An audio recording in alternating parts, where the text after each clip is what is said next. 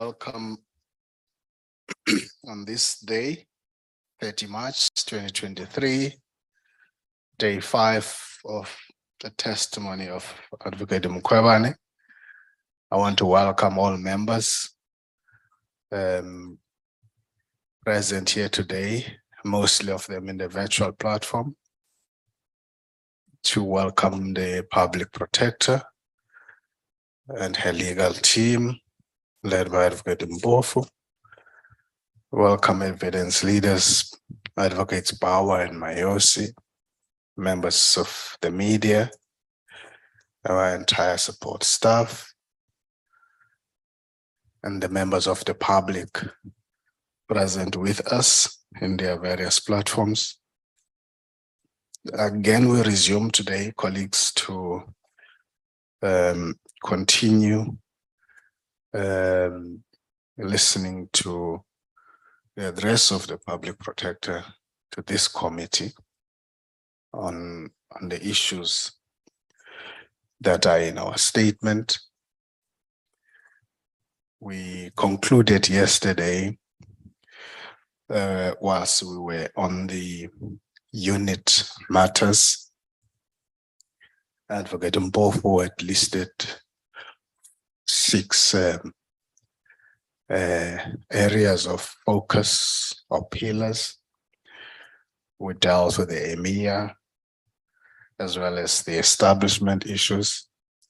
I don't know what his order for the remaining 4, which includes operations, qualifications, recruitment, procurement or equipment, depending on how he, I think our attention is going to be on those immediately as I hand over to Advocate Unlawful, who will indicate which of those he is starting with.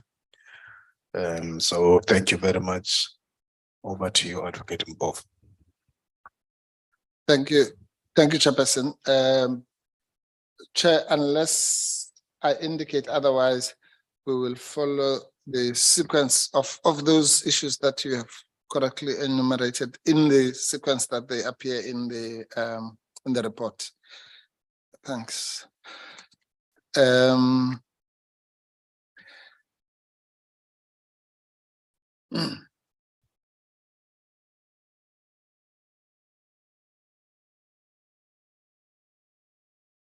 But Chair, there's a kind of new section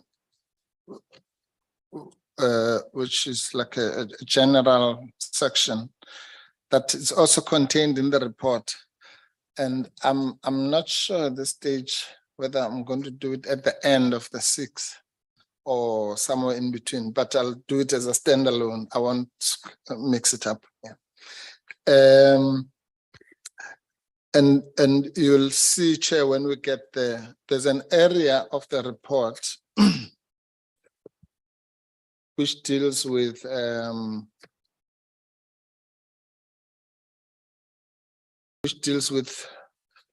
you remember the Public Protector expressed how aggrieved she was with some of the unfair criticism, at least in her estimation, coming from Mr. Pillay, Mr. Godan, and at some stages, I think even their attorneys, where she feels that it went beyond, legitimate criticism. You'll also remember, Chair, that I can't remember which witness I was dealing with, but we demonstrated that those criticisms about the Public Protector being part of state capture and what have you, also featured in the judgment, in the so-called rogue unit judgment. And the judges actually, in the so-called rogue unit case, found that those remarks by Mr. Kotan went overboard. And in the Pillay case, the judges went as far as to impose a punitive cost order against Mr. Kotan for making such remarks. So that whole section, that's the one I'm calling the general section, is fortunately actually contained in the report. So there's a whole heading where the public protector talks about remarks made against her. So we will fit it there, probably at the end after the 6 issues. But Chair, what I thought I should do, again in the spirit of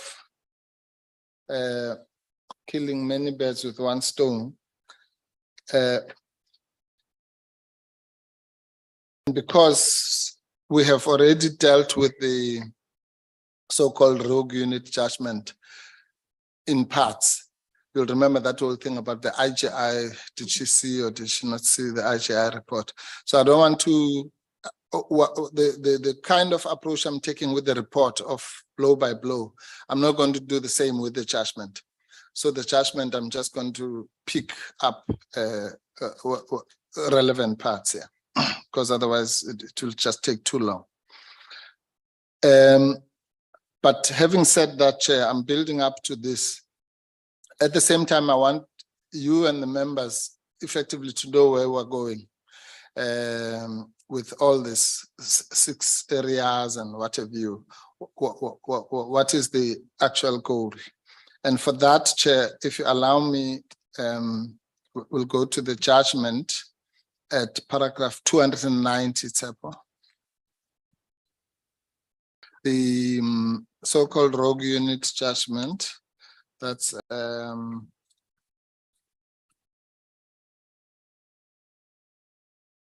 case 36099.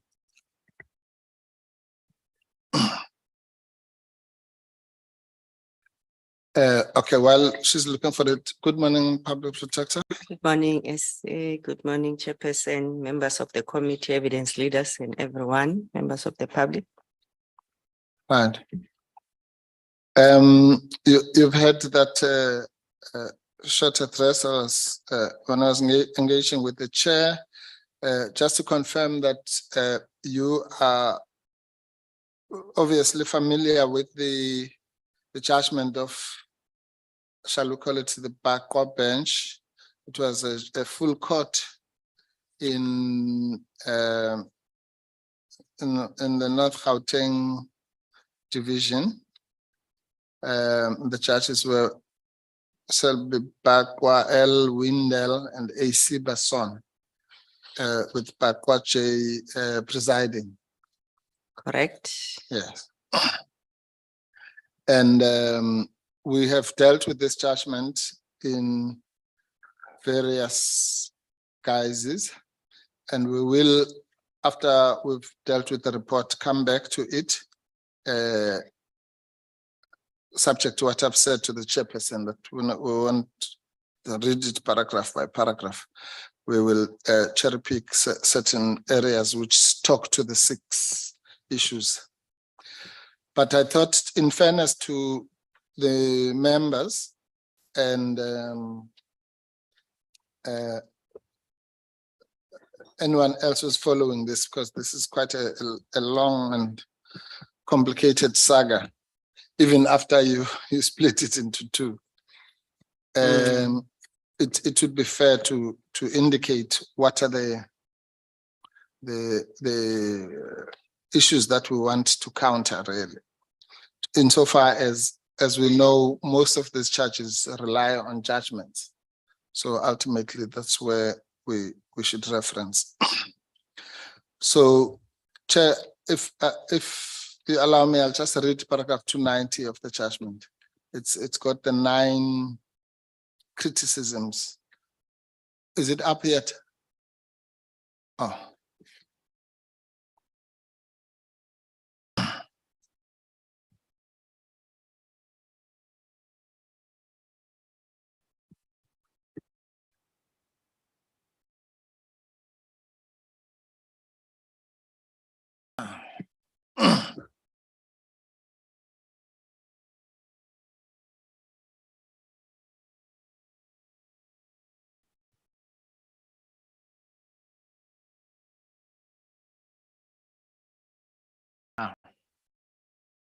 My file is broken.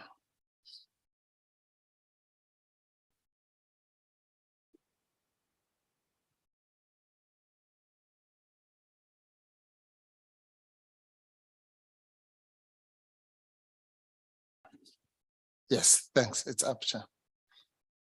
Right. So after, as you can see, it's paragraph 290. So obviously there's a lot that comes before it.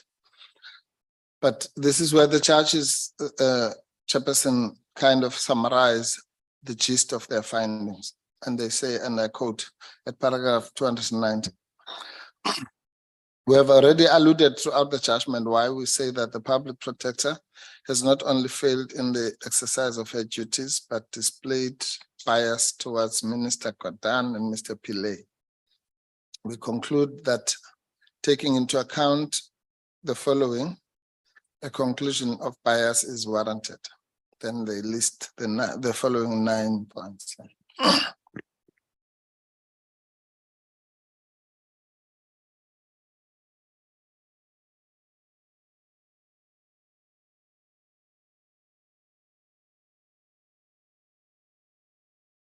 One, the investigation and the report fell outside the jurisdiction of the public protector as it related to events dating back to 2009-2010. No exceptional circumstances have been presented by the public protector justifying the investigation after an extraordinary lapse of time. Also, despite the fact that the previous incumbent excuse me, had already in 2014 received a complaint about the alleged unlawful establishment of the unit, but elected not to investigate the complaint, the public protector nonetheless proceeded with the investigation. So there, Chair, if I may just comment briefly, we will demonstrate that there's no basis for that finding. Because according to the public protector, the rogue unit was still operational, actually. It was not dating back to 2010. It was operational even at the time of the report. Number one. Number two, that it's not true that the 2014 complaint was about the establishment of the unit. It was more about the HR issues. I think Ms. Mkhwebane said that. Then the second one, Chair, says the manner in which the public protector interacted with Minister Kodan during the investigation and releasing the report. Not only did the public protector elect not to engage with Minister Kodan's attorneys on record, the Section 79 notice was publicly posted on YouTube before giving any notice to him and his attorneys. Similarly, the report was presented to the media without any prior notice to Minister Kodan nor his legal representatives. Again, we'll demonstrate that this is just not true. There's no 79 notice which was publicly posted on YouTube. It just did not happen. So we don't know where the judges got that. And then says the reliance on the discredited KPMG report, despite it having been disavowed, and the Sikakane report, despite having it been widely discredited. She also failed to engage with the findings made in the Nugent report. We showed already yesterday that that's not true. She not only engaged with the findings made in Nugent report, she actually quoted them more than once in her report. And the KPMG report was not disavowed in total. The Sikakane report was not widely discredited by anyone. It's also just did not happen. And number 4, it says the blatant dishonesty of the public protector with regard to the OIGI report and her insistence on ordering a Minister of State Security to implement it in totality, a report that she has, according to the report, never seen. That by now everyone knows that that's just non-existent, factually incorrect, and we don't know where it comes from. And then 5, the public protector's pandering of the rogue unit narrative and their public reference to the unit as the rogue unit and as a monster, and her stated desire to defeat the monster displays a profound bias towards Minister Kodan and Minister Pillay. Well, that one doesn't even make sense. Firstly, it's what Chief Justice calls magnification. Some passing comment made in a meeting with IGI And then everyone calls the rogue unit, or the so-called rogue unit. And we'll demonstrate that that's exactly what the public protector did. And I don't know how defeating the monster, if it's a monster, the unit, means it's bias against Minister Godan and Minister Pillay, because their version is that they were not part of any rogue unit. Anyway, then number 6 is the public protector's complete disregard of the Sunday Times apology and the Kroon apology. Kroon apology, we've shown that it was an individual. The reliance of churches on Sunday Times, I don't think that warrants any comment. And then 7, public protector's scurrilous allegations that Minister Godan deliberately misled Parliament, which I think they wanted to say misled. But yeah, apart from that grammatical error, the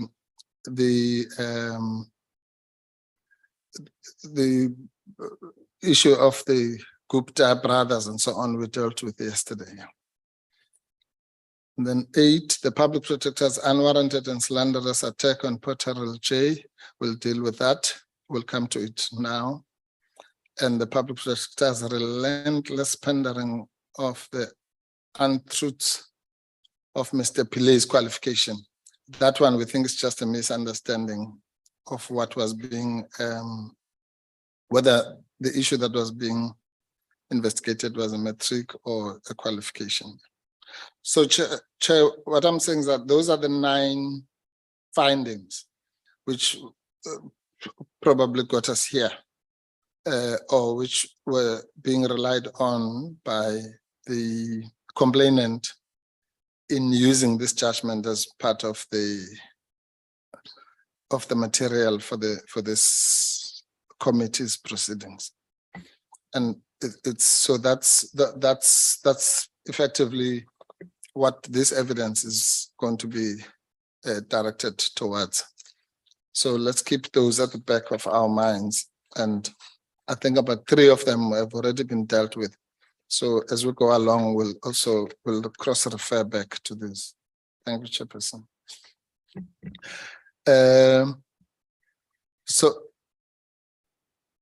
Public Protector, I just want you know about that part of the judgment. And I think at various points of your evidence, we will then cross-refer to those to show you that this judgment is really not to be at a factual level. It cannot be relied on by this committee, or rather the factual conclusions thereof. Can you confirm that? Yes, I can confirm that, and we will deal with it, referring to what transpired during the investigation. Right. All right. And then I've already indicated at the end, we will then deal with the section that deals with 181.3, 165.4, the so-called YouTube, section 7.9 release, and section 9 of the Public Protector Act. Yes. That's the section I touched on yesterday before, where I said the homework, where we spoke about the provisions of section 181.1 and 181.3. So can we also pack that section for after the 6 issues? Okay, I'll deal with it. Good. Then we go back then, Chairperson, to the next of the 3 issues, which is, as the Chairperson indicated, the equipment issue.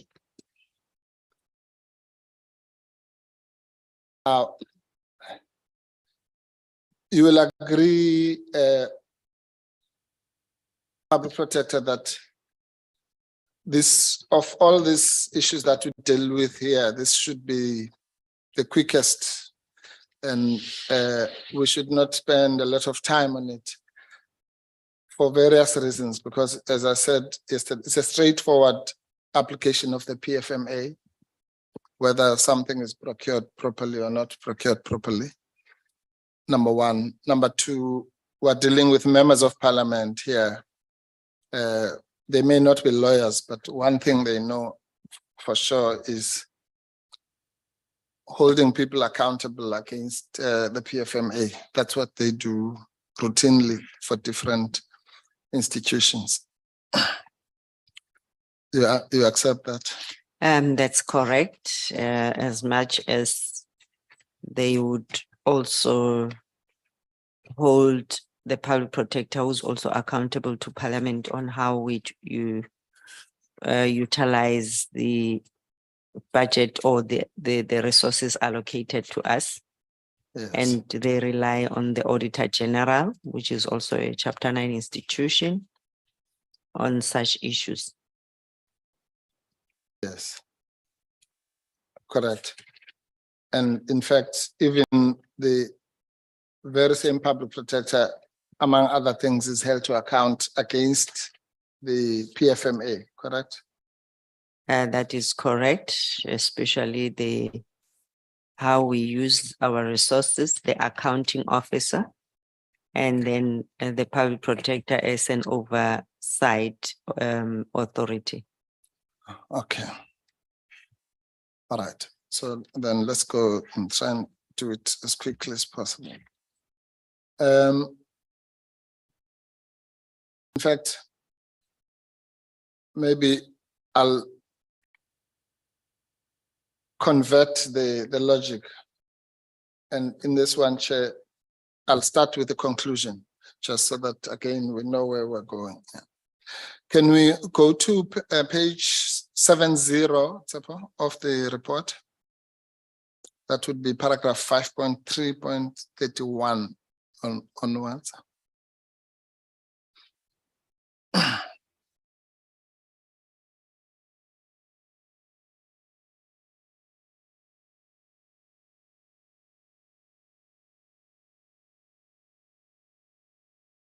Okay. Paragraph 5.3.31 on page 70, typed page 70.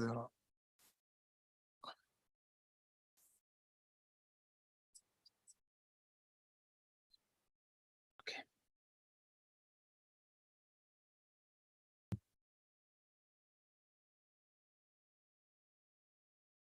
Right.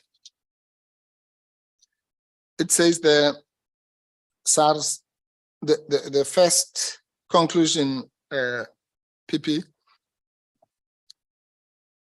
Maybe, yeah, I think read it out and then you can comment.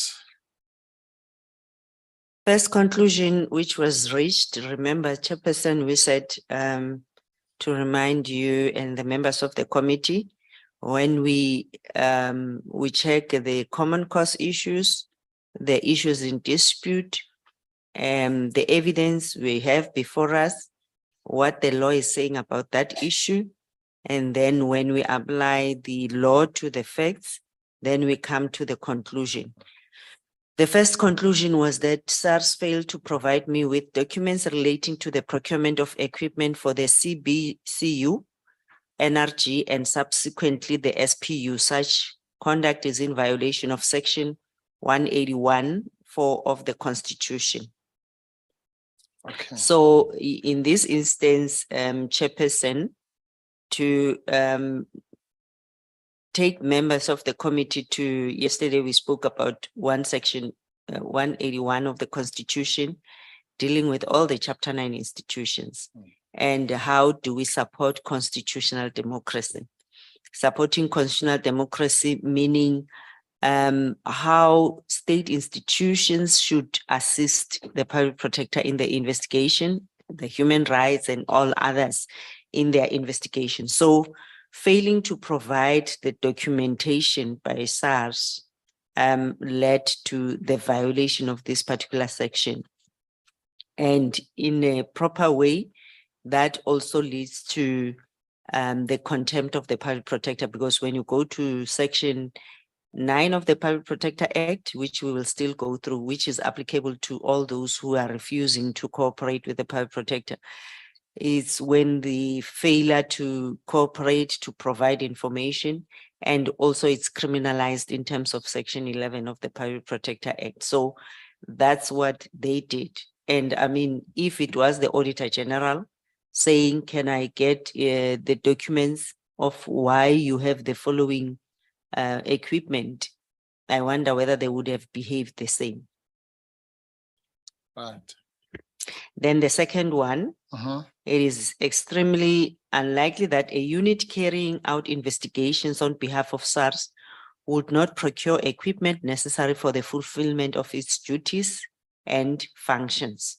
Because we've seen from the memorandum which was written by the minister through Mr. Pillay, through Mr. Kodanes, the accounting officer, to the minister, that there is a unit we want to supplement.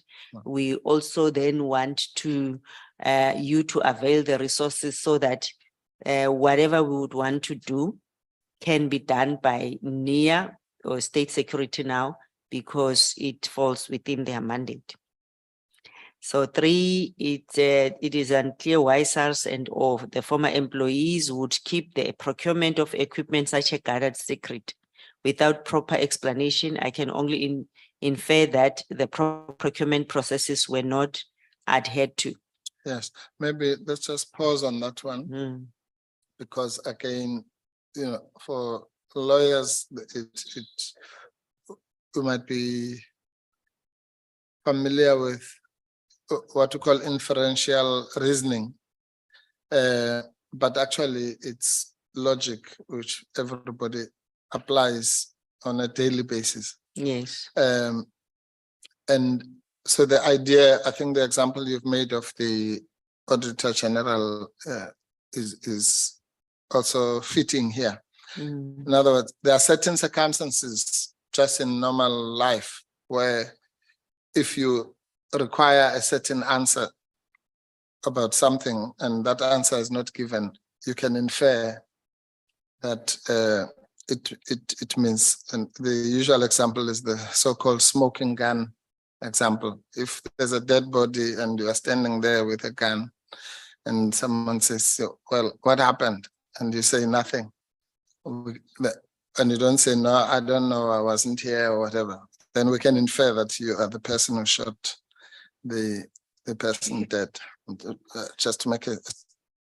Yes, just a pause for Advocate Bauer. I'm just checking if Advocate Mkhwebane is giving evidence. No, yeah, if you're checking, the answer is no. The question then is from what did you or why did you infer from their refusal, or rather, yes, from their refusal to account for any equipment that the inference is therefore that they did not adhere to procurement processes. The inference was based on the fact that the allegation is saying the complaint and the allegation and the evidence independently acquired by the Public Protector was revealing that there is equipment which was procured, which is being utilized. Then from SARS and the implicated parties, we don't get that information in the commitment. You know, because our investigations are like that. We will have information when we conduct this. We ask you, assist us. But then sometimes whilst assisting us, we do other means of investigations, and we had the information that they have the equipment kept at the SARS building somewhere, and that information is that equipment is being utilized. And we had some members who were part of that operation who have utilized this. So hence the issue of why keep such information and not want to share the documents. You have the equipments, you are using the equipments. How did you procure the equipments? Because surely a state institution which is having assets, I mean, when they are going to be audited, surely they need to account for that. Where did you, if it's a donation, there is a process as well, which you need to follow. So it was purely based on that, hence my inference that this is like a guarded secret. And there was no proper explanation why this is being hidden so much. Thanks, John. Then the next one, I think, is in the same mode. That's 5.3.34. Yes, the existence of the unit is a non-disputable fact, and therefore the buying of the equipment is an obvious consequence of that, because anyway, we had the evidence that the equipments are there, and we are of the view that the failure and blatant refusal of SARS and its former employees to provide me with the records of the procurement and whereabouts of the said equipment is unwarranted and undermines my ability to perform my constitutional functions, again violating the Constitution, because Section 181 is very clear that state organs must assist such institutions so that we can perform our responsibilities as the public protector. Yes. And okay, good.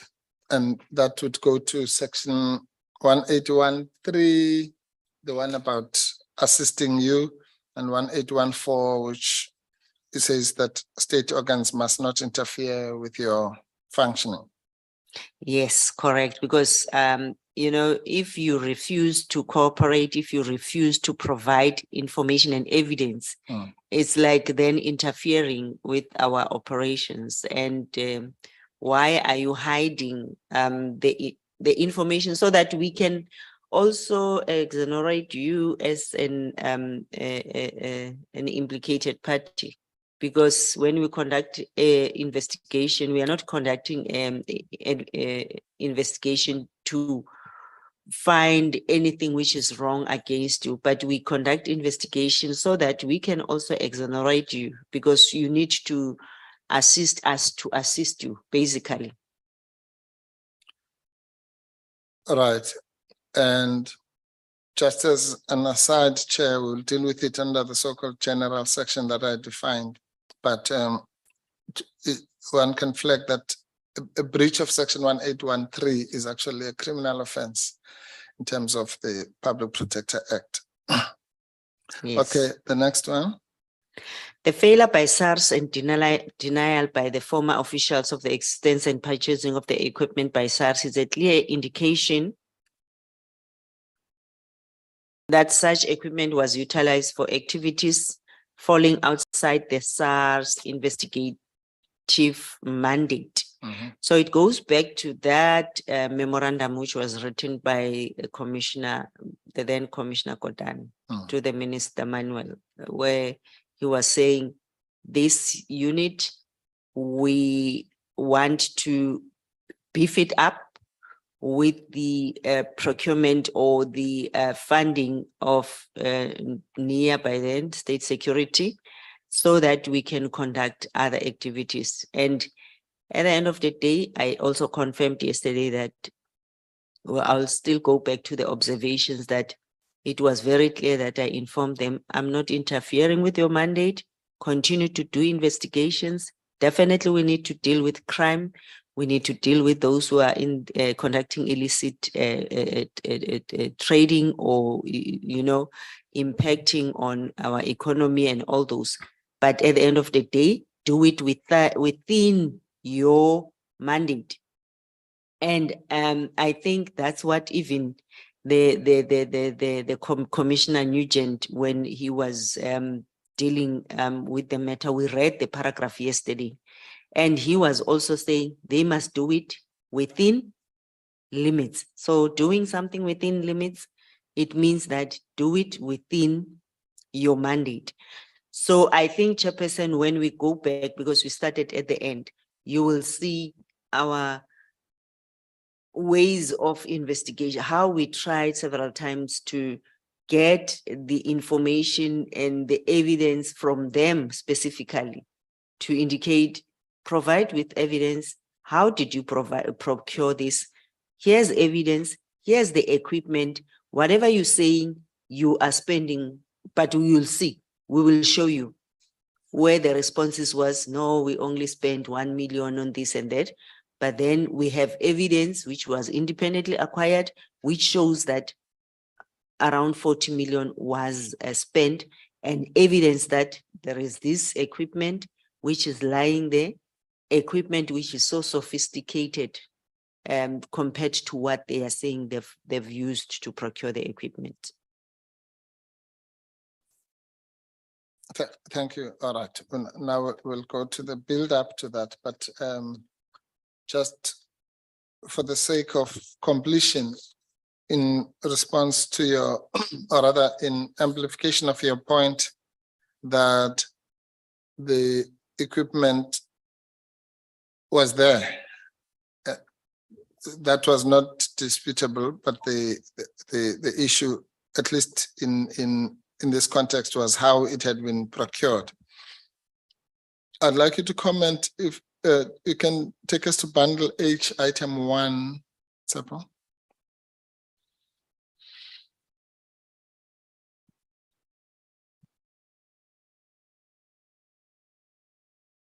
It's a letter, I don't know what page, but it's a letter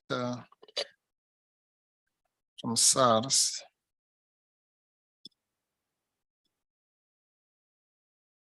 Let's check. Yeah. You remember this letter? This letter, I think we presented it to Mr. van Lochenberg in a different context, but I just want to deal with it now in relation to the topic that we're dealing with.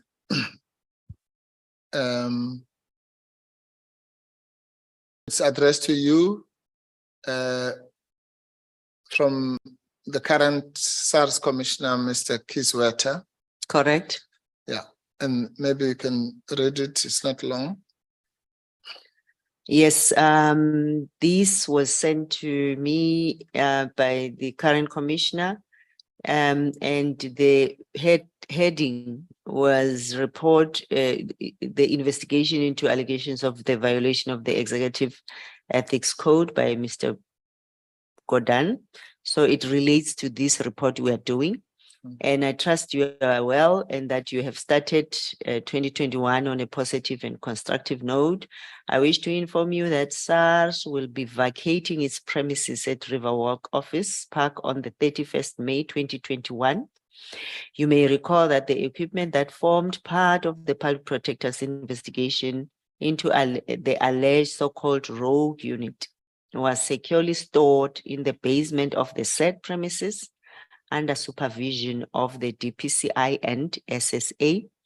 SARS will be relocating the equipment to a new secure location under supervision of the SAPS and the SSA at a date to be determined.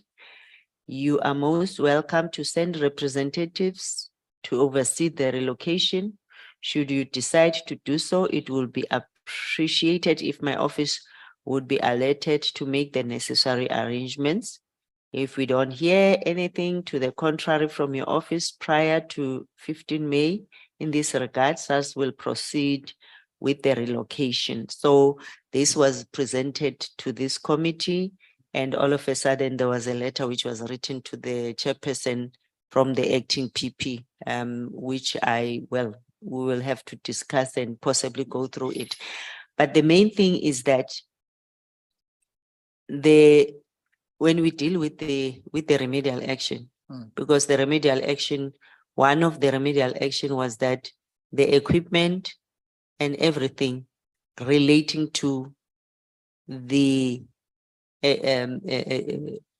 mandate of SSA should be taken over by SSA. So you can see here that now they are acknowledging it was overseen by DPCI and SSA, and then it should be under the responsibility of that. So I took it's the implementation of the remedial action. Right. And it relates to the very same issue of the equipment.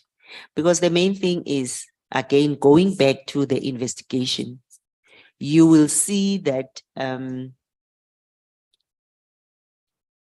it was such a very guarded or it was so secretive, not acknowledging from SARS that yes, there is this equipment. Yes, the equipment was procured. And we independently uncovered that there is this equipment, and that was also forming part of the charges against Pillay, Van Locherenbeck and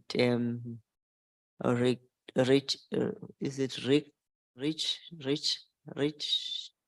Okay. Thank you, PP. Advocate Mkhwebane. Yes. Now, I wanted to say, Chair, that We're trying to get the letter from the acting PO to from the DPP. yes, panel Yeah, L, which I didn't no, it's understand actually- why. it's a letter from Mr. Kisweta, Mm, which was written to the chairperson here. okay. And copied the DPP. Yes, actually it was written to her. Mm. Oh, sorry, it was not written to Okay. the chairperson was, this chairperson was, Yeah, maybe you can talk to us and explain as to you're looking for that in aid of what point you want to put across no, okay, Chair, okay, thanks. whilst you're looking for the letter. No, I've got it. Okay. What I was just saying that, well, firstly, let me just respond to the PP that the letter was sent to Advocate Kaleka, and that it was sent to the chair and the evidence leaders, and copied to you and to me. Yeah. Oh. All right. So Okay. yes. Now, Chair, now I'm answering the chair. Chair, the point I wanted to make is really the same point I wanted to make when I presented this letter to Mr. Van Lochenberg, namely that whatever the controversies about the lawfulness or unlawfulness and so on, what is indisputable is that there's some equipment which is kept at SARS as a result of this investigation. And from the point of view of the public protector, that's the equipment. We know that, let's assume for the purposes of this chair that the unit was lawful and properly well established and what have you. So the point we are making now is not about the lawfulness or unlawfulness of this, it's about the equipment, assuming it's a lawful unit and all that, yes. And the reason why I'm now presenting the second letter, Chair, is to avoid a repetition of this. Because when we presented this, then this letter was sent to you and to me and so on to say we were misrepresenting the position about the lawfulness of the unit and so on. So I just wanted to make it clear that that's not what we're doing. We are actually assuming that for the purposes of the current exercise that the unit was lawfully established. But we're simply saying the public protector's job was simply to say this equipment, where did it come from?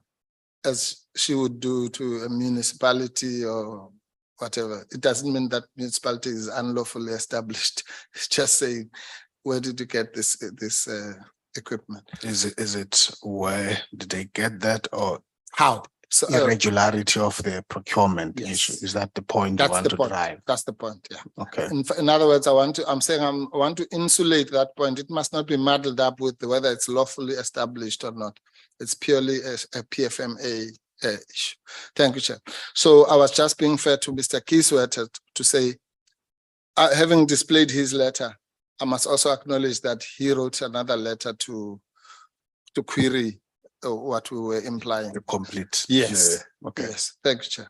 And that letter was dated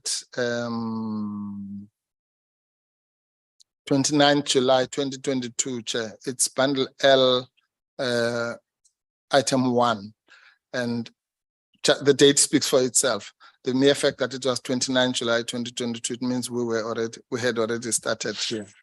Thank you. Okay, thank you. Thank you. I think the point would have been in the response of the questions that arose from the 11th of July 2022. Absolutely. To Mr. Van Lochenberg, yes. Thank you, Chair. Right.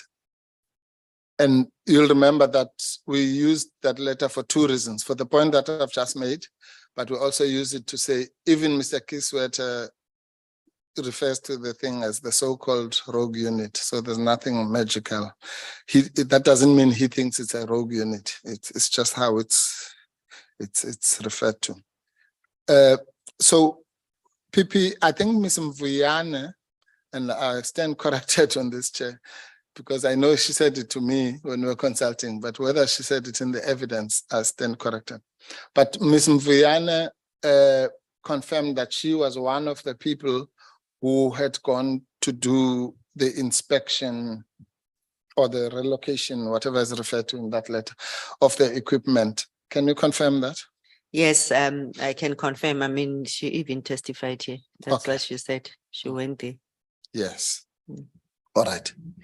Okay, fine. Because So I think, couldn't go, and I then requested, I don't know whether she went with Mr. Mateboge, but I said, let them go and supervise. yes, Yeah. just oversee that particular process, because I genuinely, and I mean, by then I say, I believe that due to our investigation and finally they are implementing the remedial action, and is the same equipment which we independently got evidence that it was procured. Right. All right, fine. Then, okay, hopefully then that's going to make us move as quickly as I predicted on this year. Now, can you then, I know you said we started at the end for reasons which will become clear now about your conclusions. Now let's start at the beginning. We go to 5.2, which is at page 40, Tshepo.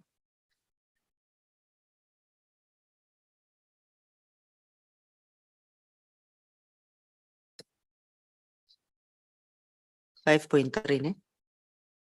5.3. Yes, 5.3. I think page 60. 60, yes.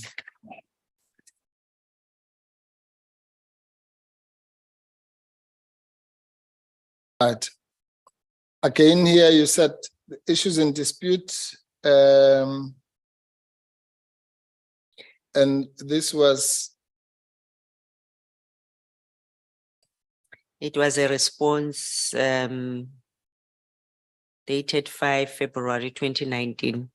SARS referred me to the extract of the SARS Commission of Inquiry report. This is still referring me to the Nugent Commission report. Yeah. So now we are highlighting that members might unlawfully have acquired and used the equipment, all of which came later to be alleged.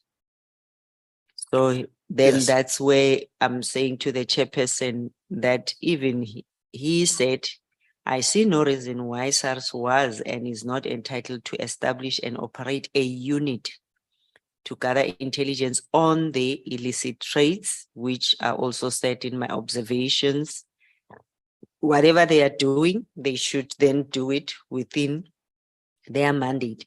So he said, even covertly, within limits. Yeah. So I think that's what I was stressing based on that.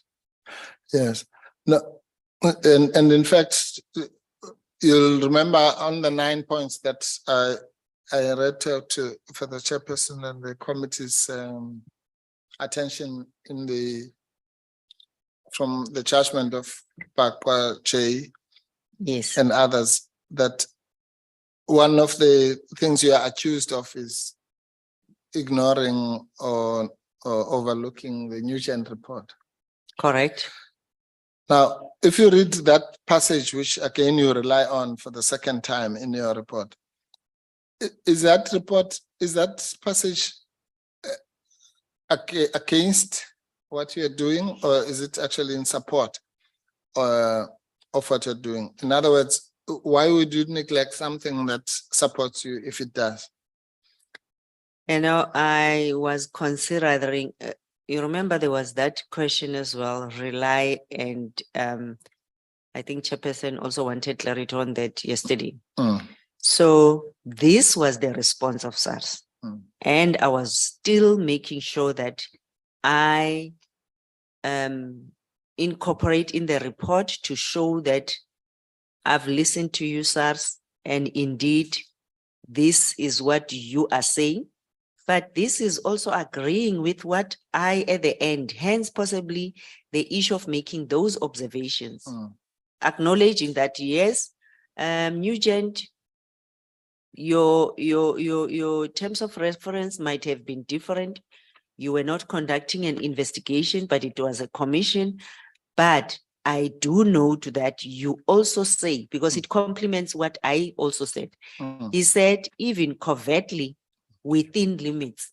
So I think he was also acknowledging, unless then he would say otherwise. But I read it to mean that can be done, but it should be within limits. Yes. Because I also agree that we cannot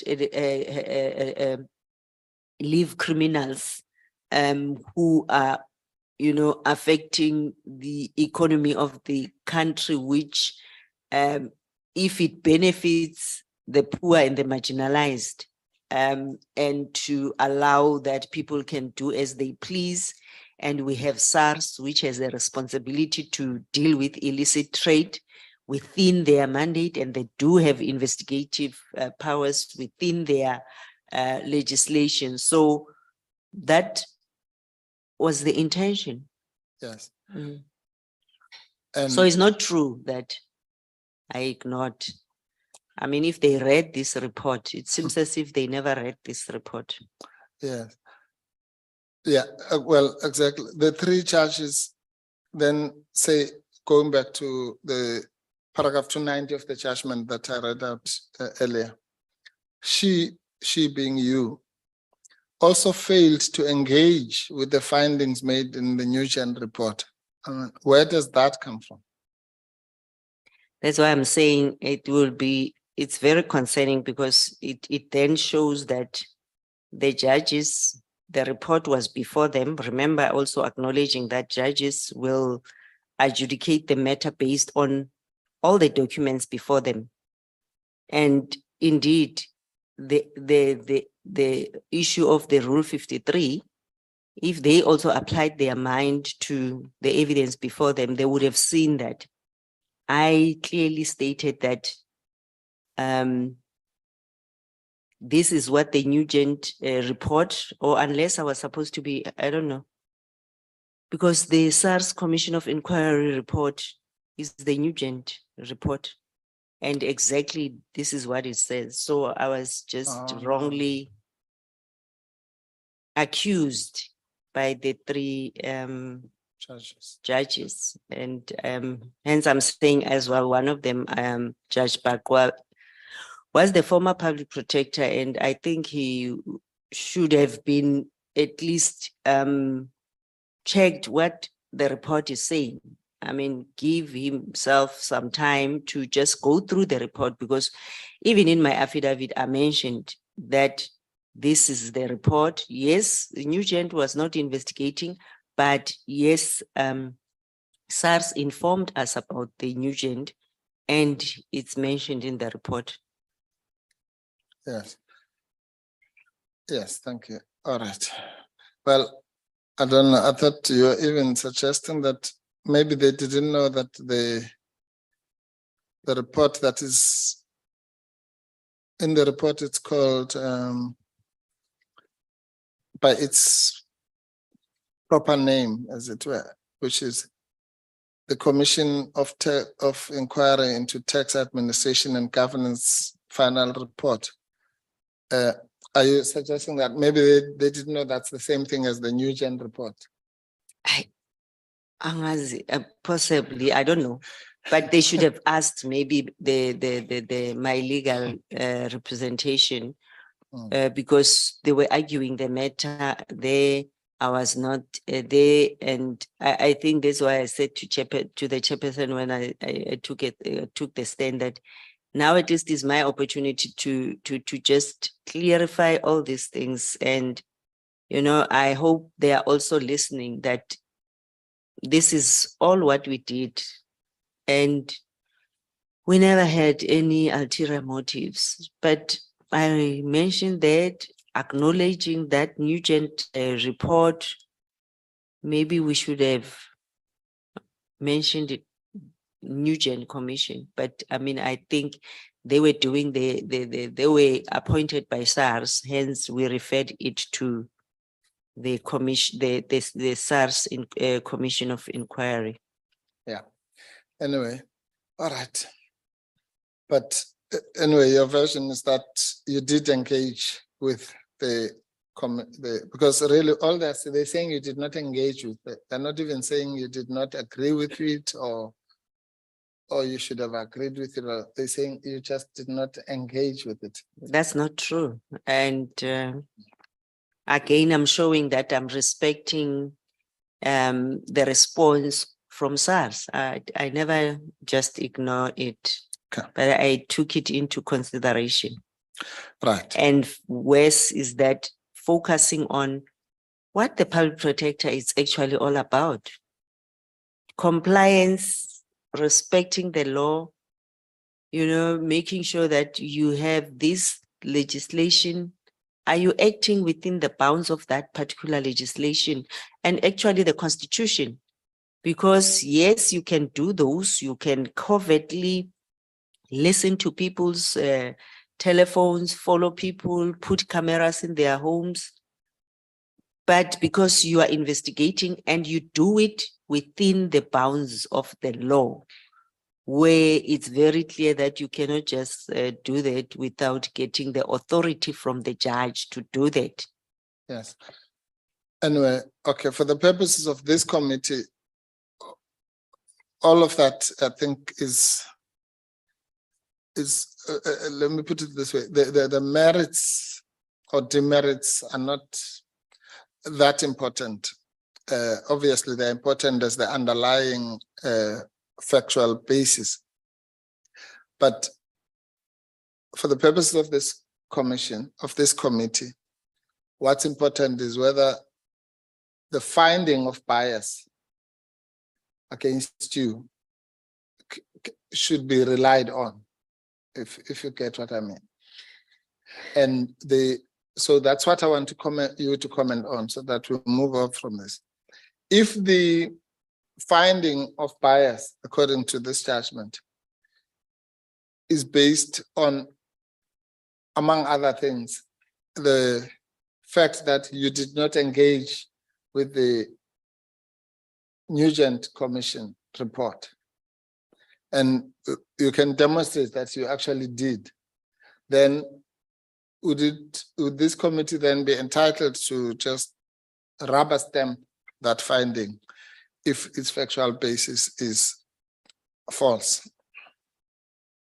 And the committee should not rely on this, because now I'm showing the committee directly from my report and even showing the public. And I hope even, hence I'm saying the judges and even Minister Mkhwebane is listening, and they are seeing what I referred to. And there was no bias on the part of the investigators, because I will just boldly say that the investigator was having all the evidence, the investigator analyzed all the evidence. And when it was brought to me to append my signature, I was also happy that they have definitely incorporated their evidence and the response of SARS. And so I would then say to the committee, to the public, yes, here's the judgment. It was confirmed by the Constitutional Court. Even those justices, I hope they are also listening.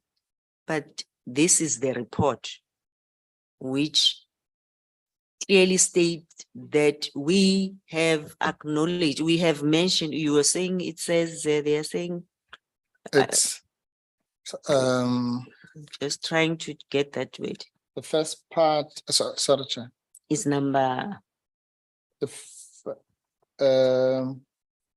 So the first time you mention it, Sepa, if you can go to no, paragraph I'm just saying page the 41, 41. paragraph Yes, I've mentioned 5.2.5. under the recruitment.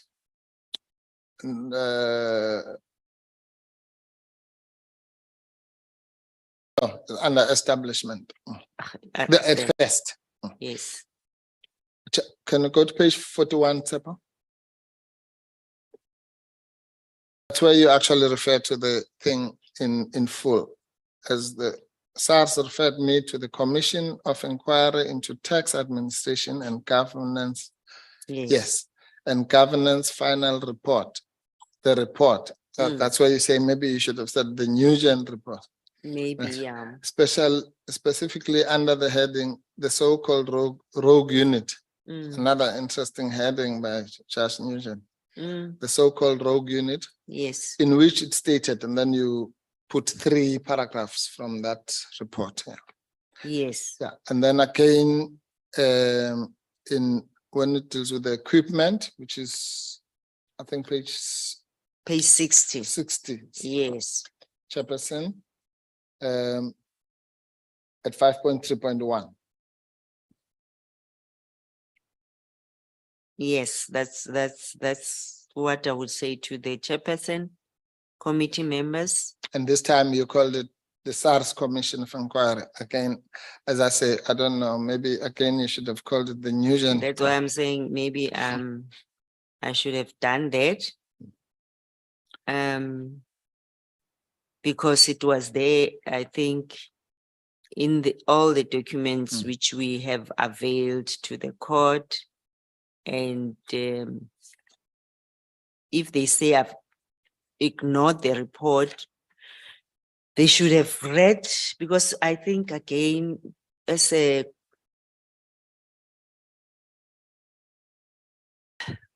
lesson to learn from all of us, or from, in fact, to all the judges out there, all those who will then be adjudicating on our reports. I hope you are getting something from this inquiry as well, because when we conduct investigations, that's how we do our investigations.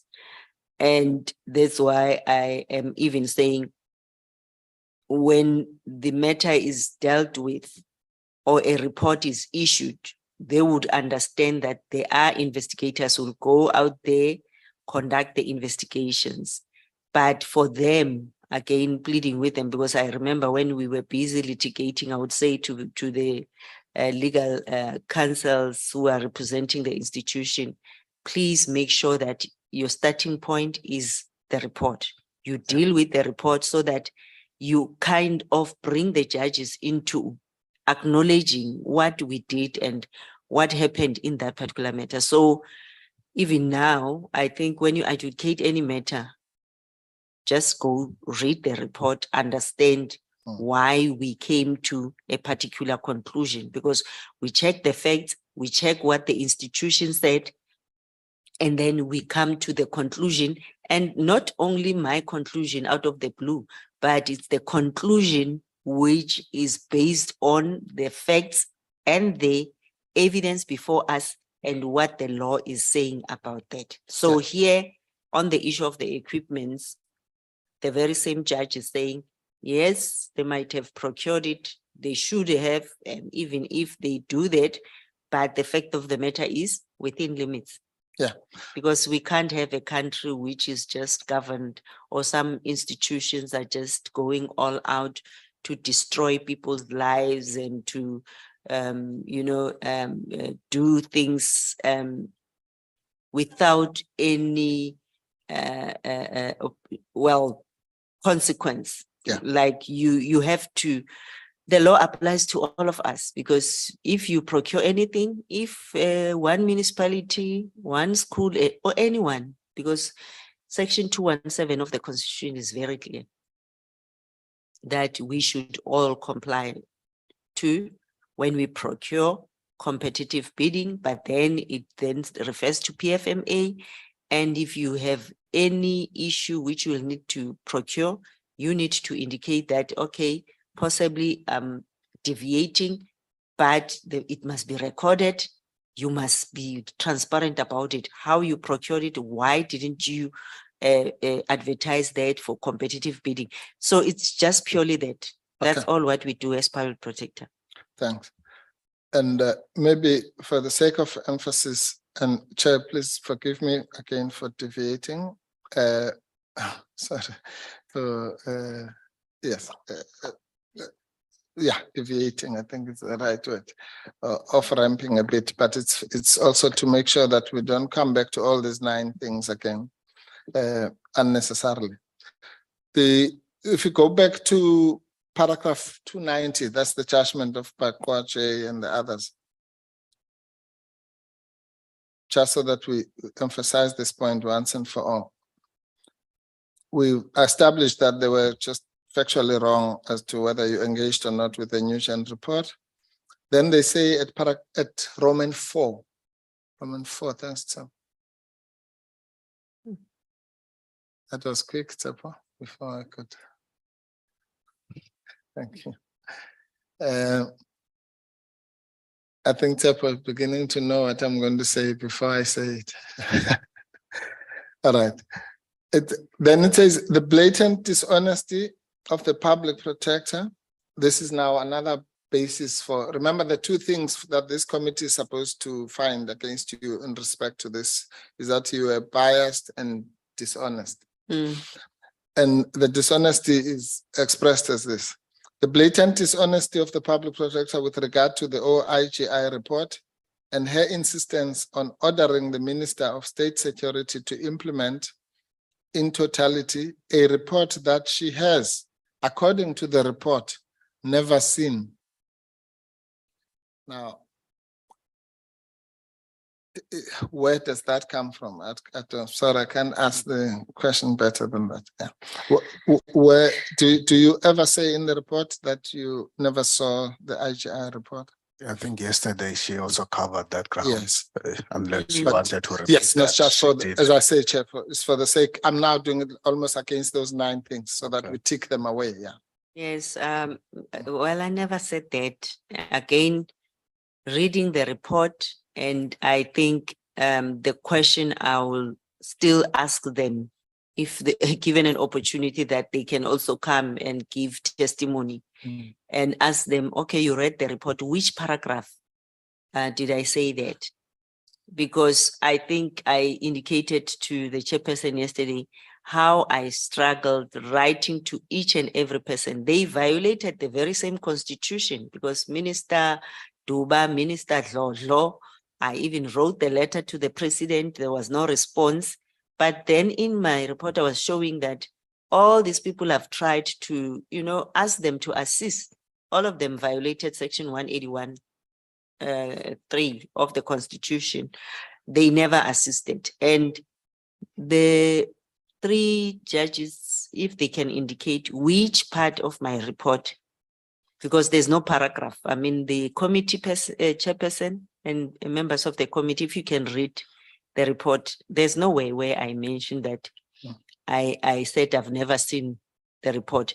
And I mean, the very same recording, which was played here, I indicated I have the report, there is this report, and we need to get it from the source because, again, showing that I cannot just take information or I cannot take just some report which is delivered by whistleblowers. Yes, we rely on them. And I said, even newspapers, if there's something published, it's a lead for us. there's this report, I must go to the source of the drafter of that particular report. And the drafter then indicated, never denied that there's no report. He acknowledged to Dr. Dintwe that, no, it's there, but then our law says we are not the custodian. Minister of State Security is the custodian. And it shows there are letters which are written, the content of those letters. So I don't know what's the use then of requesting Rule 53 when you are not even reading those documents and come to this conclusion. Right. Okay. Thank you, Chair. I'm coming back then to where we were, having disposed of those issues. You then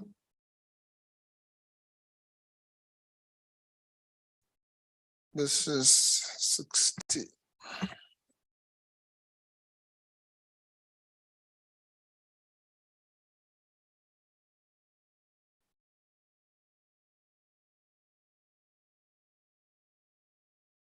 Can you just briefly take us through there was somebody called Clifford Collins, and you've referred to the 40 million estimate of the equipment. Where did all that, how was that evidence gathered? I think Ms. Mkhwebane did assist us on that, but just from your understanding of the amounts or the extent of the amount or extent of equipment that we're talking about here. That's the point where the heading is saying, whilst conducting the investigation, whilst approaching SARS, while SARS and responding and not assisting us, there is this independently sourced information which was the 6th of October 2011, paragraph 5.3.3. An anti-corruption and security, Mr. Clifford Collins submitted a request for exemption from procurement processes in terms of Treasury Regulation 16A6.4. So that's the exemption, which subject confidential exemption request to acquire specialized security solutions and services from the sole supplier, this Capecom Solutions.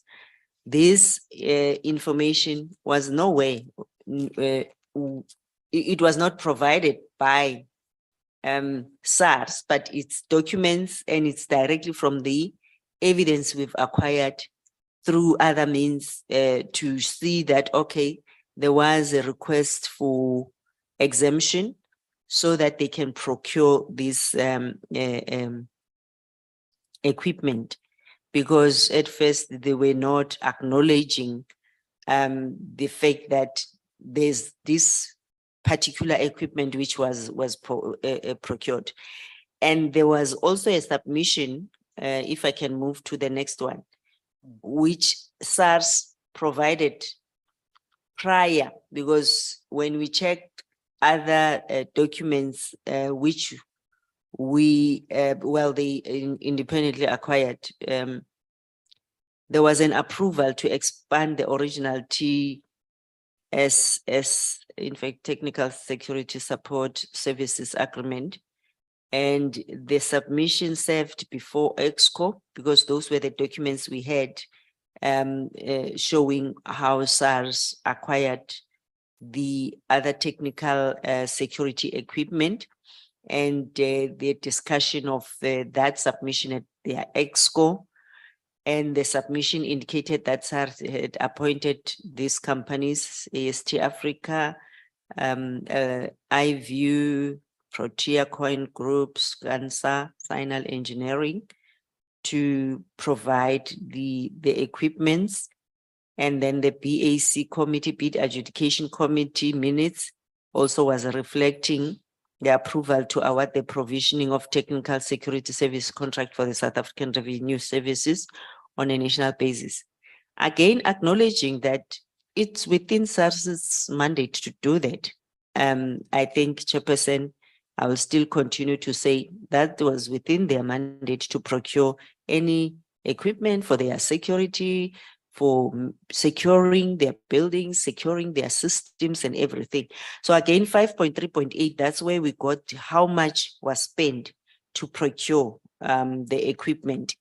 Okay. From this Mr. Clifford Collins, who submitted a request for extension and variation order of order against the original contract. So there was already an existing contract. Our main aim again is give us the documentation, show us what you procured. But then I think the issue of not revealing this procurement was based on the acknowledgement as well that this is not the equipment we can buy within the mandate of SARS. Yeah. All right. Can we go to 5.3.18? Just for the sake of emphasis. Yes, 18, I have also noted that SARS failed to provide with all documents relating to the purchasing of equipment for the NRG, SPU, and CBCU. So remember, Chairperson, yesterday I indicated that there's various names which were used for the unit, acknowledging, and I think in the report, we've also mentioned that it changed from this name to this name to this name. And the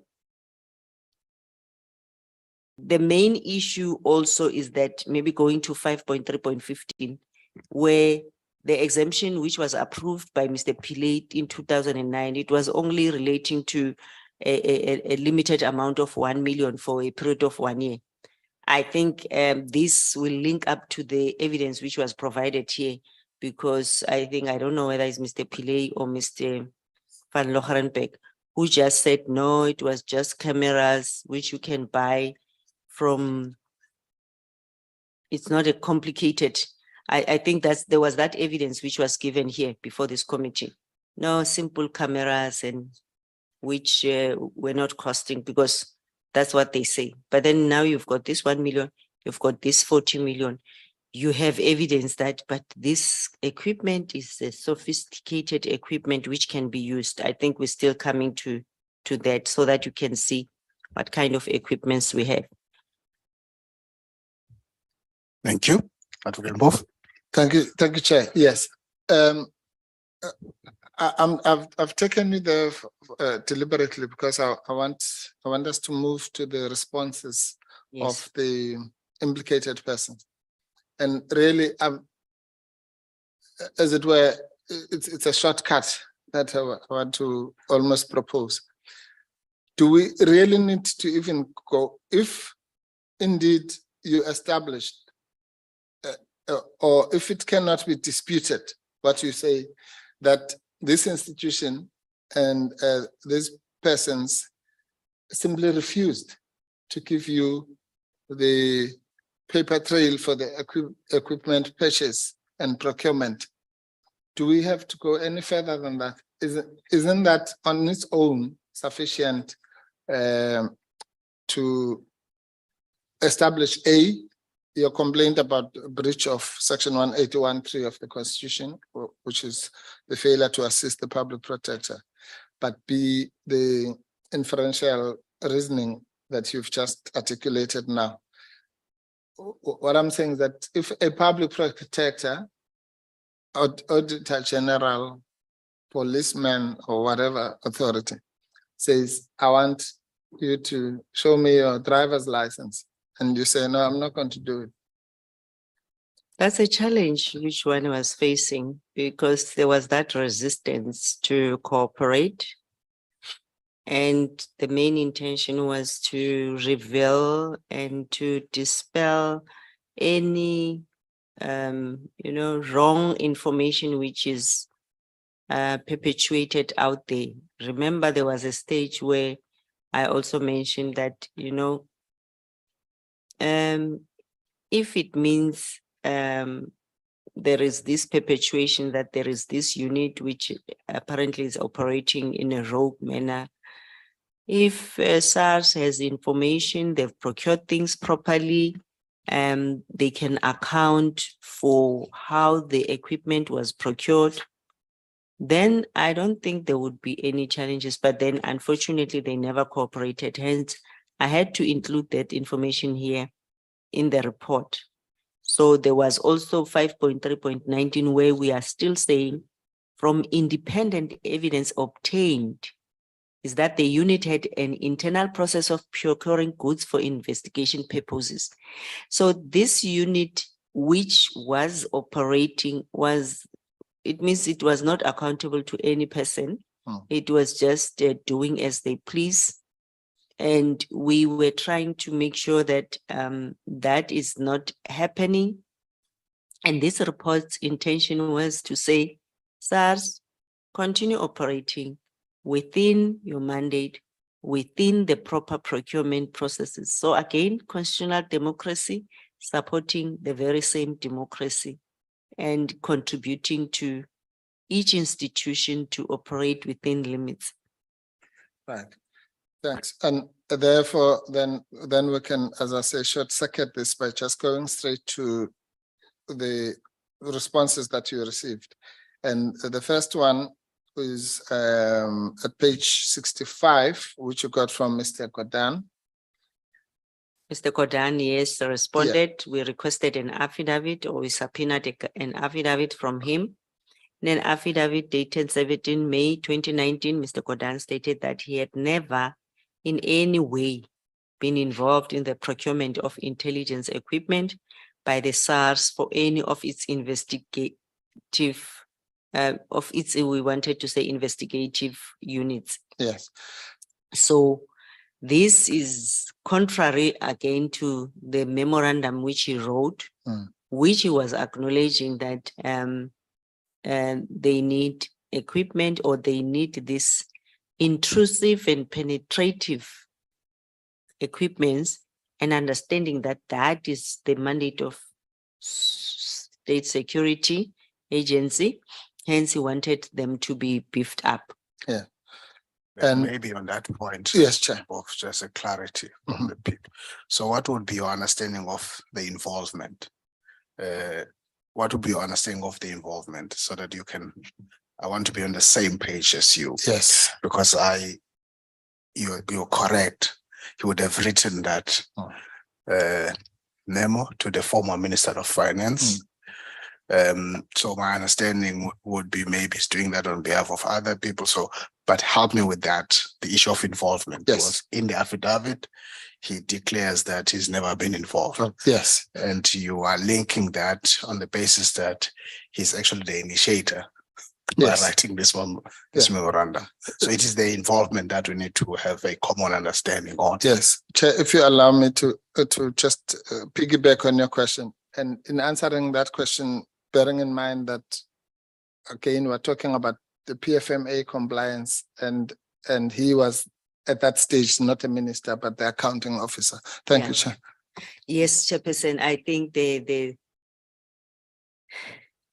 again, as the accounting officer, you might not be writing because acknowledging that you have the bid evaluation committee, bid adjudication committee, assisted by the CFO, you have the end user who's preparing all those, but who's the final accounting person? Is him, because he should have, well, why sign something like that and you send it to your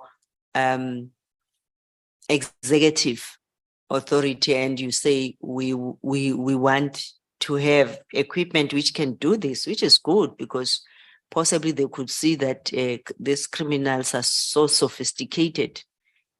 But now why write an affidavit and say you were never, he had never in any way. So I think even qualifying it, because that's what he said. No, that helps. Yes, Let's proceed. Thank you very much, Chair. And then we go to the Affidavit of Mr. Pillay. Yes, the response of Mr. Pillay, again, in a nutshell, I think the way we dealt with the Kodan one, where you demonstrate that what you thought of that response with the help of the chairperson's question. So you can also just with Mr. Pillay succinctly say, look, it was inadequate or adequate for this broad reasons. Yeah. Remember now, again, we just spoke now with the chair, with the accounting officer. Now we're going almost further down to the operational people, yeah, such as Mr. Pillay. I mean, I know he was also a leader, but he was below Mr. Kodan. Yeah. Yes, I would say Mr. Pillay, remember, is the preparer of the memo, and in public administration is we can say is the end user. So he's the one who responded and stated that the allegation was vague and therefore he could not answer.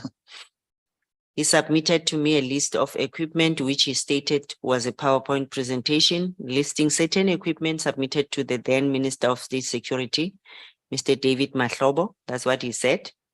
He further stated that the SPU, NRG, and the Higher Risk Investigation Unit did not procure or utilize the listed equipment throughout its existence. Now he's acknowledging there is this list, but they couldn't provide. How did they procure this equipment? But again, public servants who don't understand that when we write this, or even the members of the executive, when you are held to account, I mean, hence the judges were saying, I never gave them an opportunity. Yeah, in the report, they've responded. Secondly, the Public Protector Act, we're dealing with you as a public servant. We are not dealing with your attorney. We are not dealing with your legal representation. Public Protector Act is very clear, Section 7, subsection, I think 8.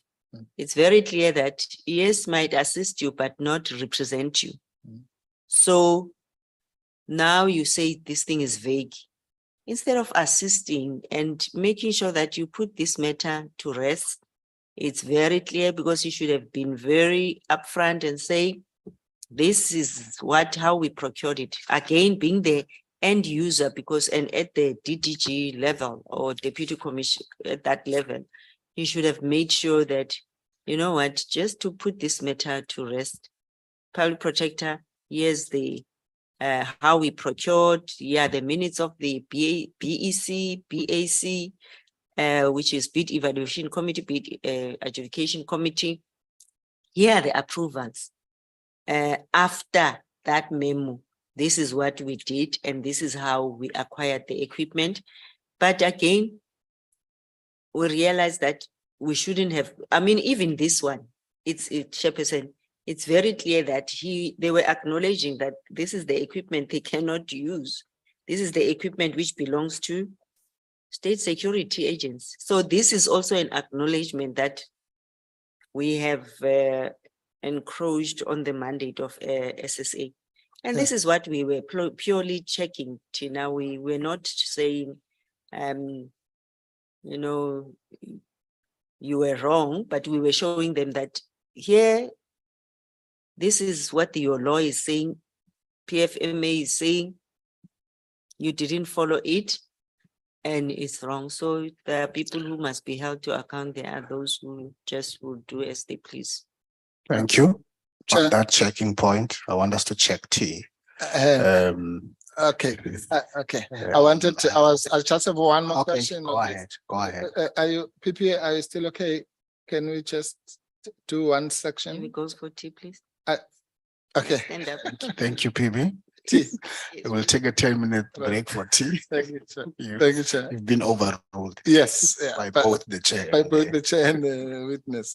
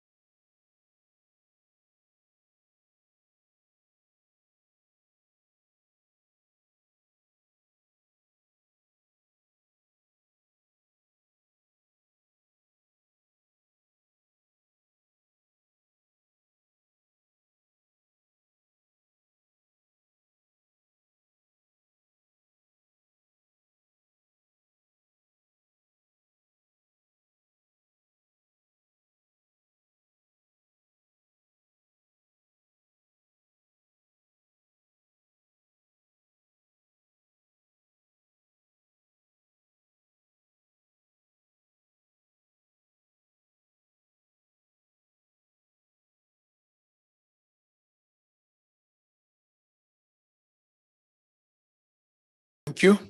Ready? Okay. Back and thank you. Back from T, we resume again. Over to you, Advocate Mkhwebane. Thank you, Chair. Moving on to the next heading, which Chairperson you'll find at 5.4, page 71. Got that? Yes, that's the so-called recruitment issue.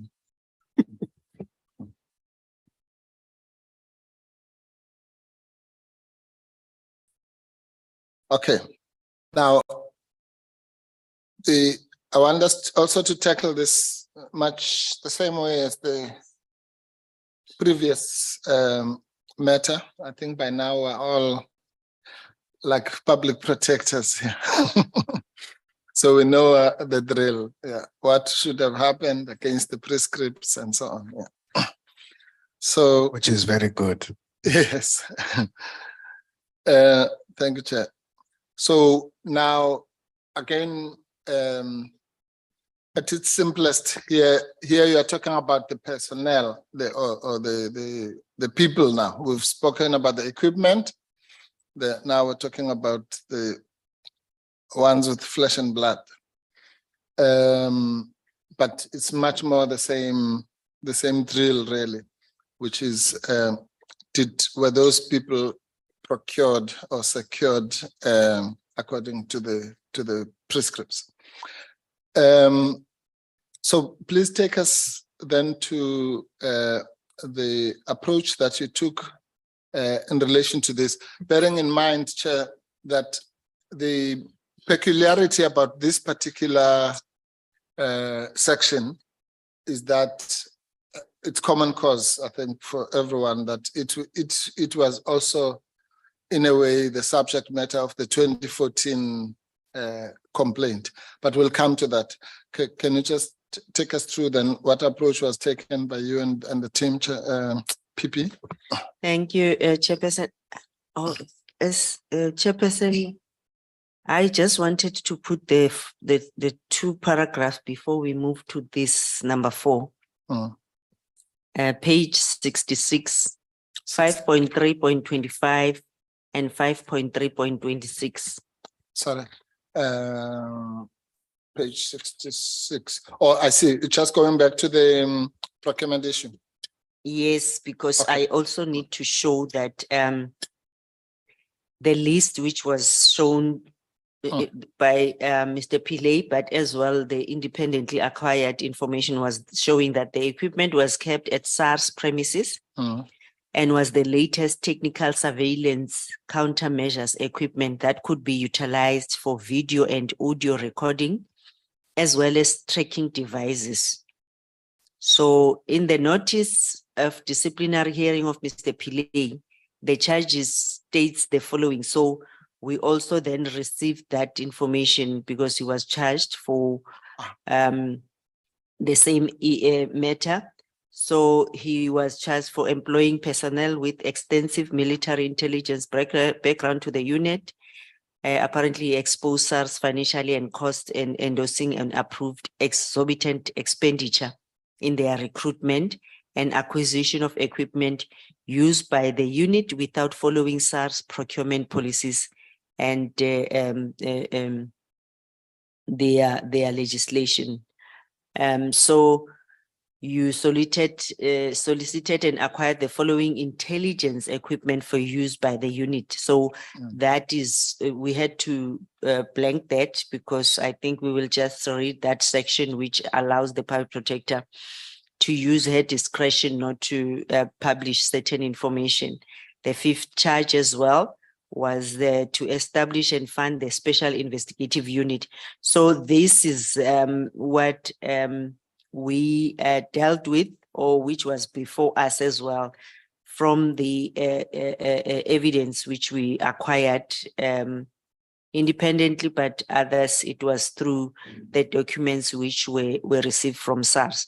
And then I think here we deal then with the law, Chairperson, which we need always to apply. the section 38, which is the responsibility of the accounting officer, how they should utilize state resources. Sorry, just Yes. a minute. Yeah. Yes. Actually, I'm glad you took us back there. You remember that one point I wanted to squeeze in, but I was beaten by the vote.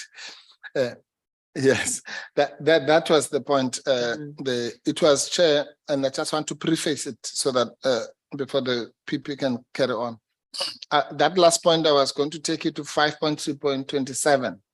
Yes. And then in the light of the question from the Chair and my question about Mr. Pillay, as to whether, shall we say, an accounting officer can wash their hands and say, it's got nothing to do with me. And that, yeah, that's how I wanted us to close that issue before moving to the next issue. So with that in mind, you can take us to 5.2.27. Yes, 5.3.27, Chairperson, and whoever is listening as an accounting officer, this is your Bible, because it says the accounting officer for a department, trading entity, or constitutional institution that includes the CEO of the Power Protector must ensure that the department, trading entity, or constitutional institution has and maintains an effective, efficient, and transparent system of financial and risk management and internal control. 2, it was relating to something else. And then we say 3, an appropriate procurement and provisioning system, which is fair, equitable, transparent, competitive, and cost effective. This is taken directly from section 217 of the Constitution. And then as well, I will read the bolded part. Chairperson, I don't know whether you've picked any other thing, but the bolded part, Roman figure 2, or must I read the whole section? I think just the bolded part. Well, from the screen, everything is bolded. So Oh, okay. it might be different with you. Yeah, with yeah, HR. yeah. No. Okay. Okay, prevent unauthorized, irregular, and fruitless and wasteful expenditure. It's still there, it's for Roman figure 2, towards the end. So it says to prevent unauthorized, irregular, and fruitless and wasteful expenditure and losses resulting from criminal conduct. So this relates then to what the accounting officer should do, not the executive authority. So we are not asking Minister Manuel here. So that's, I think, that to transport, Chairperson's question. yes, leading to what we're dealing with here. So then the next one deals with number G. On discovery of any unauthorized, irregular, or fruitless and wasteful expenditure, must immediately report in writing. And H, he must take effective and appropriate disciplinary steps against any official in the service of the department, trading entity, or constitutional institution. Then which we can jump to then almost the end there. Makes or permits an unauthorized expenditure, irregular expenditure, or fruitless or so as an accounting officer, this is what is expected from a person. So by then he was the accounting officer, and Mr. Pillay as well, under the responsibilities of the end user, and as the senior management position is obligated as well to ensure that the institution complies to this. Whatever they prepare, send to the accounting officer, this should be the case. Thank you. No, I think then, yeah, that makes it clear. It goes both to the regulatory basis of your findings, but also to addressing the issue raised by the chairperson. Whether I think, would you agree that in a nutshell, Section 38 of the PFMA really, the words accounting officer must be taken literally, that you are the person, the buck stops with you. You have to account. So, and that's why I think one of the things you read is about taking people into disciplinary action. So either you account or hold those who report to you accountable. But you can't say it's Yeah. got nothing to do with me. with me. I'm not involved in any way. So you should be accountable for that. And the next paragraph, Chairperson, deals with then also acknowledging that within the National Treasury prescripts, you can request for deviations. But as well, we need to have all the documents because you should then show proof. I think I mentioned the simple example of somebody who's appointed without qualifications. And I said, if your policy provides that the executive authority may give a condonation, then you've complied because your policy says so. But here, there was no documents which were shared with us. The next paragraph also deals with still, you can procure, because National Treasury Practice Note 8, as an accounting officer, you can also procure on an agency or emergency basis, but then you should have very practical and convincing reasons why such goods are procured on an emergency basis and why they are procured from a single source or service provider. So that is what we do as public protector. And Chairperson, I need to indicate that, again, repeating, this is a very good opportunity to also bring to the attention of accounting officers, public servants, because you need to learn from this. And I think as a side issue, sorry, Chairperson, that's why when we changed the face of the website of the public protector, I said to them, let's make it a point that we even group the various reports, to show EMIA reports, maladministration, undue delay, tender irregularities. And my vision was for students at the university, you visit our website, you're doing constitutional and administrative law, you can visit and see how we've applied the very same legislations practically. It's like kind of case law. So I think that's what was the intention. And when we come to a remedy, we are showing you that you violated this law and this law. Going forward as an accounting officer or any official, don't repeat the same thing. Yeah. Good. Okay. Thank you very much. Then we can now then move to the next one. Yes. To the next one. Yes. And on this one, which is 5.4, the recruitment issue, I've made those introductory remarks, but I'd like you to just, again, for the sake of emphasis, you've made this point yesterday, you've made it even this morning, but if you can read 5.4.1 to indicate really what you are doing and what you are not doing, as it were. Yes, the common cause issues, again, it's things which they were not disputing. The fact of the matter is SARS recruited employees to work in the intelligence unit or that unit. The issue for my determination is whether in doing so, SARS followed proper recruitment policies. Yes. So again, I think it makes it clear. Yeah. You're not interested as to where all those things. The question is whether they recruited according to the policies. Yes. Not so much who they recruited and so on. Correct. Okay. Right. Then the issues then I think another important issue, by the way, is the first 5.4.2, which basically shows that this unit went back in time. Yes. Yes, and I think I mentioned that yesterday and even today earlier, Chairperson, that there's somewhere in the report where we capture the how this unit was changing from one name to another function, but the issue is the same mandate, the same equipments, and the same modus operandi, but we will just show that. So yes, it's tracing back to 1998. And as continuously argued by the respondent in the matter, SARS established various units to improve investigative capacity, which is good, fine. And that's why we captured it here. The timeline of such rationale is summarized below. There was a memorandum which was directly from SARS. It's part of the documents by then Mr. Eric Nettling to the office of the acting commissioner.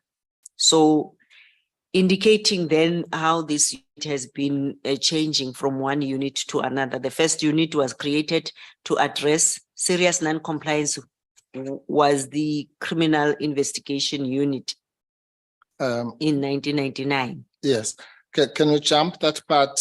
I think we just established that there was that memorandum, and I just want us to jump to the second memorandum, PP, which is at 5.4.4.1.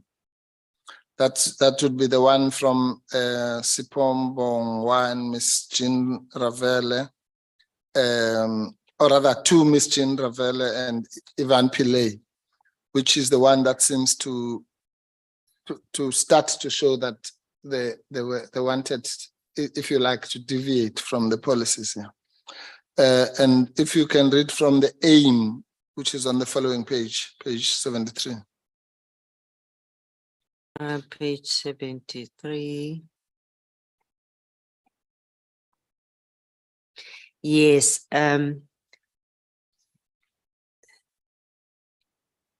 Person. Yeah, but I think it just remember me to mention something up there when I'm done with this. To go back to that first memo. Yes. Okay, fine. Look, can we Yes. will remind you. Yeah, the aim here was that the aim of this submission is to obtain approval for the appointment of personnel referred to below. These are external candidates. So then the recruitment process followed was informed by a broad range of factors, in particular by the need to adhere to security given the risk and dangers associated with the work and the need for operational effectiveness. Whilst posts were not advertised in the conventional manner, individuals identified as having the necessary competencies for the unit to operate were asked to submit their CVs to a panel for interviewing. Such individuals are recruited from both SARS internally and in the relevant security sectors and have the following range of skills: intelligence, legal, accountants, and investigative skills. Right. If you can, before you comment, just go to the following page, because I want to ask a question that covers all those. It says 52 people were interviewed and so on. Yes. But then the next, for me, the important one is the following paragraph, which is almost like an admission that there was a deviation. Because my next question will be whether that deviation was justified to you or not. Yeah. Despite the fact that the recruitment did not follow the conventional procedures for recruitment in SARS, so they are acknowledging it is submitted that this is because of the unique nature of organized revenue crimes unit and the environment that its members will be expected to operate under. Therefore, this also raised red flags that they knew that they wouldn't follow that. Fine, it's good. Yes, we need people to investigate so that we can deal with the tax crimes and illicit trade, but then have it in your policy. That's all, because you are allowed as a public institution, the public protector, anyone, to deviate from your policy, but indicate in the policy that where the special needs or we need people who have specialized skills to operate covertly within the mandate of SARS, we would then do a headhunting process, because you are allowed to do that. And you can then justify that you cannot just advertise because then it will be a public issue and you don't want to compromise the security of those people. Fine. All right. Now, before we come back to your previous point, I just want to finish off this point by taking you to 5.4.4.3, where, again, going back to the discussion we had earlier about the PFMA and so on. This time, it looks like there is indication of the involvement of Mr. Mkhwebane as the accounting officer. So please take us to 5.4.3 on page 75. So the memorandum was approved by Mr. Mkhwebane on the 11th of November 2002, in which he noted that such approval was subject to a discussion with Ivan et al. On the role functioning reporting. So here it shows that he was involved. Good. All right. Okay. Now that we know that there was recruitment, there was self-confessed deviation from, it says, from the conventional procedures of recruitment in SARS, and that Mr. Mkhwebane actually gave his stamp of approval to this. Then comes the $1 million question. Was all this sufficiently justified to the PP, to the public protector, by documents, by policies, and so on, as you have told us repeatedly? That's ultimately the test. So the issue here is, it shows that there was approval, but then the involvement of the accounting officer and the issue that the policies or processes were not adhered to. So I don't know whether I got your question right, but I think for me, it's also addressed by the next paragraph 5.4.4.4. Okay, let's clarify that properly. Do you want to repeat that question? Yes. So that yes, Chair. we don't do any guesswork. Yes. No, thank you, Chair. No, I was saying, PP, maybe I put the question too broadly or clumsily, that if we take it as a fact now from what you've established, that A, there was some recruitment, B, by the admission of the writers of that memorandum, and I'm quoting directly from what they say, that recruitment did not follow the conventional procedures for recruitment in SARS. So that, as a matter of fact. 3, the accounting officer in the name of Mr. Mkhwebane signed off on this one. So he couldn't this time say it has nothing to do with me. So we tick all those boxes. Now the question is, to justify all that, was the public protector supplied with policies that corresponded, that justified that, and in which case you tick the boxes and then say, well, as you said, you might have deviated, but here's a policy that actually allows the deviation, and therefore there's nothing wrong. That's the thrust of my question. All right, yes, correct. Because in this instance, there was no policy or justification. I think we will also see when we go to the findings and where we serve the section 7.9 notice, because that's where we were supposed to be provided with those. Here's the policy. What does it say? And that can be done. So the matter was going to be unsubstantiated. If we had that evidence, we wouldn't have it as substantiated. Yeah. And well, in fact, if you forgive me again, I'll do what I did with the previous one by jumping to the end, because I think that's where the answer lies. If you go to 5.4.28, which Yes, is your. as you go there, she said you must remind her about. Oh, yes, something. yes, yes. Let's Before- start there and then Yes, go yeah, there. otherwise we'll No, forget. I just, I'm now yeah, reminding you Yeah. thank you, thank you. what Thank you, the Chair. secret you were going to bring. Yeah. Yes.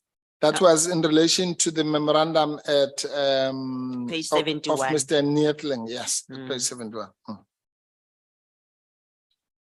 I just want to mention that there was another, the anti-corruption unit was also established in 1999. Mm. If my memory serves me well, I don't know whether this is the one or is this ACAS, which I just want to put on record. I think I remember Mr. Matabuko was asked about it Yes, by the evidence leaders, if I'm not mistaken. So just to reflect that there's this unit, yeah, which is currently known as Anti-Corruption and Security, and has as a responsibility the safeguarding of SARS personnel information and material, as well as the conduct of internal investigations where staff may have been involved in acts of criminality that harm SARS in its ability to execute its mandate. So I wonder whether that's the one the Mr. Matabuko was asked about. But then again, Mm. if that's the unit, but the fact of the matter is then the unit changed and it became more sophisticated, Yes. because hence we are saying it moved from one stage to another, to another, to another. And you see here, the mandate was more of internally based, and of which I'm still saying, fine. That's what SARS was expected to do in any rate to protect its officials and staff. Yeah. yeah. Thank you, PP. Just before Advocate Mkhwebane proceeds, you can help us. There's somebody, I think he wants to come in. He's really looking at that through that door. So let's make it easy for him to be inside. We are Kob. Thank you. Thank you. Proceed, Advocate Mkhwebane. Thank you, Chair. you. Chair, I know I'm not a witness here, but I can at least comment on what the PP is talking about now here. The anti-corruption unit of 1999, I hope that is not where the so-called rogue unit came from, because then it means I'm guilty as well. Because I was appointed by this parliament in that year to chair something called the National Anti-Corruption Forum, Okay. which among others had ministers, Manuel and others. And I think this is what we encouraged for entities to have their own anti-corruption units. So this would have been done in that mode, hopefully. Maybe. I hope it didn't then metamorphosize into the rogue unit. Yeah.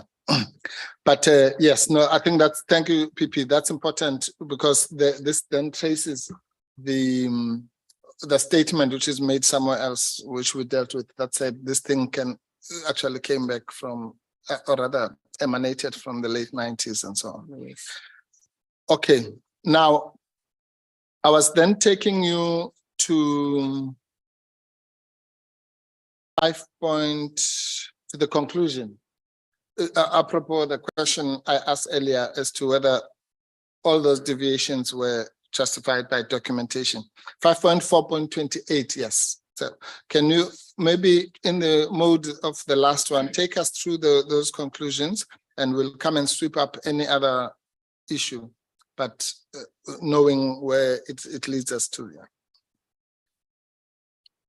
5.4.28. Yes. Oh. So, sir, this is the conclusion. Mm. Again, chairperson, facts, law, application of law to facts, and the evidence before us. We came to the following conclusion.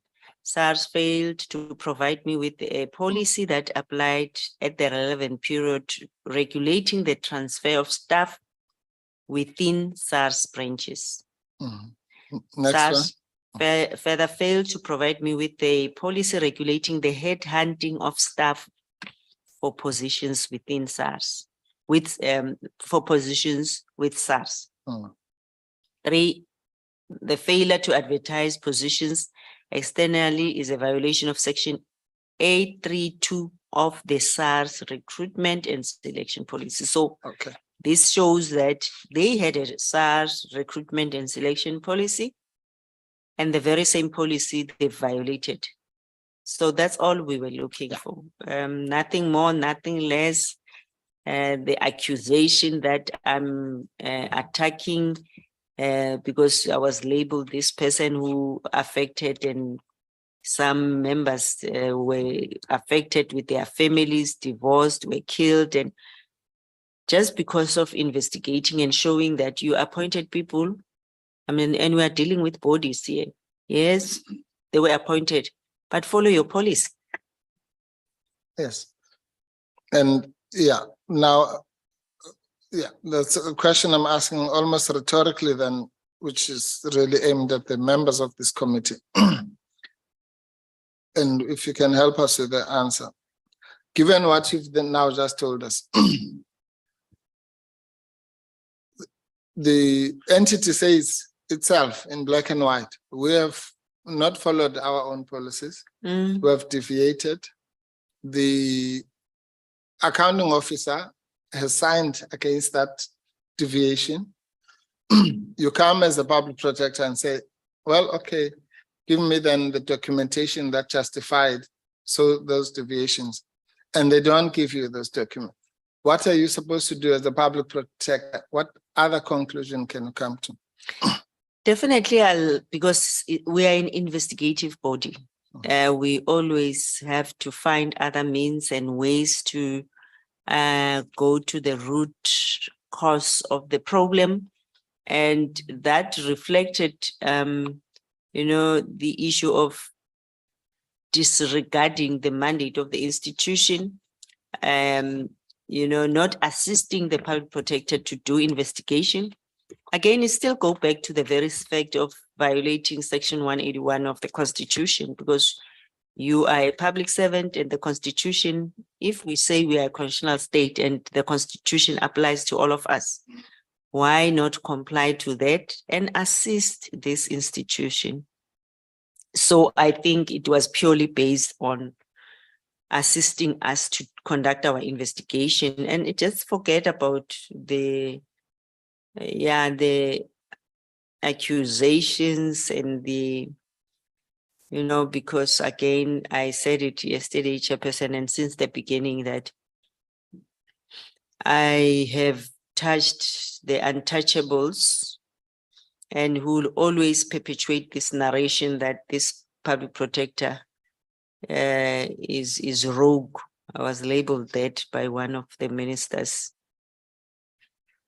But the only thing we're doing with the officials, again, surely I think it's clear now that the investigation was conducted by the officials, and based on the evidence before them and what is expected, that's the finding we came to adopt, because we have this support of what information we have.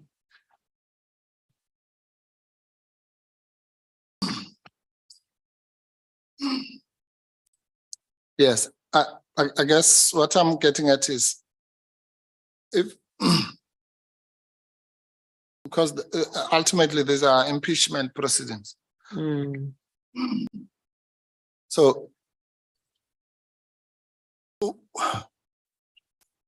I'm trying to put it in a simple way, this question of saying, what is the duty of a public protector faced with these facts that we have just established now?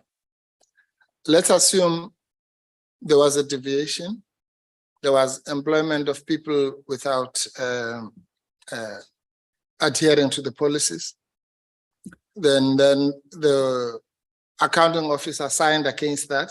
And you asked for the policy that justifies that, and you are not given that policy. And then you find that this is fine. Isn't that when you should be impeached? Because what other, I'm trying to say, what other conclusion could you come to on these facts that we have now established?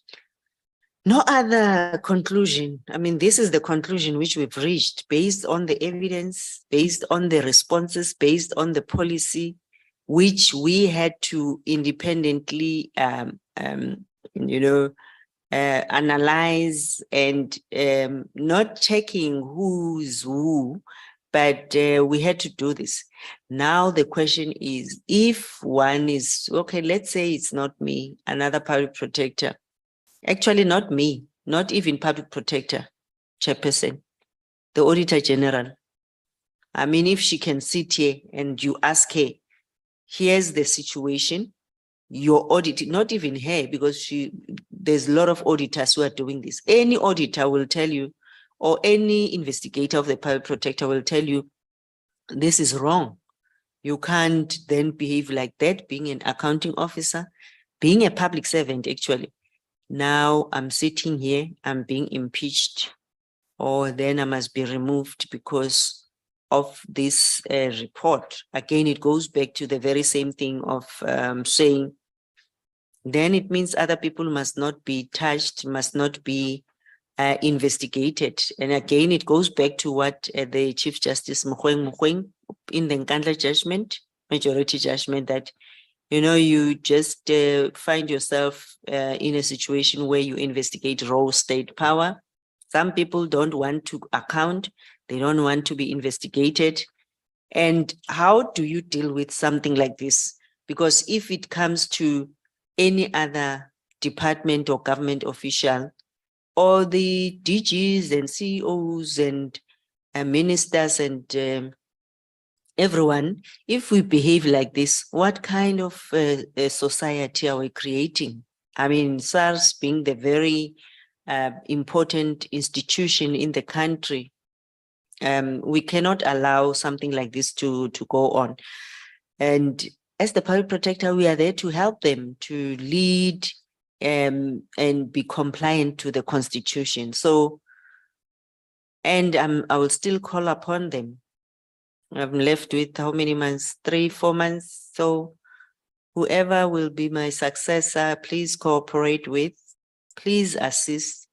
The institution is there to make you shine. Well, I used to say, Chairperson, when I visit various provinces, that, you know, the public protector operates like a kidney.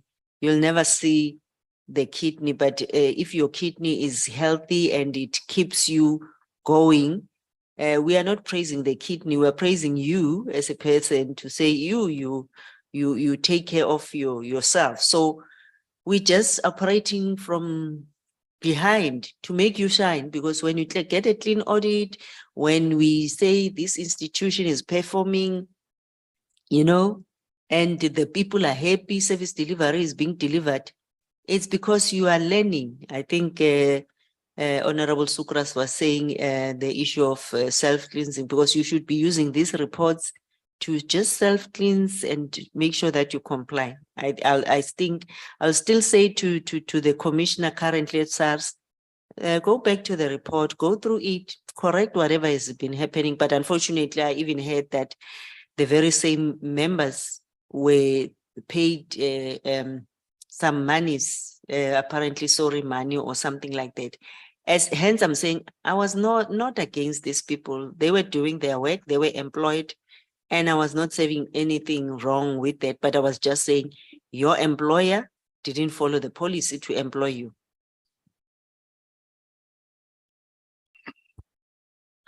Yeah. All right. You know, this is what Judge Bakwa and the other two judges had to say about this part. If you go to paragraph 211 of the judgment, Tsepo. 211. Yeah, it starts at 211.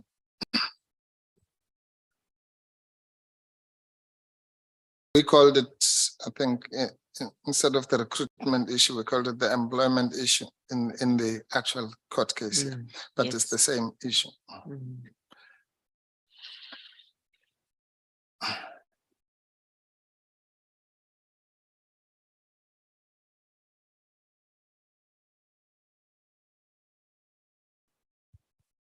Are you there, Ms. Mori? Okay. Thank you.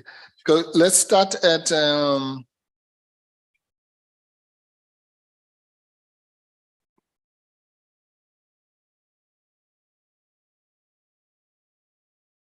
at 213. That's just the one just before, the one 214 actually speaks to the point raised by the chairperson here. But let's start at 213, which, and check it for also for factual correction. They say the public protector implicates Minister Kodan and Mr. Pillay in participating in the recruitment process. She, however, limits Minister Kodan's participation to the recruitment of Mr. van Lochenberg. Minister Kodan is not implicated in the recruitment of any other employee of the unit. Is that, given what we've just spoken about his signature of that memorandum, is that correct? It's not true. It's not true because I'm glad here the judges took the time to copy and paste our report. But if you then read the report, it's very clear that we have also mentioned the fact that Minister Kodan signed the memorandum. So it doesn't only refer to Mr. van Lochenberg. Yeah. It refers to any other employee. So now they are saying, I ignored that. But if a person has signed, and he even commented and said, can I discuss with the provider that discussed with Ivan? Yes. All right. Okay, so that's, we can, well, not tick, cross that for factual correctness. Then this is the chairperson's point. It says, in response, Minister Kodan reiterates that he approved the establishment of the unit, but denies any involvement in the recruitment of staff for the unit. He points out that it is the responsibility of management of the unit to do so within applicable legal regulatory framework and so on. He argues that he was responsible for any irregularities in the recruitment process merely because he approved the establishment of the unit is absurd. Okay, what do you have to say about that in light of his status as accounting officer? Again, judges should know that the minister was investigated as the accounting officer. I think possibly, I don't know, possibly they thought I was investigating the Minister Kodan. So responsibility as SARS, as minister. No, he was the accounting officer. Anything which is signed, anything which is happening, the operations, the appointment of staff. I mean, as an accounting officer, Section 38 of the PFMA was very clear, because there were those paragraphs which I said, must I read them?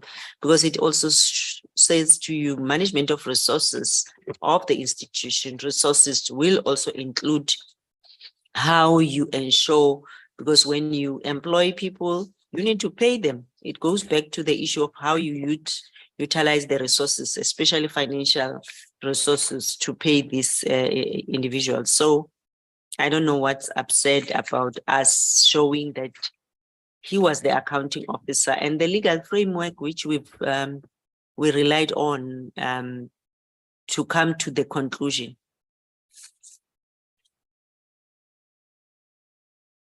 Yeah. All right. Now,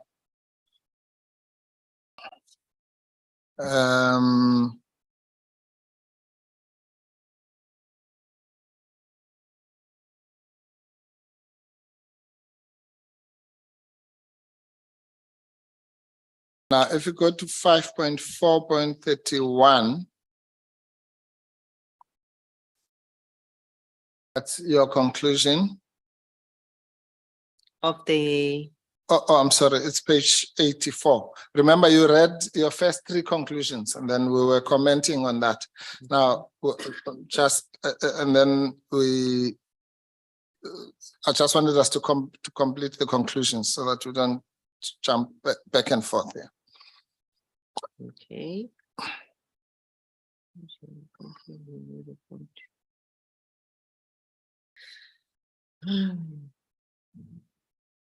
31, yes. That would be, it's still under the heading conclusions. Yeah, it's page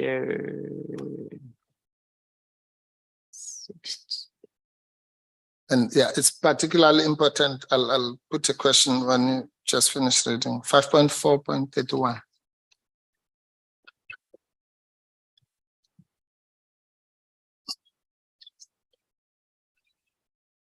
Okay, the denial of Mr. Kodani in his participation in the recruitment process of one or more of the unit's employees is outstanding. The Skakana report and the Jean Ravela dossier confirmed that Mr. Kodani played a role in the recruitment of Mr. Van Locharenbeck. Right. Now,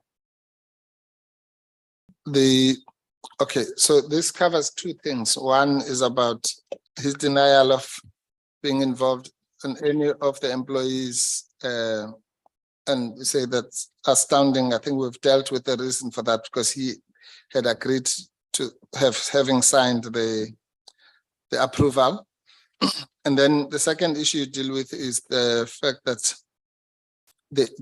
in the other report, in this Kakana report and the Jean Ravela dossier, he confirmed, or rather, those reports confirmed that Mr. Kodani played a role in the recruitment of Mr. Van Locharenbeck. Now, if you go, then the judgment criticizing you for even that reference to the Skakana report on the basis that, quote unquote, it had been, I can't remember the expression now, widely discredited. Well, firstly, to your knowledge, was that report widely discredited? If so, by whom? That's why during the investigation, there was no way where we had any reference to, or actually, yeah, we didn't know. I didn't know who discredited the report. And again, using it as a lead and getting the information that this report was done, was submitted to all the recommendations which were made by that report, ended up leading to the IGI report, which investigated the matter and dealt with the matter. So I didn't know who discredited the Skakana report.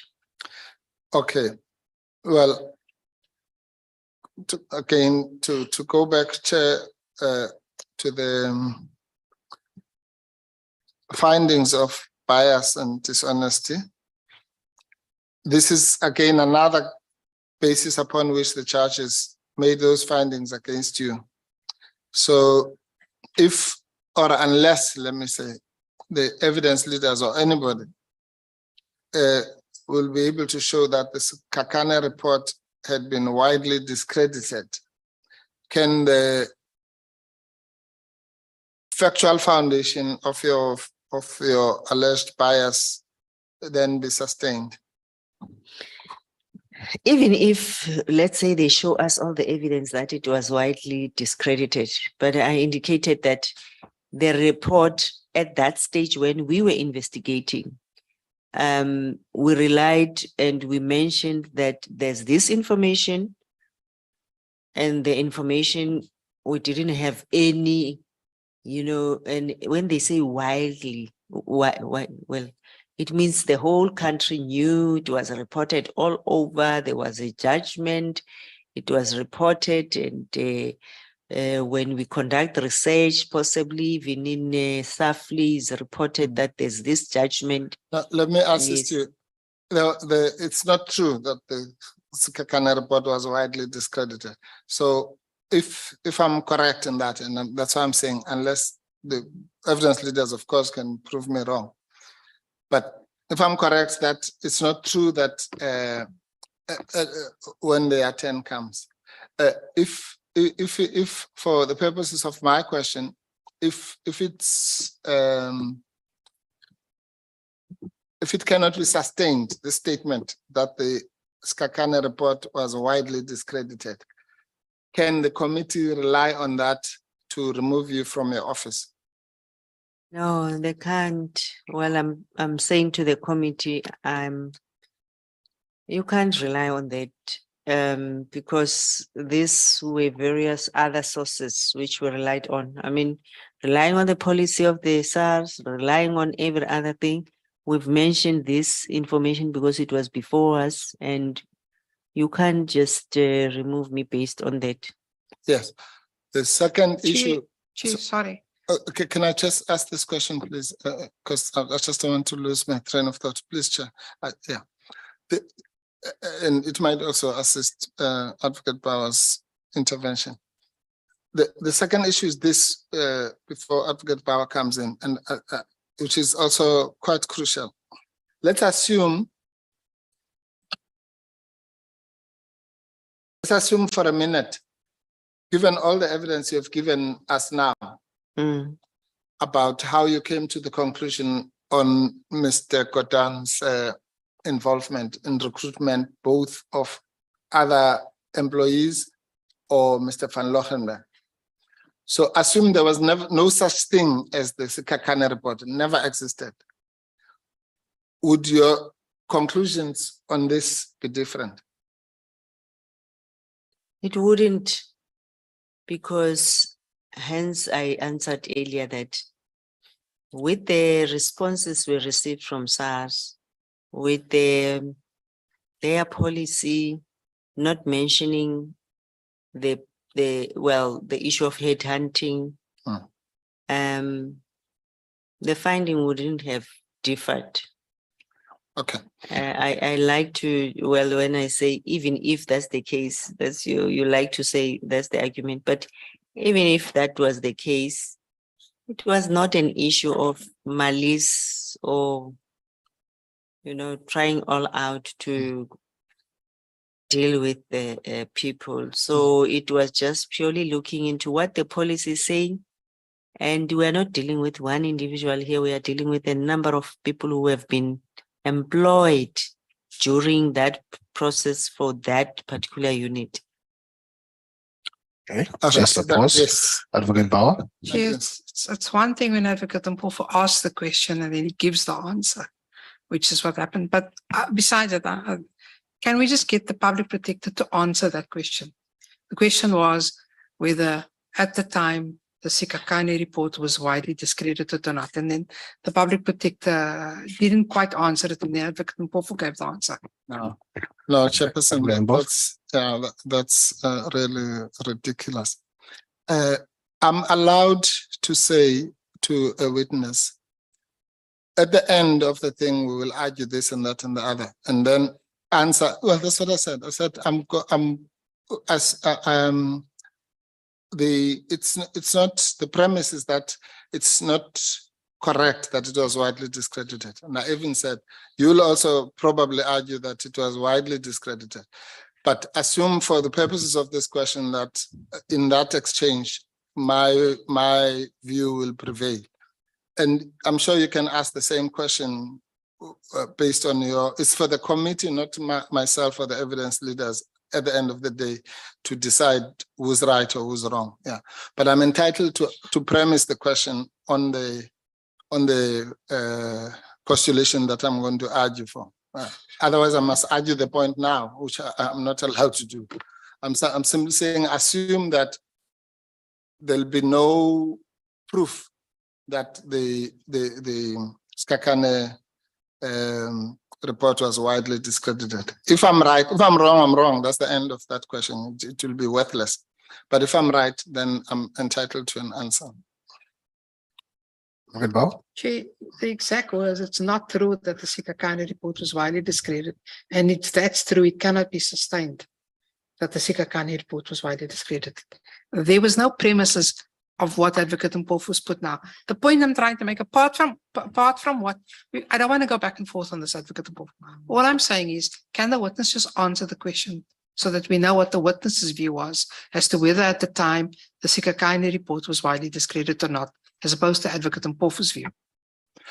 Okay, if Chair, I will allow Advocate Mkhwebane to proceed, but I'm not sure if it was a question or it was a comment made. It really was a premise, and Advocate Power is just being unfair because she has cut out from that thing she's reading now. She's cut out the part where I say maybe the evidence leaders will establish the opposite.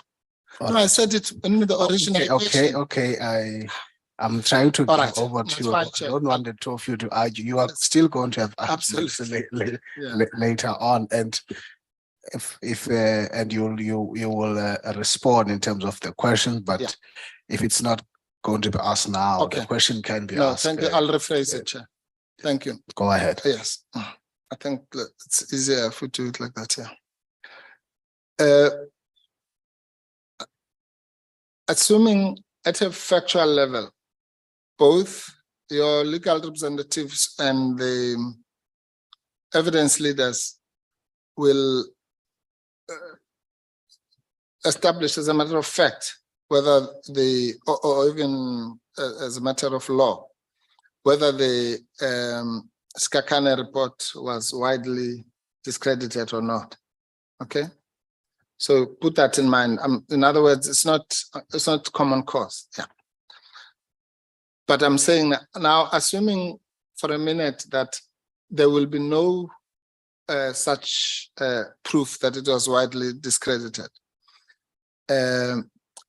would then the committee be entitled to rely on that basis, which is basis number 3, for the conclusion reached by the judges that they say we conclude, taking into account the following, a conclusion of bias is warranted? Then they list all those things. We've dealt with the one about, did you see the report?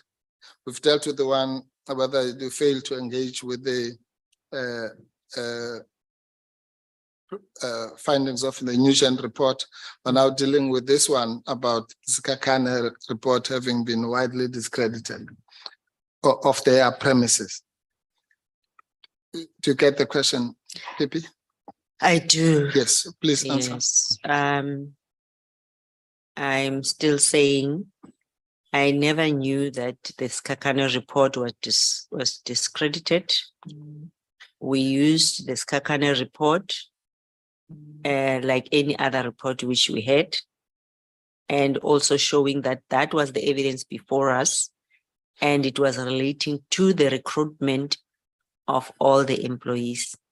Yes, thank you. Okay, which then covers my second question. In fact, let me do it like this, in fairness. Assume now that the opposite, assume that the evidence leaders will be able to establish that this Skakane report was widely discredited. Now, my next question was the Skakane report the basis for your conclusion, or were you referring to it in passing? Or in other words, that's why I was saying, just postulate there was no Skakane, there had never been such a thing. Would your conclusion on this recruitment issue have been different? No, not at all. Thank you. Still be the same. All right, thank you. I think that then covers it. Yeah. Thank you. Oops. All right, thanks. Let's then move on to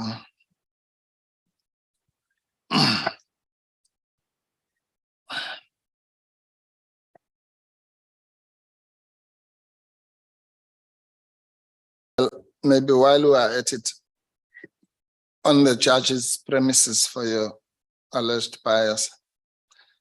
One of them is that no, it's fine. It's not related to the topic we're dealing now. I was going to deal with the Sunday Times thing. Yeah. All right. All right, I must not allow myself to be deviated as well. Right, now, there is, all right, sorry.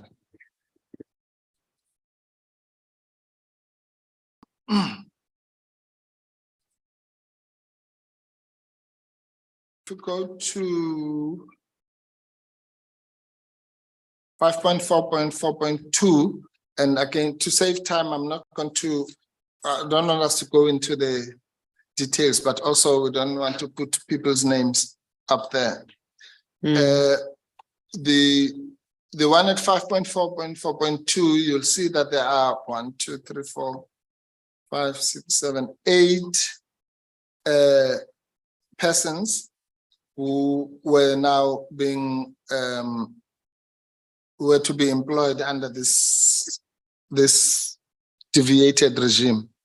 Correct. Yes, and without going through their names, the first one is Mr. Something Something, intelligence officer and forensic investigator at defense intelligence. That's their qualification. Correct.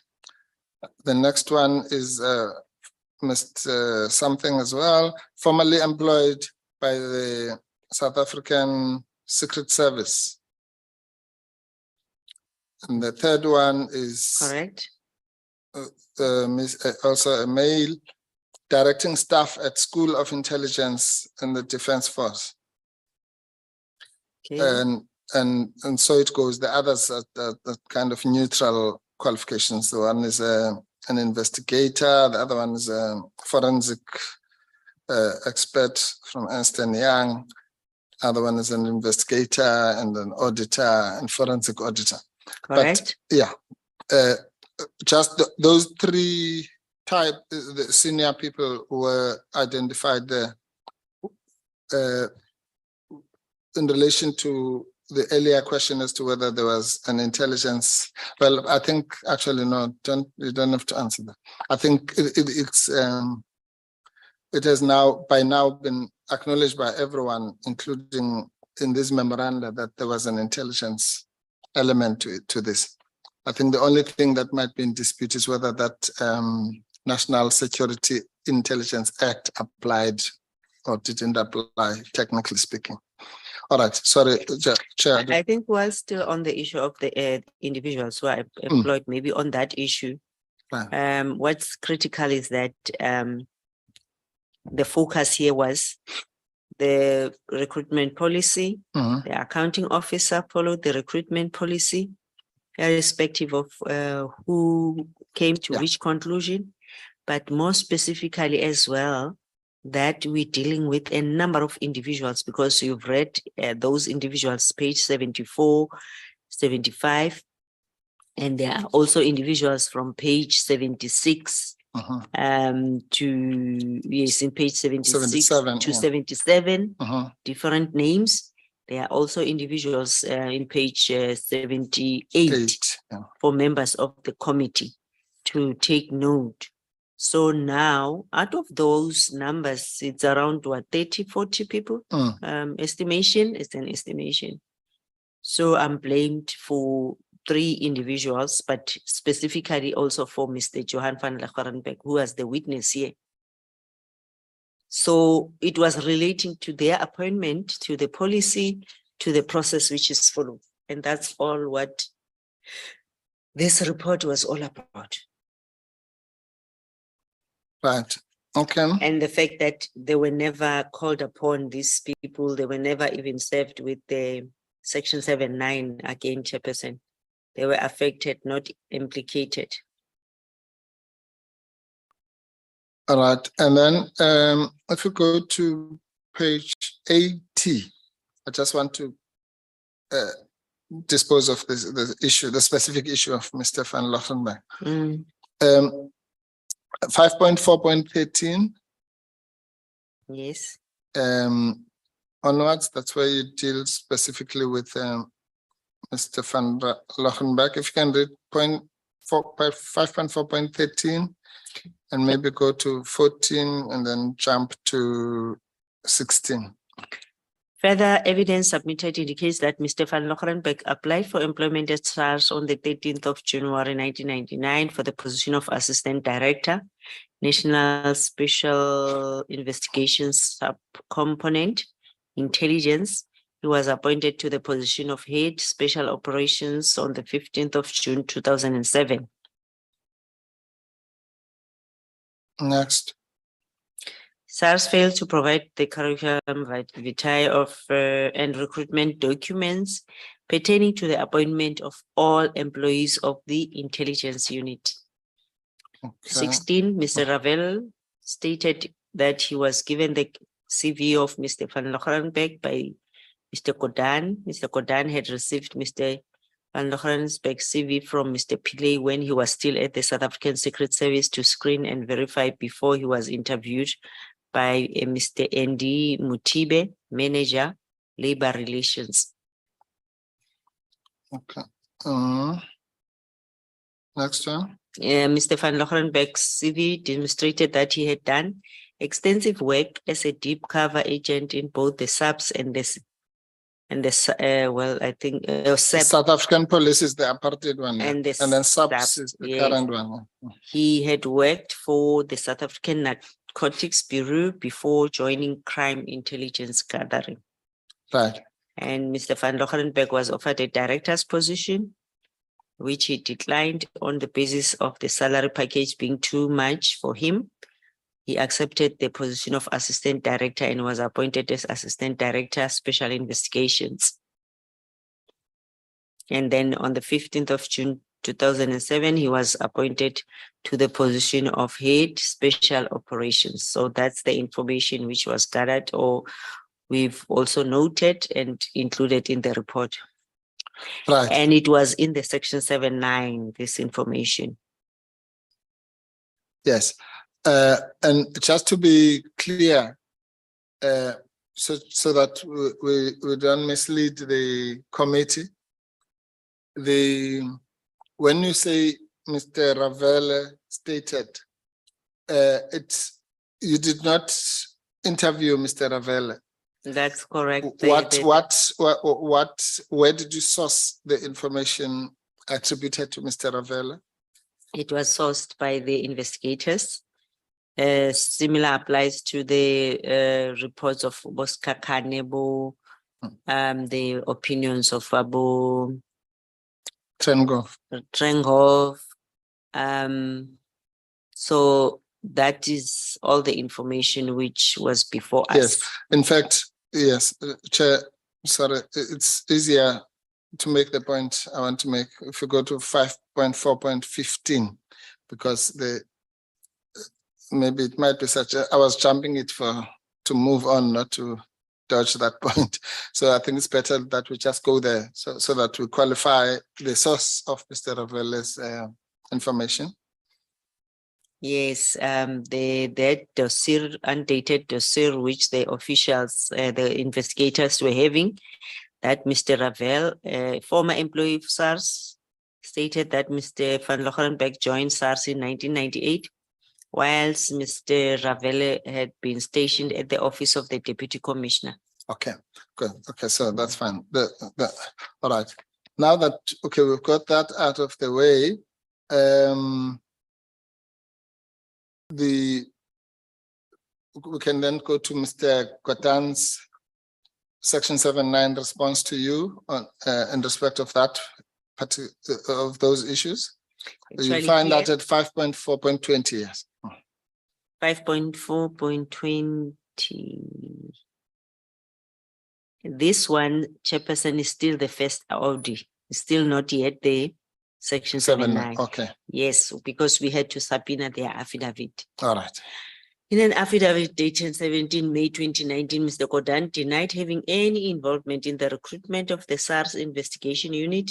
However, he believed that the proper process was followed by SARS in the recruiting staff. Okay, we don't have to comment on that. That's the same answer as before. Yes. All right. Then, as far as Mr. Pillay is concerned, he also responded, argued that the public protector had already dealt with the allegation relating to the recruitment of staff. He was of the view that the matter had been finalized satisfactorily by the former public protector, Advocate Madonsela. He promised no further response to these allegations. It is indeed correct that the issue relating to the recruitment of staff for the intelligence unit had previously been investigated by my office, but the matter was finalized and signed off at the chief investigator level which means that I'm still able to review such report if the need arises, because it was relating to labor relations issues actually, more than the recruitment of those officials, because they were complaining about their issues, and then they ended up referring the matter to CCMA. But then also what was clear from that closing report was that because the matter involved the intelligence unit, then there was that issue. I think if you will go to that closing report sometime, that it was still the Skakane report recommended that IGI investigate. So there was still that particular process. Okay, thanks. Okay, and look, again, you can educate us, because I think like Mr. Pillay, we would not know some of those inner workings. So what Mr. Pillay really, he was refusing, maybe I'm putting it too strongly. He was failing to respond to your question, and he was raising what we lawyers call like res judicata. He was basically saying, I don't have to answer this because it was finalized by Advocate Matoncel. Now, you are explaining to us that it doesn't work that way. Or maybe we could call it the principle of functus officio. But those are just Latin terms which simply mean that the issue can no longer be revisited. Yeah. Now you are explaining to us that that signing off had been done at chief investigator level. Yes. What, as I say, for those of us who don't know the inner workings of the Public Protector's Office, what is the significance of that? What would be the difference? Let's assume that it had been signed off by Advocate Matoncela, as opposed to a chief investigator. What difference does that make? If it was signed by Advocate Matoncela, indeed, I would have been functus officio. I wouldn't have been able to review that particular report. Right. But then because it was signed at the chief investigator level, that's still what we can do internally. We have a policy, internal review policy, because sometimes there's closing reports which are done and the people complain that the matter has not been closed properly. I'm still prejudiced. Definitely that is escalated to me. And then actually, not only to me, a lot of them, I would say to the executive managers, you deal with them at your level. Let's say a province has closed the matter, or a chief investigator has closed the matter. In a proper span of operations, the executive manager, the supervisor of this chief investigator, should then look into all the evidence, check whether all the processes were followed. And if they feel that, no, you should reopen or, consider the following facts, then they will do that until the matter is clearly investigated. Yeah. So this was signed at a very low level. Good. And again, 5.4.24, we am also acknowledging that, be noted that the issue pertaining to the intelligence unit was not dealt with at the time, as it was under investigation by the Office of the Inspector General of Intelligence. Good. So that's the main reason. Yes.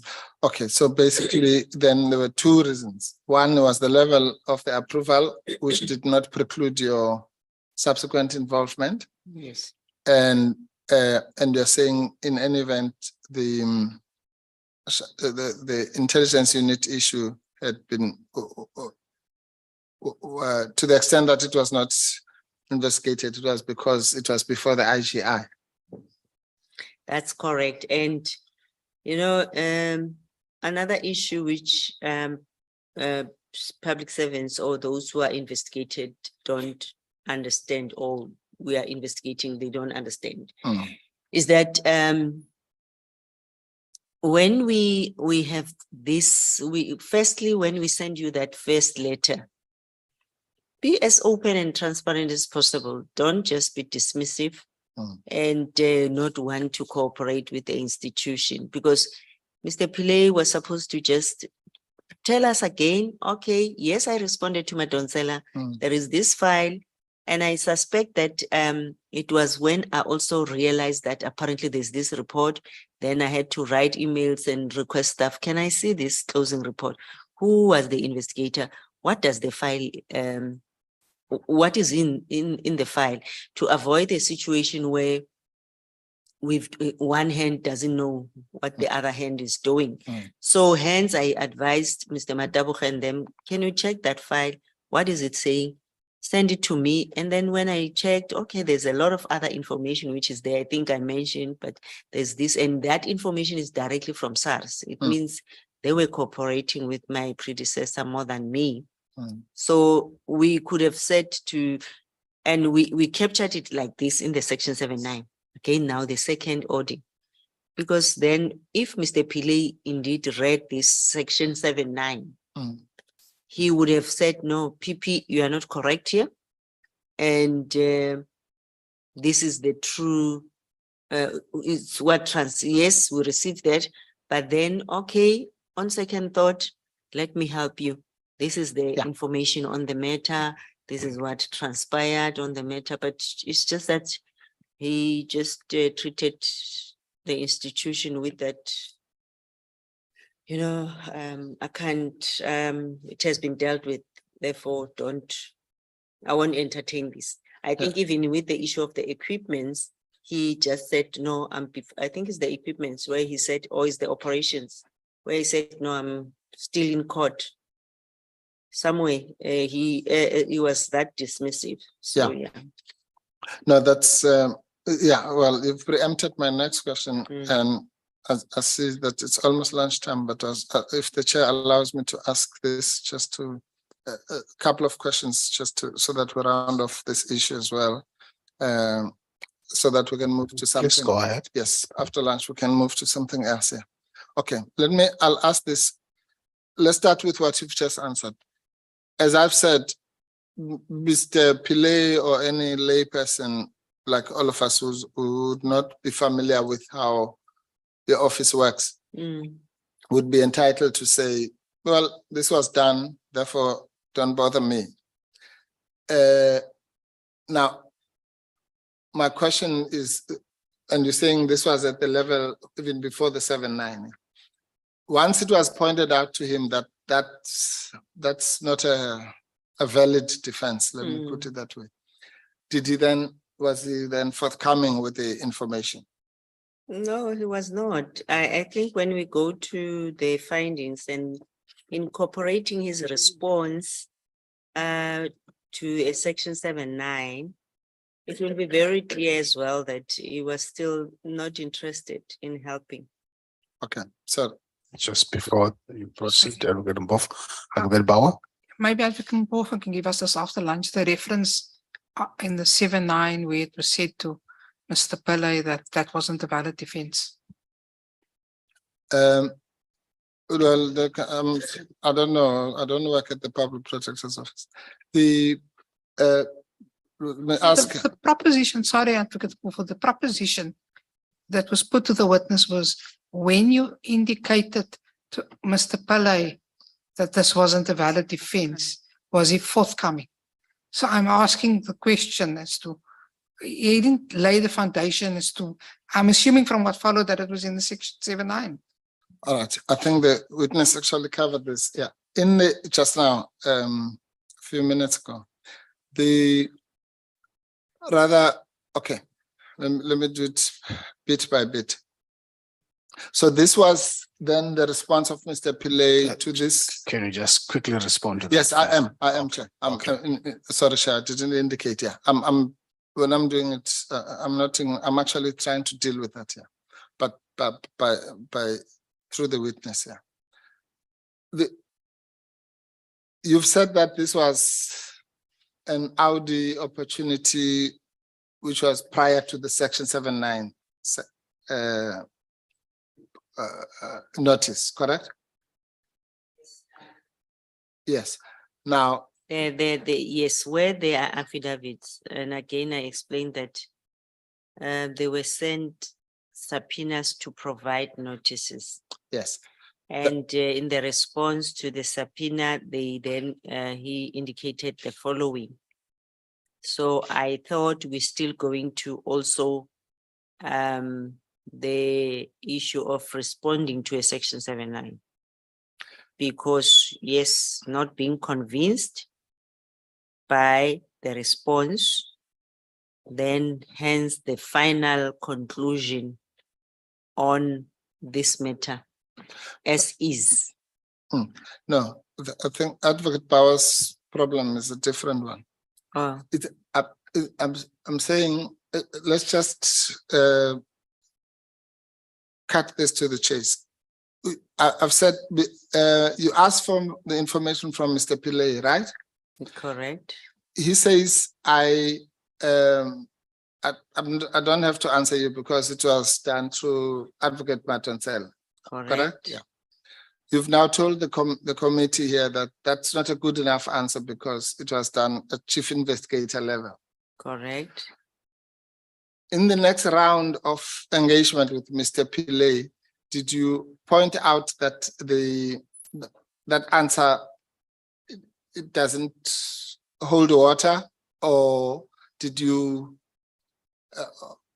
did you insist on getting the information, and did you maybe let's break it down? Did you require the information again, and did you point out to him that this was not an answer? I think let's go to the Section 7.9. Right. Because the information was captured in the Section 7.9. Yes. So to see how we crafted it in the Section 7.9. Yes. All right. In fact, yeah, you're quite right. Chair, can we do that when we get back? You'll remember, Chair, that that Section 7.9 is that I think 71-page document that I went through in detail with Ms. Mkhwebane. And actually, that's the reason I didn't want to go there now, because it would be a waste of time. We went through it almost half a day with Ms. Mkhwebane. So we will refer to that document over lunch to point out where this point is dealt with here. Thank you, Chair. Okay, and you done with the other points that you wanted before there was intervention? No, sorry, Chair. There was just one more, just so that we start on something new and come back. Yes. Yeah, sorry, just one. I've just lost my train of thought now.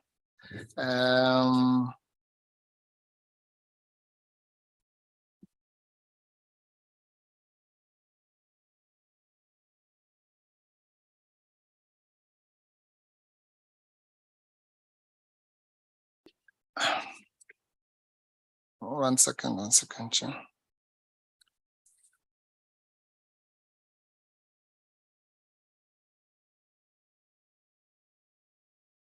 Right. Okay. Now, I just wanted to round off or to connect this issue of the IGI report.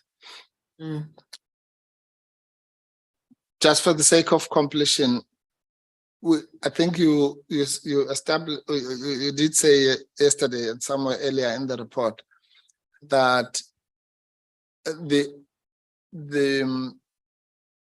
IGI investigation, as it were, was an offshoot of Sikakan, because it looks like it was Sikakan who referred those issues for investigation by the IGI. Is that the correct understanding of the sequence of these reports?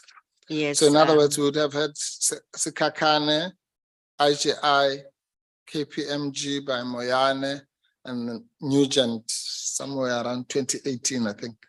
That's the kind of progression. Am I right?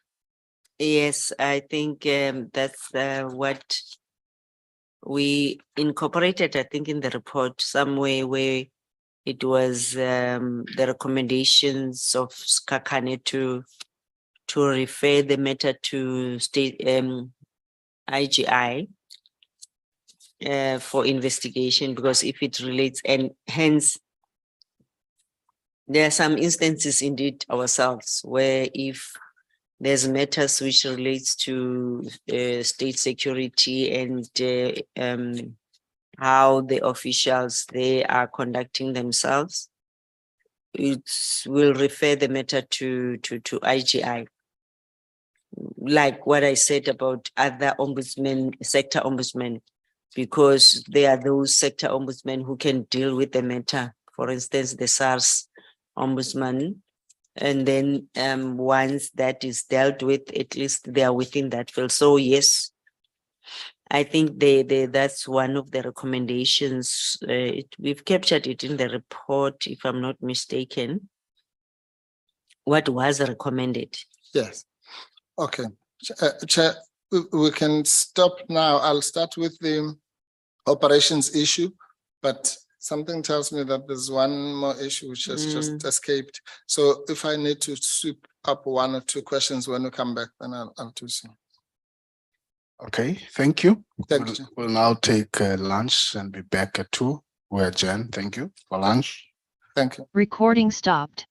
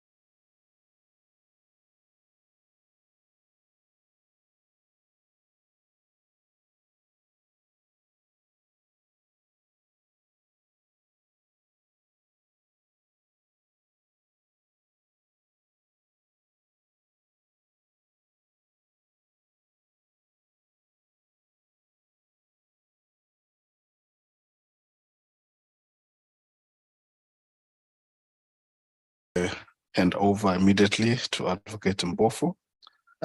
Okay, thank you. Chair, can I just defer this question we were busy with?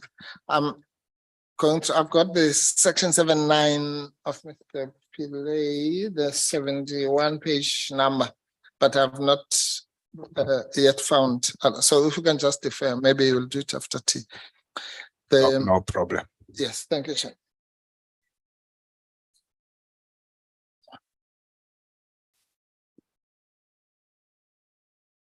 So 743 of what?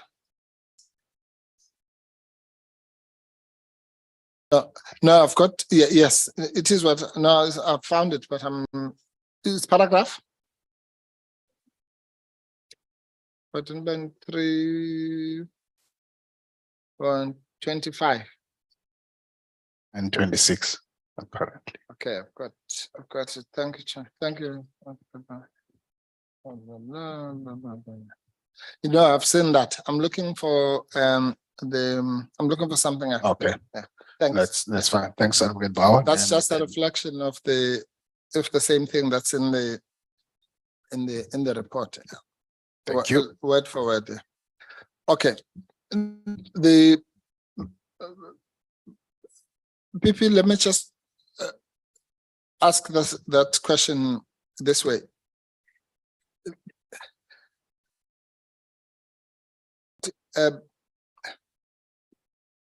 Mr. Pillay,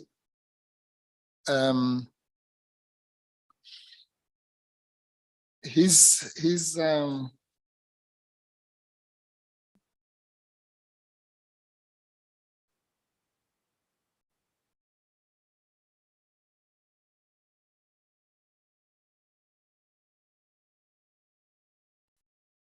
okay, I was looking for the date of his 7.9. There are two issues that Mr. Pillay raised. One is that the matter was that you were from Tusofiki, and you've explained that could not help him. The second one is the issue of the IGI, that the reason why the matter had not, in fact, even been investigated by in the Matonsela regime was because it was at that stage in front of the IGI. Yes. Now, do you know if at this stage the IGI report had been finalized? At the stage of your investigation now, obviously it was. We know that the IGI report was issued out in 2014 already. Correct. Right. So again, maybe I should ask the same question. Was that brought to his attention that both of the issues that he was raising were held no water, and therefore he should still supply the information? To your knowledge, if you can remember. I don't. That's how we conduct the investigation. Is we requested the affidavit provide us with all the information, because in the affidavit we are saying it's a document request letter. Everything, tell us what you know, and these are the issues we are investigating. And then after that, we analyze the evidence. They analyze the evidence. Then we issue a section 7.9, where we still say to the person, this matter is substantiated. And then we send it to the implicated parties, and it's for the implicated parties to indicate whether they still are disputing whatever is in the section 7.9. And that's what transpired in this particular process. So the section 7.9, as we're still going to go through it, whether also on the IGI report, where did I mention that it was just dropped, that IGI report in the office. I think if whether that was captured in the section 7.9, we'll have to see what information was there. But the process was purely a fact-finding process, because our investigations are inquisitive in nature. We are not investigating because we want to find people guilty or they are accusatorial in nature. Yeah, okay. No, I understand that is a general statement. I'm asking the specific question, and if you can't remember, it's fine. We'll look for the information. Remember, Advocate Bauer's concern that she raised is whether, I prefaced this by saying we can excuse Mr. Pillay for raising those issues because, like all of us, we don't know the inner workings of the Public Protector's Office. So we might not have known necessarily that if something had been dealt with by a chief investigator, you in any event still have a power to review it. Okay. So we therefore can't blame Mr. Pillay for holding that view. Neither can we blame him if he held that view for the rest of his life, unless somebody pointed it out to him that that view is baseless. And that's really what I'm looking for, as to whether at any stage in the subsequent Audi engagements, whether it was 7-9 or whatever with his lawyers or whatever engagement, whether you insisted in getting the information on the basis that the technical defenses that he had raised were baseless. No, I don't have any Don't information remember. to that Okay. effect. I don't remember whether That's that was done by the Okay. investigators. No, that's fine. Then we'll have to give him the benefit of the doubt until we find if there was such an engagement, either by you or Ms. Mkhwebane or whoever. Chair, sorry, Sure. Advocate Mkhwebane. So in other words, the question that you prefaced before the lunch adjournment, when you assumed that the deficiency in his response was put to him, is you were throwing the question until you find the information. I asked him, okay, so can Question, Ms. sorry, Ms. Advocate. Pillay, Ms. Let me- Fatima, sorry, let can she show me in? Let me put it. The question was put when you pointed out the deficiency to Mr. Pillay. Did which position he took? None of the exact wording, Yes, yeah. right? No. And it presupposed that it was pointed out to Mr. Pillay. Yes. And that's the difficulty when we do the leading kind of thing, Advocate Mkhwebane. And so I question that, but the witness isn't able to tell us about that. And you think there's a reference in the documents. Can we agree that you withdraw the question until you find the reference in the documents? No, I'm not withdrawing anything. Oh, sorry, Chair. No, I'm not. I don't know. It's a waste of time. I've just said, because of the objection that was raised, until we find in the, because I've just haven't had time now to go through the 7-9, we have to give Mr. Pillay the benefit of the doubt that nobody raised it with him. I can't do more than that. If it makes you happier to withdraw the question, Well, it's the same. I'll ask it again once I've got the information. That's fine. That's good enough. All right. Okay. Thank you. Proceed. Thank you, sir. Now,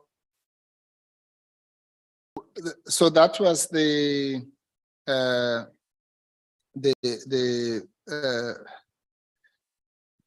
sorry. That was then the recruitment issue, and we understand it again in its two-legged way, that it relates on the one hand to the recruitment of Mr. van Lochenberg specifically, but it also is the recruitment of the rest of All of them. the people. Yes, okay. And if I understand you correctly, then you, insofar as Mr. Godan is the accounting officer, the buck stops with him for both. Correct. Yes, and as far as the rest of the staff is concerned, he signed on that deviation request. Correct. Subject, he said, subject to having a discussion with Ivan. I will ask the chairperson that we go to that part Okay, so that it's clear and. all right. we Let me, don't have- no, it's easy. It's very, we'll do it quickly. If you go to 5.4.4.3, Yes. that's on page 75. Mm. That I understand to be the section that deals with all those multitudes, not necessarily Mr. Van Lochenberg. It's Correct, all the other people. correct. And that is, that deals with the 2002 memorandum of Mr. Mbongwa. And Mbongwa, Mr. Ravel. Is it? Yes. to Ravel and Pillay, yes. Yes. And then chairperson, can I read, actually going towards 5.5, 4.5, Uh-huh. because Mr. Kodan commented like this, Mm. and then 5.4.4, the functions, roles and responsibility of the above mentioned unit from the evidence before me were either transferred to, or there was simply renaming of the unit which was named the customs, border control, SPU, SCBCU, and NRG, you know, I'm calling the C, the S chairperson, because in Russian a C is an S. So it is unclear what became of the employees that were appointed in 2002, as evidence indicate that the majority of the members did not form part of the CBCU formed in 2007. So there were new people appointed and whatever, but look at paragraph 5.4.5. In a response dated 26 August 2014, the very same issue which Mr. Pillay said, no, we responded to the former PP. And then where I said to the team, can you get that file? Why was it closed? But what is in that file? Because those are the documents of SARS and they are still valid documents. Mr. Pillay stated that the recruitment of employees into the Customs and Border Control Unit, who would later become members of the NRG, was approved in 2007. So that's when then Mr. Pillay, also there's a memorandum from him in 2007. He was the then General Manager of Enforcement and Risk of Mr. Makhashula, the then Chief Officer, Corporate Services, titled Specialized Capability to Focus on the Illicit Economy.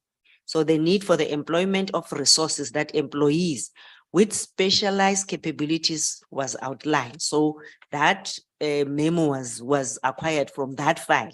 So the recommendation of 26 candidates was supported by the COO.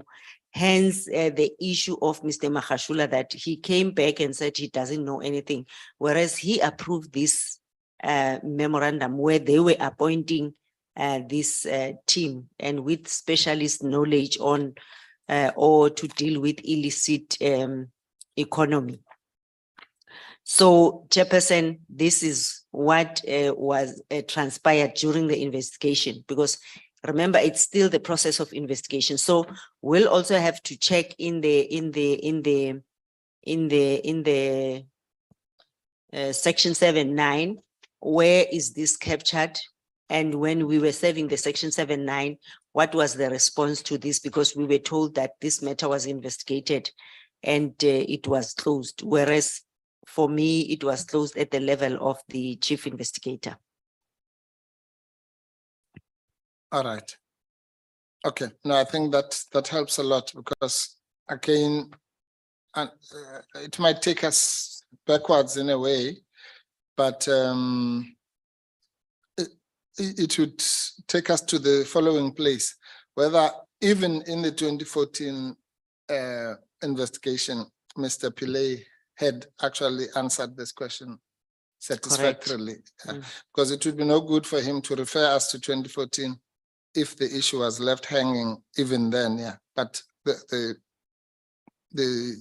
for the purposes of the advocate power, we don't know that either. It's once we've gone to dig that far that we will be able to see whether he was whether this defense of his was well meant or just an excuse to not to answer the question. Maybe let me say this, Chairperson, just to put this matter into perspective. He said in his response to the affidavit No, I responded to Advocate Madonsela. And I'm saying it in the spirit of saying, if I was not there, it's an investigation which I received. There was nothing stopping him to say, PP, indeed it was, but then this is the information which I submitted. Or SARS, can you please give the public protector the documents which I shared with the Advocate Madonsela? That's all it is, because I'm saying, why the dismissive approach? No, this matter was dealt and it was closed. It's as if, why do they do that? Or I don't know what I'm supposed to be doing. It's purely on that. I was raising it based on that particular aspect. All right. Can we do this, Chair, before I go to the next issue of operations here? Again, just to this juggling thing of referring to the 9 issues of the charges and our 6 pillars. Can I take you back to your statement, PP, just so that we can situate also these 2 exercises that we are doing at the same time, of Yes. dealing with the judgment and also dealing with the report. Yeah. Okay. Okay, so if you go to 144, Tsepo.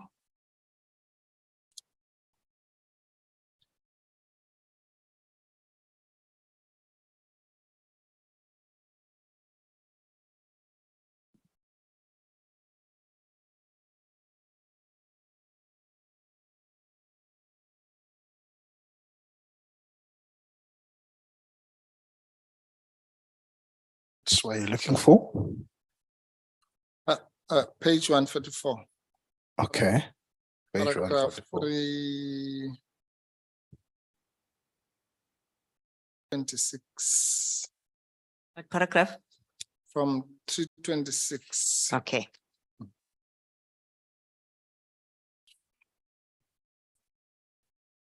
Right, let's just do 326 and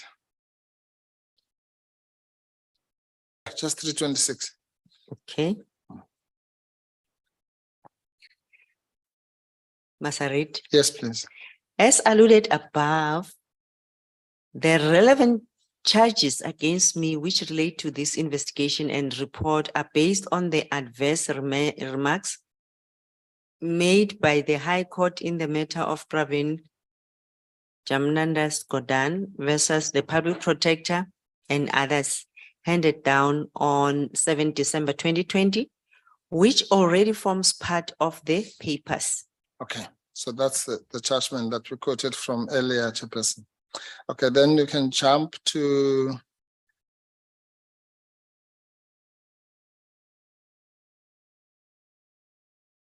$329. Okay. I have also considered the adverse remarks and findings made by Bakwa J. Some of his remarks and findings show a complete distortion of facts. It is on the basis of this distorted and objectively untrue facts that Bakwa J makes incorrect findings or conclusions of law, and I am going to demonstrate below how how Bakwa J incorrectly and impermissibly relied on distorted facts in his judgment on material issues. The original distortions came from Mr. Godan's affidavits. The refusal to call him as a witness to explain the distortions is therefore inexplicable. Actually, yes, the committee, because that's where it was going to be, the matters will be ventilated. Yes, okay. Now that deals with 2 important topics, which I want us to deal with very quickly. The first one is, we dealt with that in the morning, that you are challenging the factual basis of the findings of the judges. Yes. Yes. Now, the second issue, which I think is more important, is that to the extent that one can excuse the judge's factual distortions, we can say, for example, where you say, where they say you ignored the Nugent report, which is just factually untrue. Correct. That they didn't just wake up and say that. It's because that's what was being alleged by Mr. Kotan in his affidavit. Maybe the fault of the judge is that they just didn't factually check. They didn't do a fact check on that allegation, but they did not invent it. It came from Mr. Kotan's affidavit, and you probably disputed it, but the judges just believed him for whatever reason. Correct. Right. Now,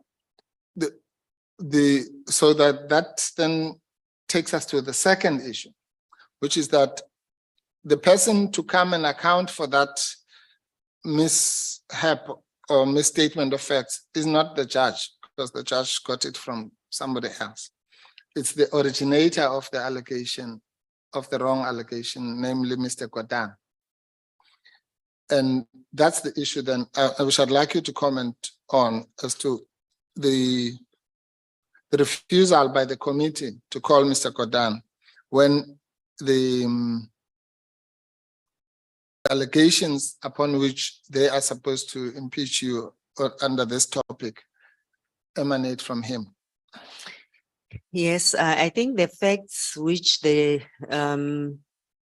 court relied on, especially his possibly pleadings in court and how he then presented the facts, maybe it was more convincing to them. And I think it also still makes sense for the committee to consider that information and evidence for him to come and explain, so that I can also clarify that the main purpose of that investigation was based on the fact that he was the accounting officer.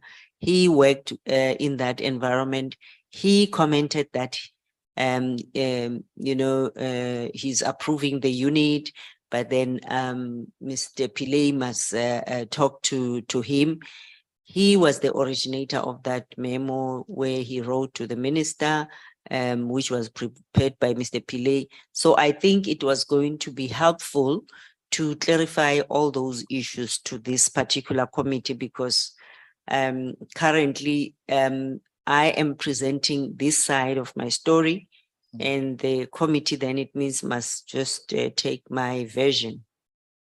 Yes, because you see, again, we should be fair to Mr. Kotan as well, because the first port of call should not be that he deliberately lied under oath. That's a possibility, but it can be the first port of call. The first port of call should be that he, for some reason or another, actually believed, for example, that in the report, you said you have never seen the IGI report. I mean, I don't know how he could make such a mistake, but let's give him the benefit of a doubt. Yes.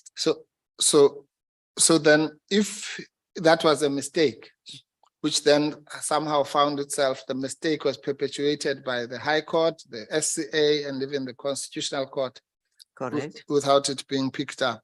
Mm. Then the person, as I said, to then explain how that mistake arose, if it's a mistake, or how the lie arose, if it's a lie, is not the courts, but Mr. Kotan. Yes, they relied on the information which was before them, or they were convinced by his information. Yeah, well, okay. Yeah, but they can be convinced about something that's not there in the report, that it is there.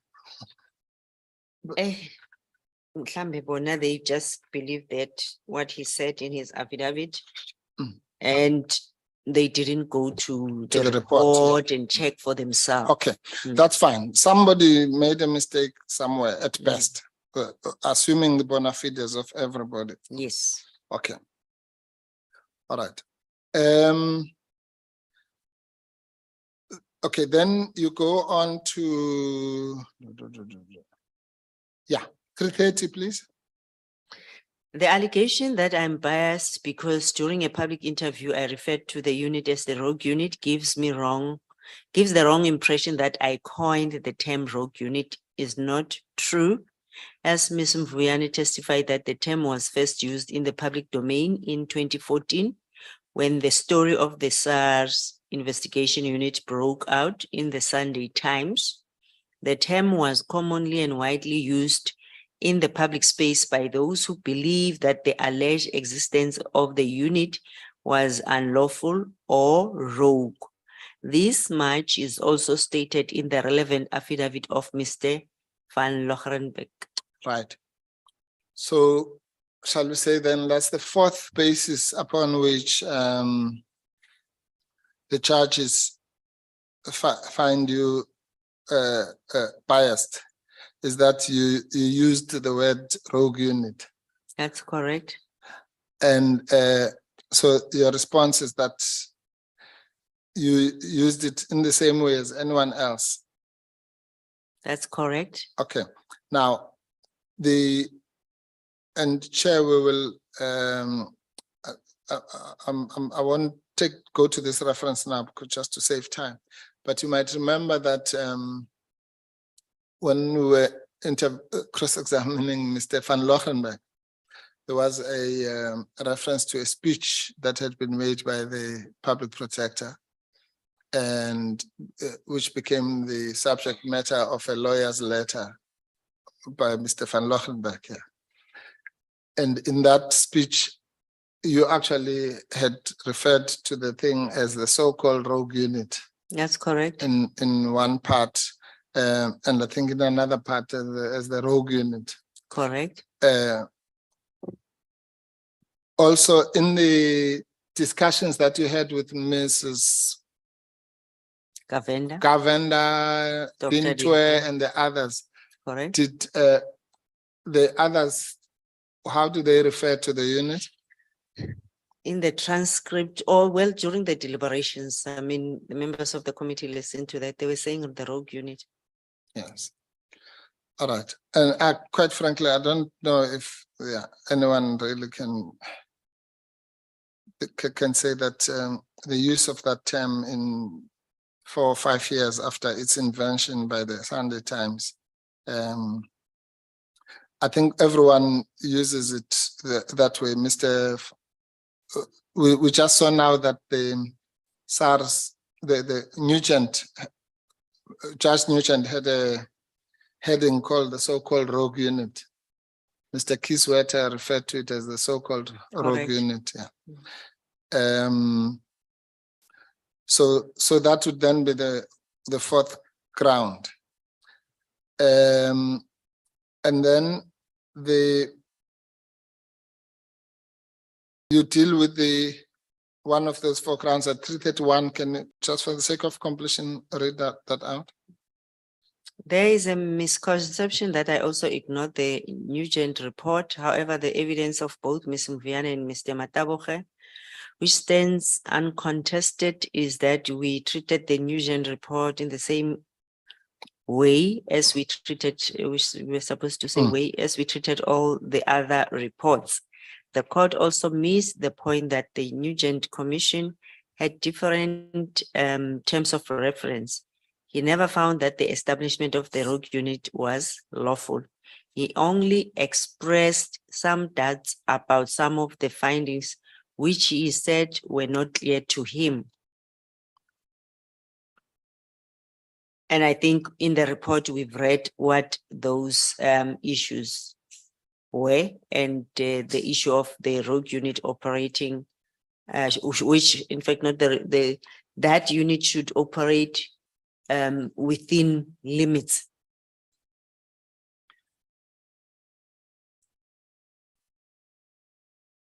Right, and yes, now 332. On the KPMG and Skakane reports, I respond in the following manner. Firstly, I state that both the KPMG and the Skakane reports have not been reviewed and set aside.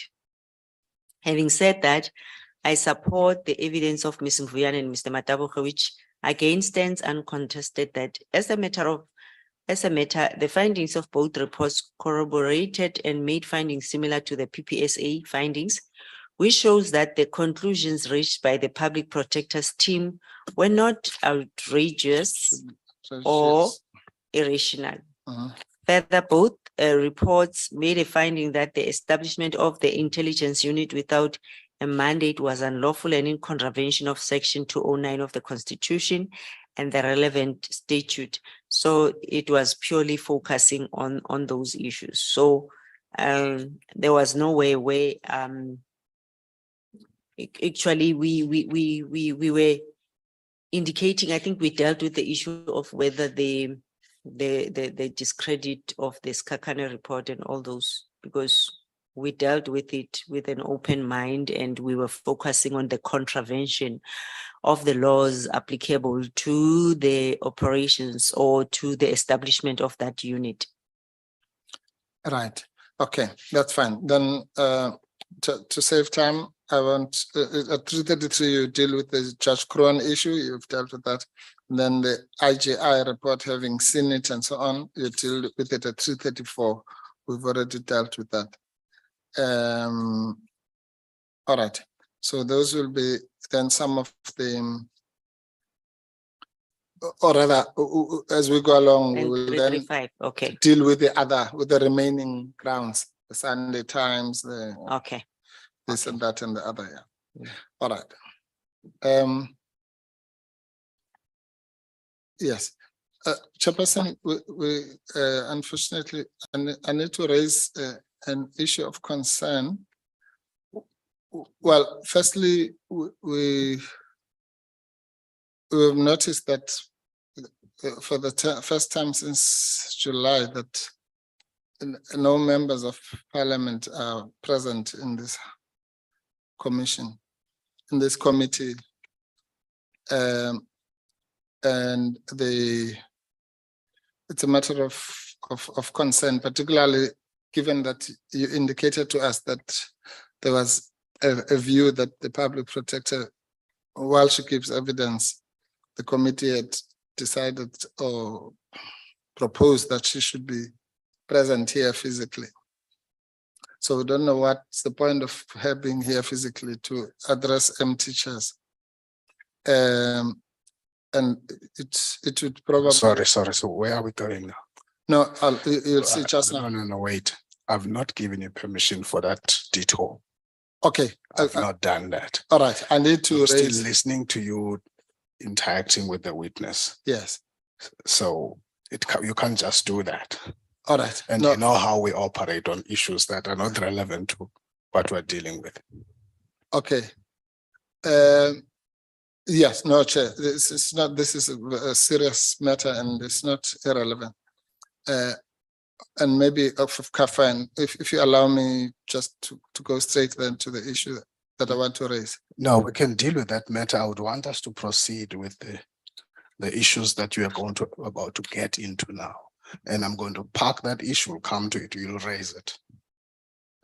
Chair, I I beg can't you. just in the middle of this and then that's what we do. No, there's a reason, No, Chair. no. Please allow me. No, I would not do that, Advocate Mbofu. I would No. want you to proceed and continue with the next pillar, as we call them, that you need to deal with.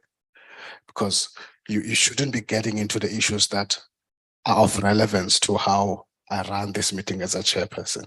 No. And I'm going to allow you to raise whatever issue you want to raise, but for now, I want us to continue to deal with the matter that we have been dealing with. Yes. Chair, I hear you, Chair, but if you just hear me out, please. No, Advocate You'll Mbofu. understand. No. No, Chair. Okay. No, Advocate Mbofu. I can't continue, Chair. No, there's no way you can continue. I want to continue. With the witnesses here, the committee is in session. I No, want that's you the to point. continue. The committee is not in session. That's what you think. I'm going to explain that to you. Please go ahead with the next point, Advocate Mbofu. Chairperson, Because later on, if there's an issue that I must listen to, Yeah. I will do that. no. Sorry, Chair. It cannot be postponed. The issue is that there is no quorum in this meeting as we speak. That's exactly the point, because you don't understand. I'll explain that to you later. because No. I don't know if you understand how we run these issues. I want you to continue doing that, and I'll explain that point because there's a quorum. Because I don't know how you understand the quorum. Okay. If you just pointing and counting people, then you're going to get it wrong. I'll explain that later. I want you to continue. No, Chair. If your issue is quorum, please continue. Yes. No, Chair, no, Chair, I'm sorry. Good. You have to, I'm ready to continue, Chair, but at least you have to convince me that there's a valid meeting. I can't continue. There is a valid meeting, and I'll explain that. No, I need to. No, you can't do We that. dispute that there's a You valid can't, meeting. because you can't do that. Please don't delay this meeting. No. Because if a member, Honorable Lemisa, is not here, it can't be an issue that we must stop because a member is not here. I've not given you an opportunity for you to digress, to off-ramp. I'm the chairperson of this committee. The standing of this inquiry and this meeting, I remain in charge of that. And the decisions that we make in relation to what quorum and so on. You can't, in the middle of you interacting with the witness because you've just received a note, and that's what you do. No. No, I can't do that. Chair, I want you to continue interacting with the witness.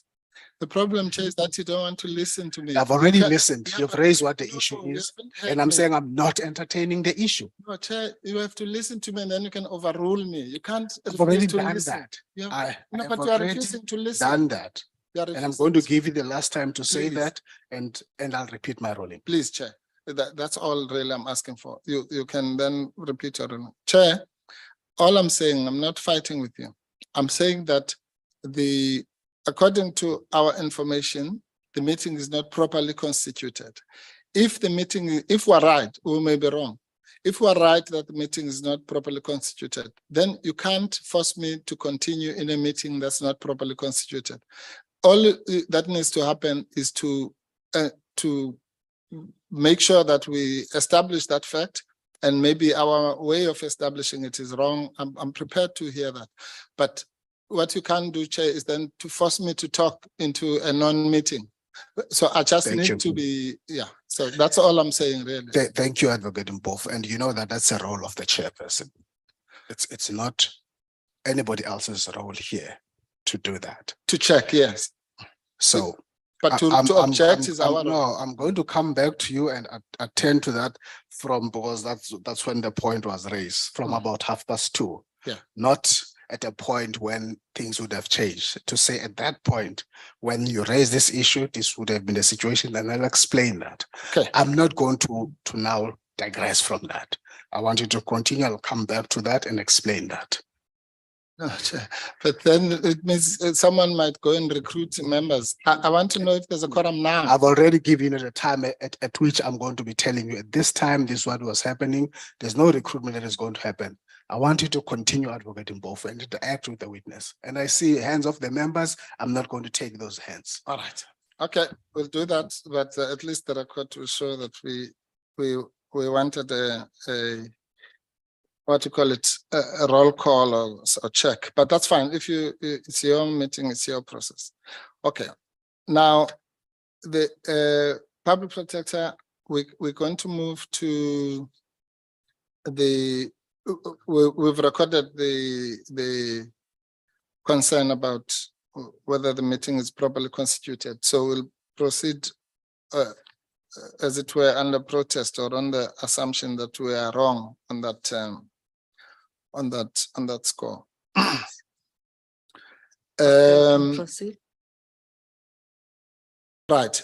The next issue was going to be the issue of operations. Yes. As the chair has indicated, which is whether the unit, we've dealt with staff, equipment, establishment, and so on. Whether, assuming again the staff now, and this is Chairperson, the way we really would like this, we'll deal with it, I think, when we argue at the end. It's almost like all these are alternative grounds. So when we talk about the operations, for a minute, we have to assume that it was properly established, the people were properly recruited and so on. And we want to zoom into now the issue of whether its operations were rogue. Actually, this whole rogue unit thing is, if you think about it, it's only about the operations, because all the other stuff, whether the people were recruited badly or not, that's got nothing to do with rogueness. So you're saying the establishment is less important? No, No, I'm not saying that. I thought that the 6 pillars Are all important. No, you're right, Chair. even if one pillar of those is missing. you have a problem. No, fair enough. Okay. That's true, Chair. But I'm saying, just as a matter of fact, the loose term of rogue unit, which might even not be a good term, is really attached. I do get your point. Get the point, about the importance you attach of the two to operations. Yeah. in terms of their impact. Yes, yeah. Thank you. And to the extent that the unit is named after the operations, yeah. Okay, good. Now, that being so, Madam Public Protector, the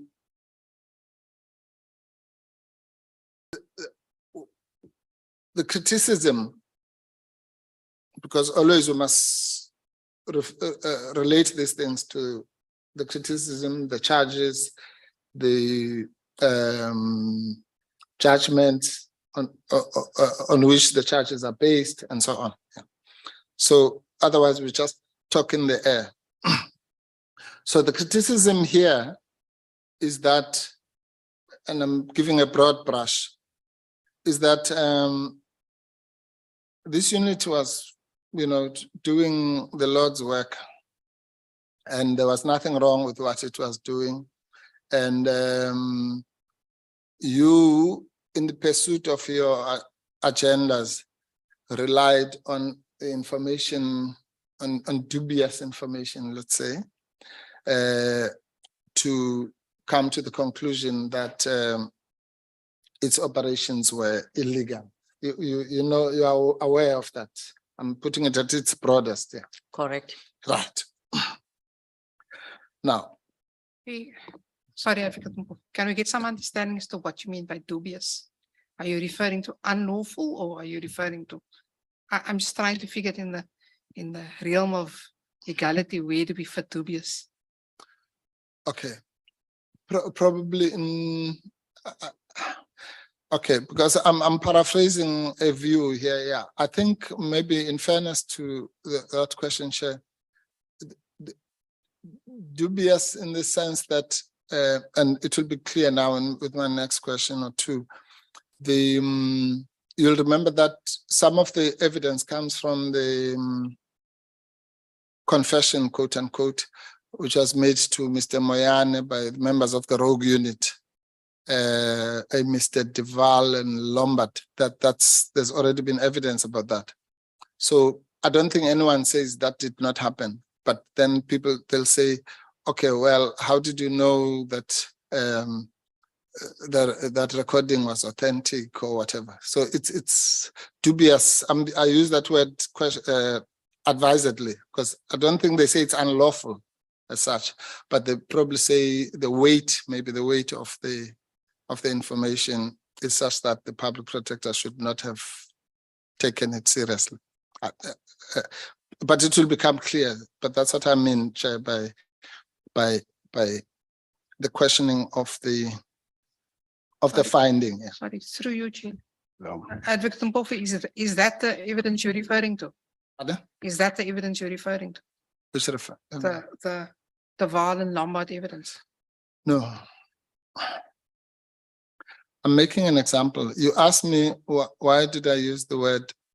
Remember, I'm paraphrasing what the criticism of the public protector's finding on this topic is. It's much more detailed than what I'm paraphrasing. All I'm saying is that its base, that criticism, is that the public protector, without talking to anyone from the unit, I think that's part of that criticism. Two, relying on dubious, questionable, whatever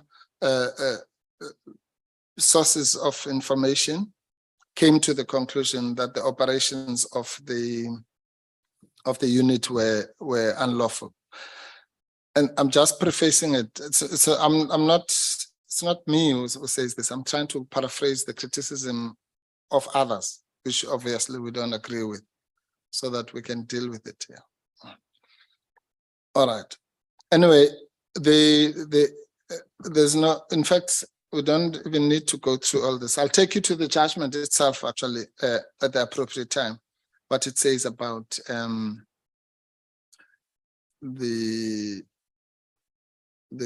this particular aspect. But nevertheless, what is common cause is that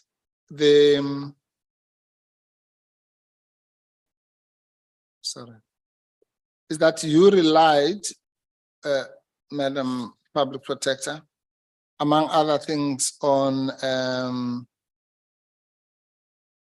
the evidence which involved Mr. van Rensburg, I think at 5.5.34. This is what you say. The evidence before me indicates that during June, page 93. The evidence before me, is it there? 93, 5.34. Put your mic on, Public Protector, your mic. Of my affidavit. No, I'm sorry, of the report, PP. Okay. 5.34, page 93. Or we'll deal with the conclusions as well. Yeah. I'm just kind of jumping to that conclusion to deal with the issue that Advocate Bauer is raising. So I'm not doing what I was doing before of saying let's start with the conclusion. I'm just wanting to, because maybe I'm not articulating this the way you articulated it in your report. This is what you say, 5.5.34. The evidence before me indicates that during June 2007 until November 2007, Mr. Pillay and Mr. Janse van Rensburg irregularly recruited Mr. Helgard Lombard and Mr. Duval, and or authorized Mr. Lombard and Mr. Duval to intercept communication within the offices of the DSO, that's the old Scorpion, and those of the NPA, without an interception direction issued by a designated judge in terms of the regulation of interception of communication and provision of communication. So I'm saying that's your conclusion, that we can't escape that. But what I was then saying is that that conclusion is then criticized by others for the reasons that I mentioned. Do you understand? Correct. Right. All right.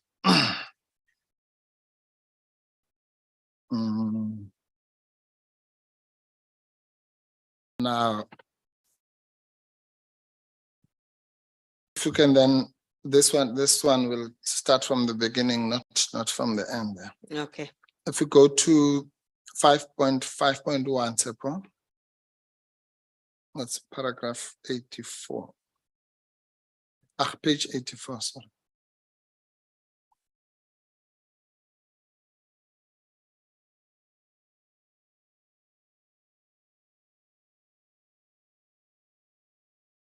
Okay, well, all right. So just for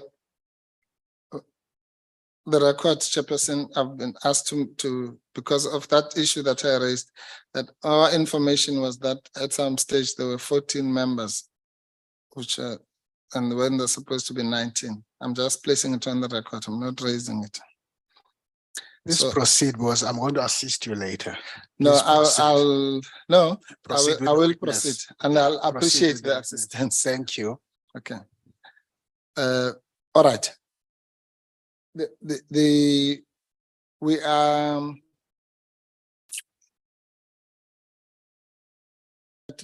yes, thank you, sir. All right. So take us this one. You've had the exchange between the chair and I about relative importance of this of this section. Yes. And so I wanted to maybe quote unquote landscape it for us as to what materials you used, how you came to the conclusions about the operations, because after all, if this was a quote unquote rogue unit, it is its operations that South Africans out there should be worried about. Yes, thanks, Chairperson. Again, this issue regarding whether the intelligence unit carried out irregular and unlawful operations, and if so, whether such conduct constitutes maladministration. Firstly, the facts before the public protector was that this unit, the way it operates in a way that it impacts and affects the characters, the livelihood, and the way they operate. They are not compliant to the law. So that was the focus of the public protector, because again, in this instance, the facts before me were that when we listened to the audios of the interviews conducted by the former SARS Commissioner, Mr. Moyane, interviewing these two individuals, Mr. Andries van Rensburg and Mr. Duval, in fact, Lombard and Mr. Duval, it was clear that the way this unit was operating was in such a way that it doesn't comply with the policy of SARS. It doesn't comply with the law, especially the SARS legislation and the constitution. And during the investigation, it was clear that, again, going back to the fact that my responsibilities were to make sure that I don't impact on the mandate of SARS. SARS must still continue to do the investigations according to their mandate. But then when listening to these audios, which I think we will have to, in a way, play a little bit so that you can hear, but we will deal with them. You'll hear that indeed it was the commissioner of SARS interviewing these individuals. They spoke about the operations of this unit, and if they were requested by NPA to install these cameras, the kind of information they collated, and they were part of the operations of the unit. So, and it was called Project Sunday Evenings, and where they would then listen. Even there are videos which were there. And I must indicate to you, Chairperson, that yes, we've captured this information here because it's what was based on the evidence, and it's something which we can submit.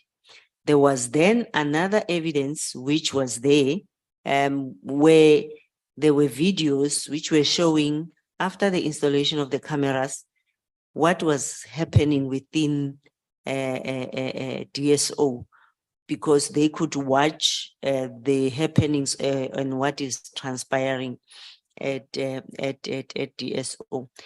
Now it will come to the issue which we're still going to deal with, the issue of being accused of why entertain and matter, which has happened 2 years prior, why I shouldn't have I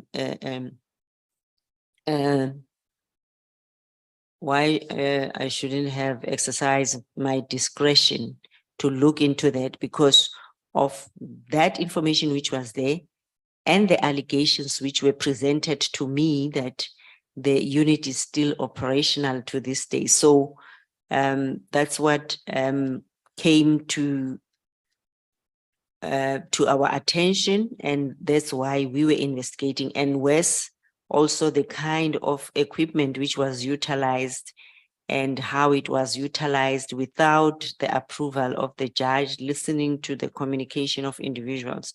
So it was purely based on that.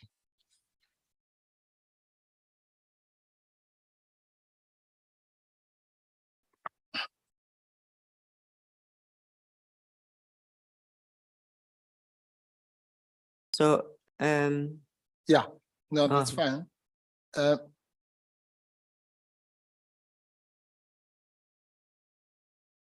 But if I can take the public protector to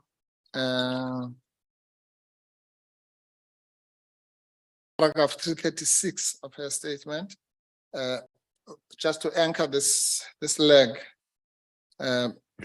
Just a few typos, but I'll point them out when you get there. So, for example, it says NPO instead of the NPA.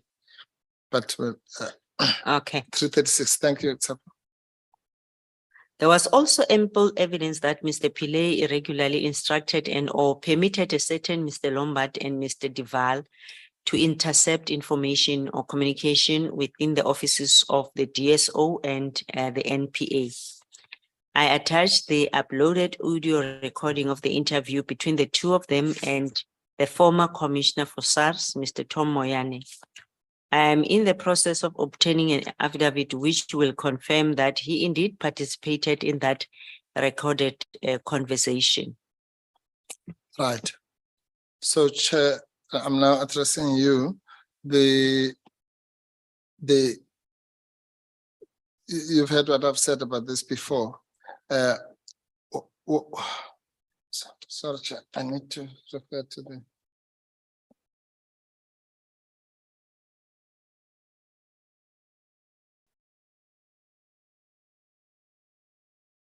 We have uploaded, Chair, an affidavit of Mr. Moyane, which was submitted in the Zondo Commission, which deals with this, Chair. It's a way of trying to circumvent two things. Either we can call Mr. Moyane or ask him to make a fresh affidavit, or well, we're in your hands. But we thought this is the most efficient way of trying to do this, with your permission, where he, as the public protector has indicated, that there's a long audio recording of this interview between Mr. Moyane and Mr. Duval and Mr. Lombard. It will just waste time to play the whole thing here. But that was uploaded a long time ago. What we then did to try and shorten this part of the proceedings was to secure the old affidavit of Mr. Moyane, where that same conversation is now in transcript in black and white, which will save members from having to transcribe it for themselves or for us to have to listen to it now. That's the shortcut, if there's no objection, which we are proposing. But the last point, Chair, that I want to make is that we're doing this in terms of the directives. Paragraph 7.2 of the directives of this committee says the committee may consider affidavits and evidence that have been filed in other proceedings and or before other bodies, provided that the evidence leaders and or public protector shall be permitted to put forward evidence and or submissions contextualizing the affidavits or evidence in question, and such is relevant to the motion before the committee. So I think the issue of relevance is clear because this emanates from the report, and these people's names are mentioned there. But it's just the procedural point. And if we read the directive properly, then the party who's proposing the importation of such an affidavit should then explain be permitted to put forward that evidence and submissions contextualizing it. So we would like, Chair, it's already uploaded, but I can just go into it without passing this procedural step. Let me check first with the evidence leaders, Advocate Bauer. Firstly, you're aware of this and what's... No, I'm not, Chair. The last occasion when Mr.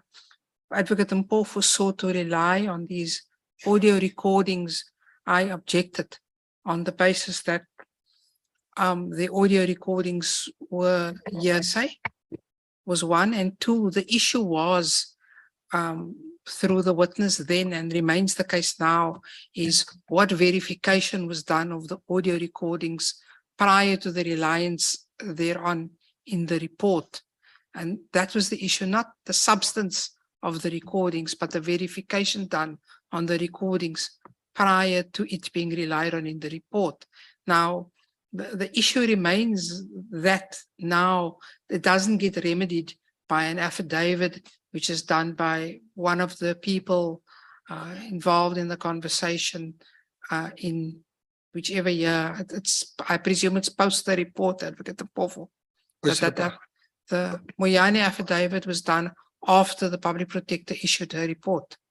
Yeah, it was the Zondo Commission. Yeah. So having gone back to the initial ground rules when Advocate Mkhwebane started about are we relying on information that emerged subsequent to the public protector having issued a report, and which matters we deal with in the course of that. This affidavit clearly falls in that category. It doesn't inform the motion or the charges because it happened after the fact. Now, I know Advocate Mkhwebane is trying to rely on the transcript attached to Mr. Moyane's affidavit in order to save time in having to listen to a recording.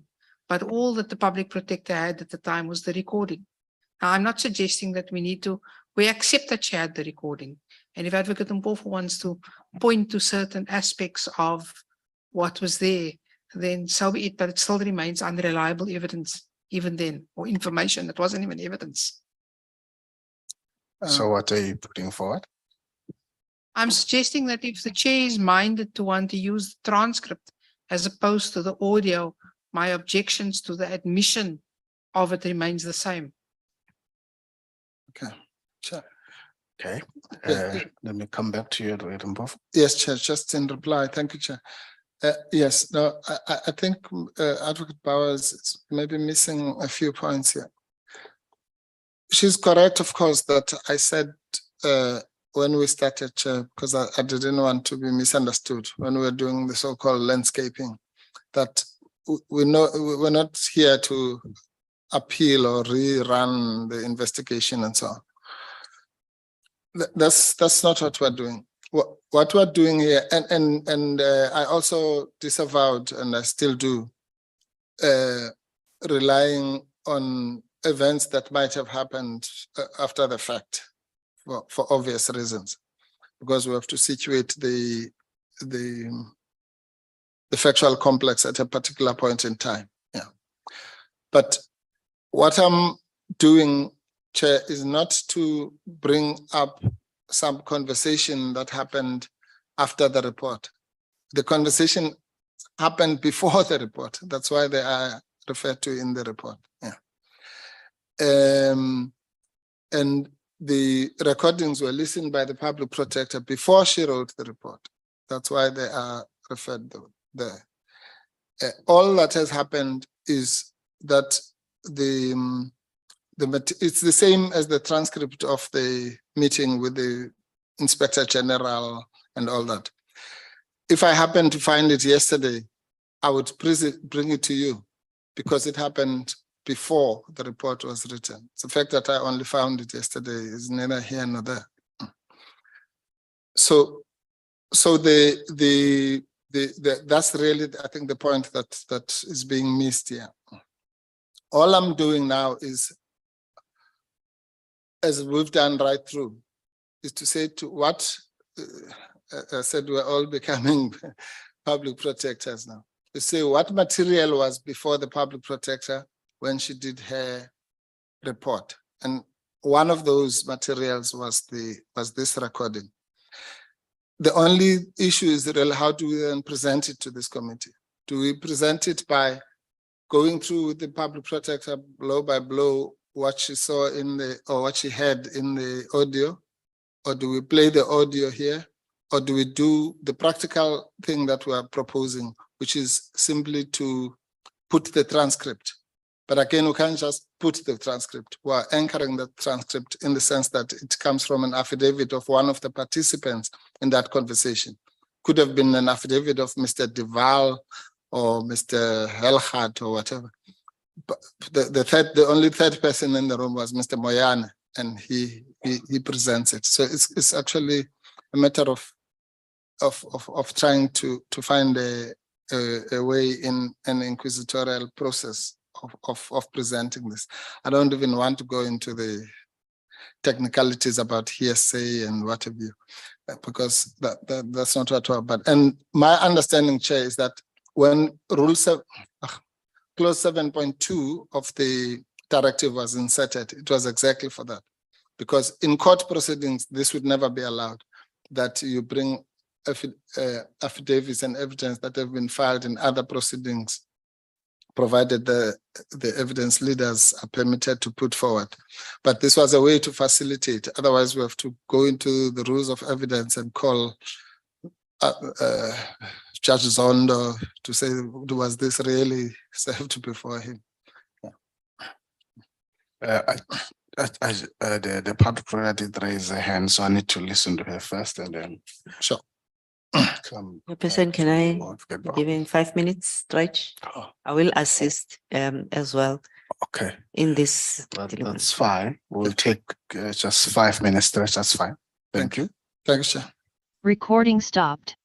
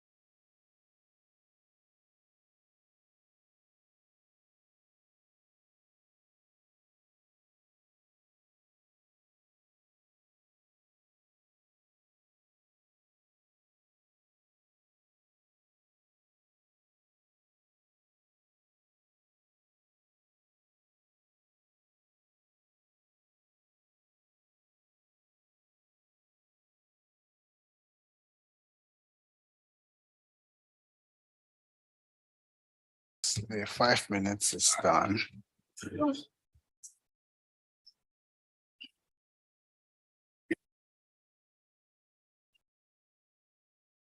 Please close the door. It was 5 minutes. Stretch. It was not tea break. Thank you. Thank you. I want us to Recording proceed. in progress. Thanks, PP, for letting me there. Adv Bauer. I initially understood Advocate Mkhwebane to say he was doing this because he wanted to rely on the transcript, but he's now clarified that he's seeking to rely on the affidavit and the transcript. I don't also see that the transcript has any authentication to it. I mean, I'm happy to say go through the transcript. I'm less happy about the affidavit, which I haven't really had a chance to look at, and whether it introduces material subject to the caveat I said to you earlier on that it wasn't there, and then say if there is a discrepancy between the transcript and the recording, I would then raise it later just to save time. Okay. The issue is the affidavit comes in a particular context. That's fine. In a Thanks. I thought you wanted initially to deal with the transcript and Yes, place it. But Chair, even I that- wanted, So if we proceed in that way, so that I think your interest should be on the parts that are relevant to what we're doing, so that we don't get sidetracked by everything else that won't be in there. Maybe let me hear you out. yes, Chair, if you hear me out, I'm trying to make a compromise here. The only reason I wanted to rely on the affidavit, Chair, is, well, firstly, obviously, to anchor the transcript. The second reason is that there's another document there, which is an annexure, and maybe, at least, maybe let's do it step by step, Chair. Let's say we agree on the issue of the transcript with the proposal. And if I want to use anything other than that, I'll seek a further agreement. And I can, but let me play open cards by saying why I wanted to go further than the transcript. Obviously, there's a whole lot of evidence in the affidavit about all sorts of things that have nothing to do with you, with state capture and what. So I was not going to rely on that. But there are parts of the affidavit that talk to the transcript, number one. But there's another part where there's, which is only relevant to this committee, where there's, don't know what to call it. It's a complaint, police complaint by Mr. Moyane regarding whatever he received from these people. So I do seek to rely on that as well, but we can park whether that's also until Advocate Bauer has had a look, and if she doesn't object, then we will just indicate. But I won't go to war for the affidavit itself, because it was just to anchor the transcript there. Okay, I think you should proceed with them both. Thanks. Okay. We'll try and manage it together as Yes. we go through. Thank you. sorry, Chair, can I get clarification? Proceed on the transcript or proceed Yes. on? Do we understand that, Advocate Mkhwebane? Yes, I understand that the only agreement at this stage is about the transcript. Sure. I'm saying if we want to expand it You'll to raise that. what I've just mentioned, I'll engage Yeah. with you so that we don't waste time. If we agree, we agree. If we don't, the chair will rule. Yeah. Okay. Thank you. Thanks. Proceed, Advocate Mkhwebane. Thank you. All right. So after all that, I'm not going to use the transcript right now. I was just referring to the material that is that was before you, but we will go to the transcript. Okay. Yes. So all in all, okay, maybe I should ask you like this: how did you acquire the recordings that lead us to the transcript? Some of the recordings we got from the whistleblower. Mhm. And I also wanted to say, Chairperson, before I ask for the 5 minutes break, that actually even I discussed the matter with Mr. Moyane, Yes. Okay, good. who confirmed to me that indeed that was the situation. And he has opened a criminal case about the matter. Yes. Thank you. So I'm Yes. just confirming that Yes. it was not hearsay, but it was a question of speaking directly with him as well. No, that's fine. Okay, thank you. No, that part is resolved because if we called Mr. Moyane here, really, it would simply for him to say, where it says Tom Moyane, it's me. I think we've resolved that now, at least, yeah. Okay, otherwise he has no other role to play. Okay. Right. Now,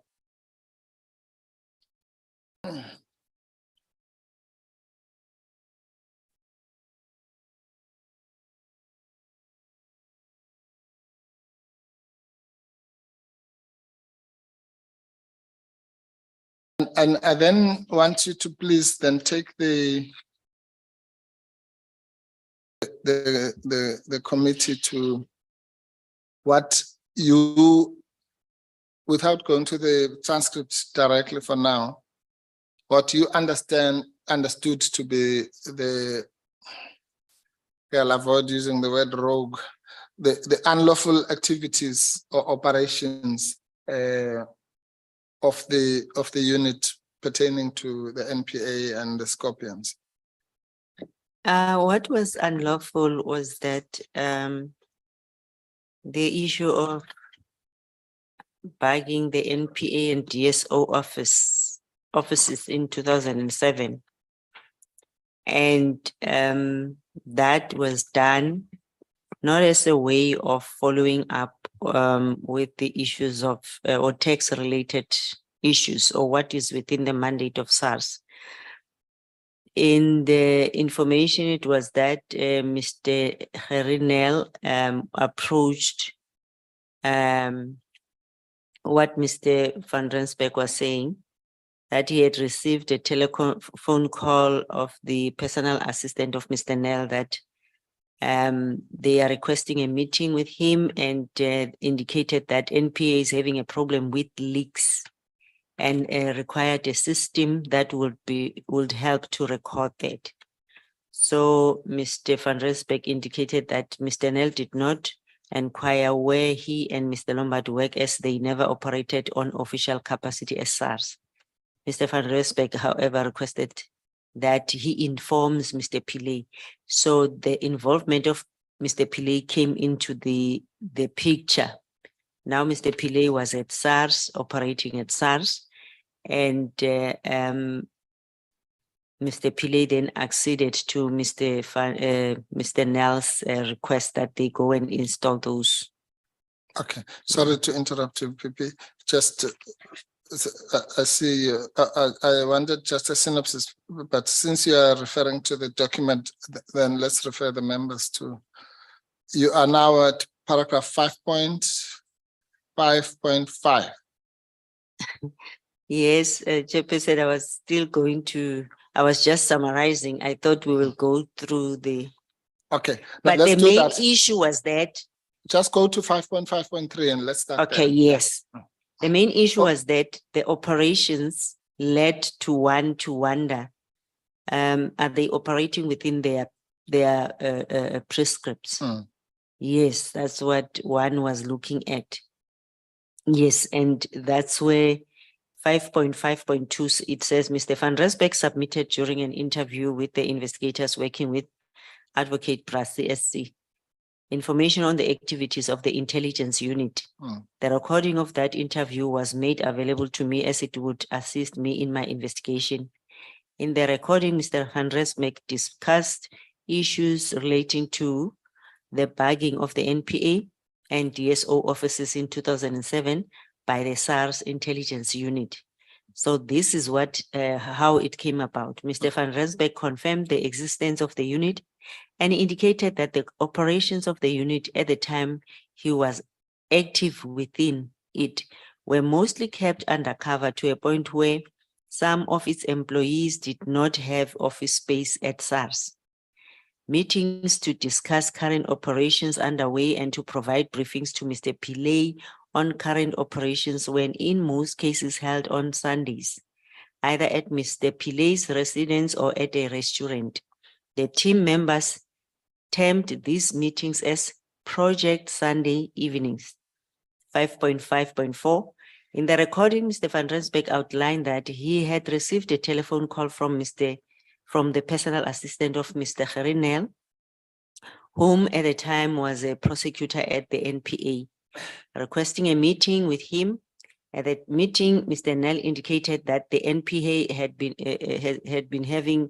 has been having a problem with leaks and required a system that would record. So Mr. Van Rensburg indicated that Mr. Nel did not inquire where he and Mr. Lombard worked, as they never operated as on official capacity as SARS officials. Mr. Van Rensburg did, however, indicate that he informed Mr. Pillay of Mr. Nel's request, which Mr. Pillay acceded to.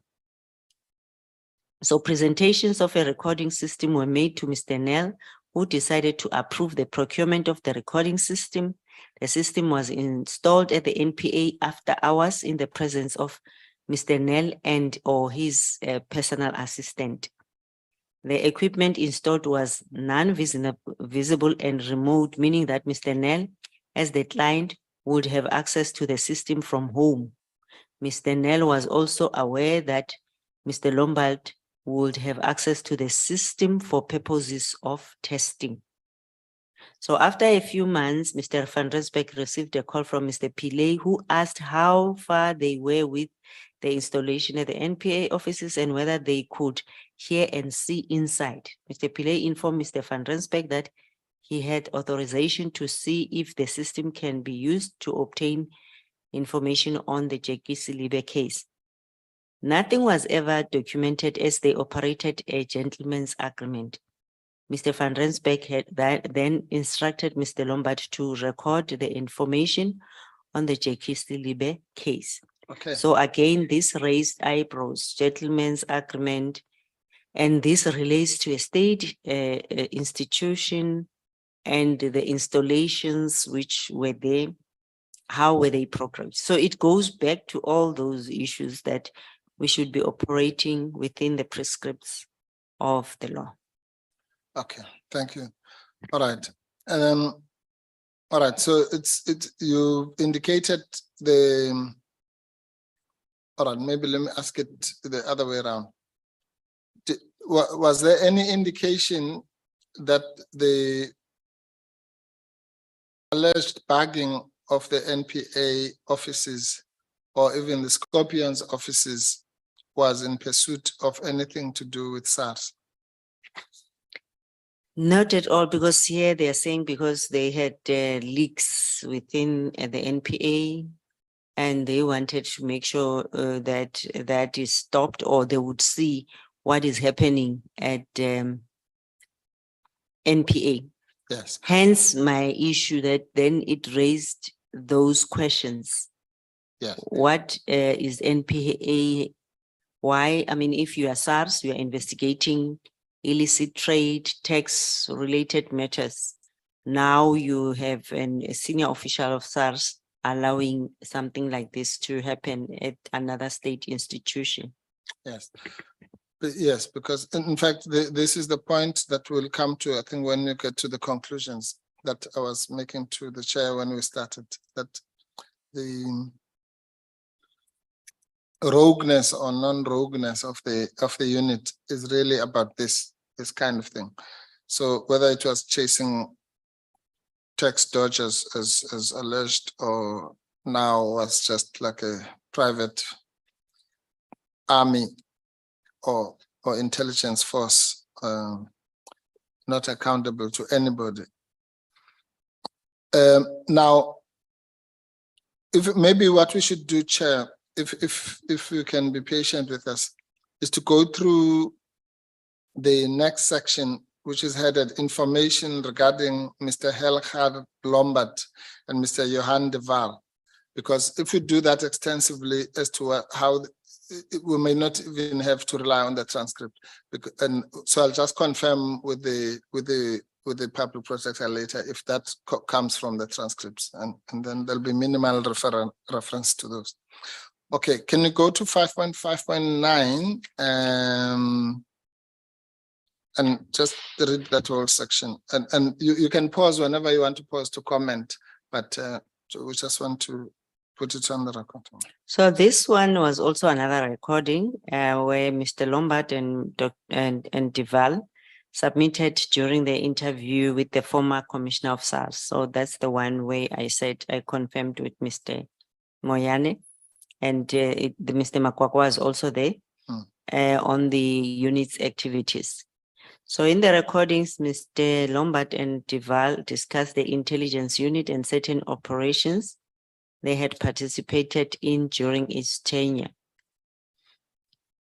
Mr. Lombard, with the assistance of Mr. de Waal, indicated that they had started in the unit in 2007 with Mr. van Rensburg as leader of a few operations.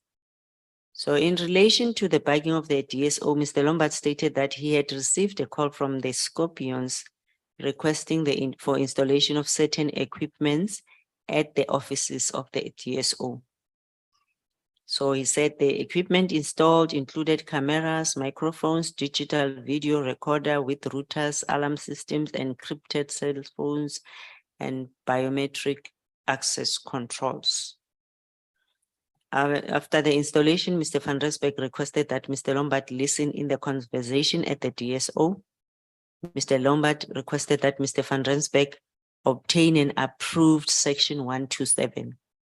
So I think here it shows that Mr. Lombard knew that we should be operating within the law.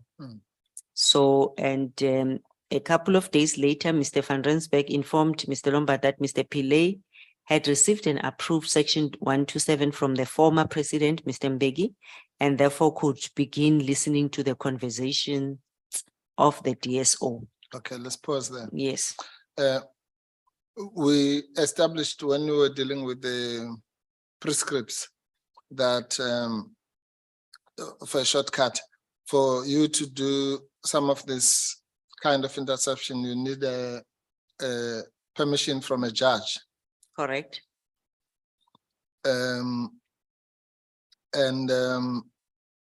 So then for the information at your disposal was that Mr. Pillay then told Mr. Lombard, and that also comes from the transcripts, that he had received permission from former President Thabo Mbeki, and therefore this was now legal.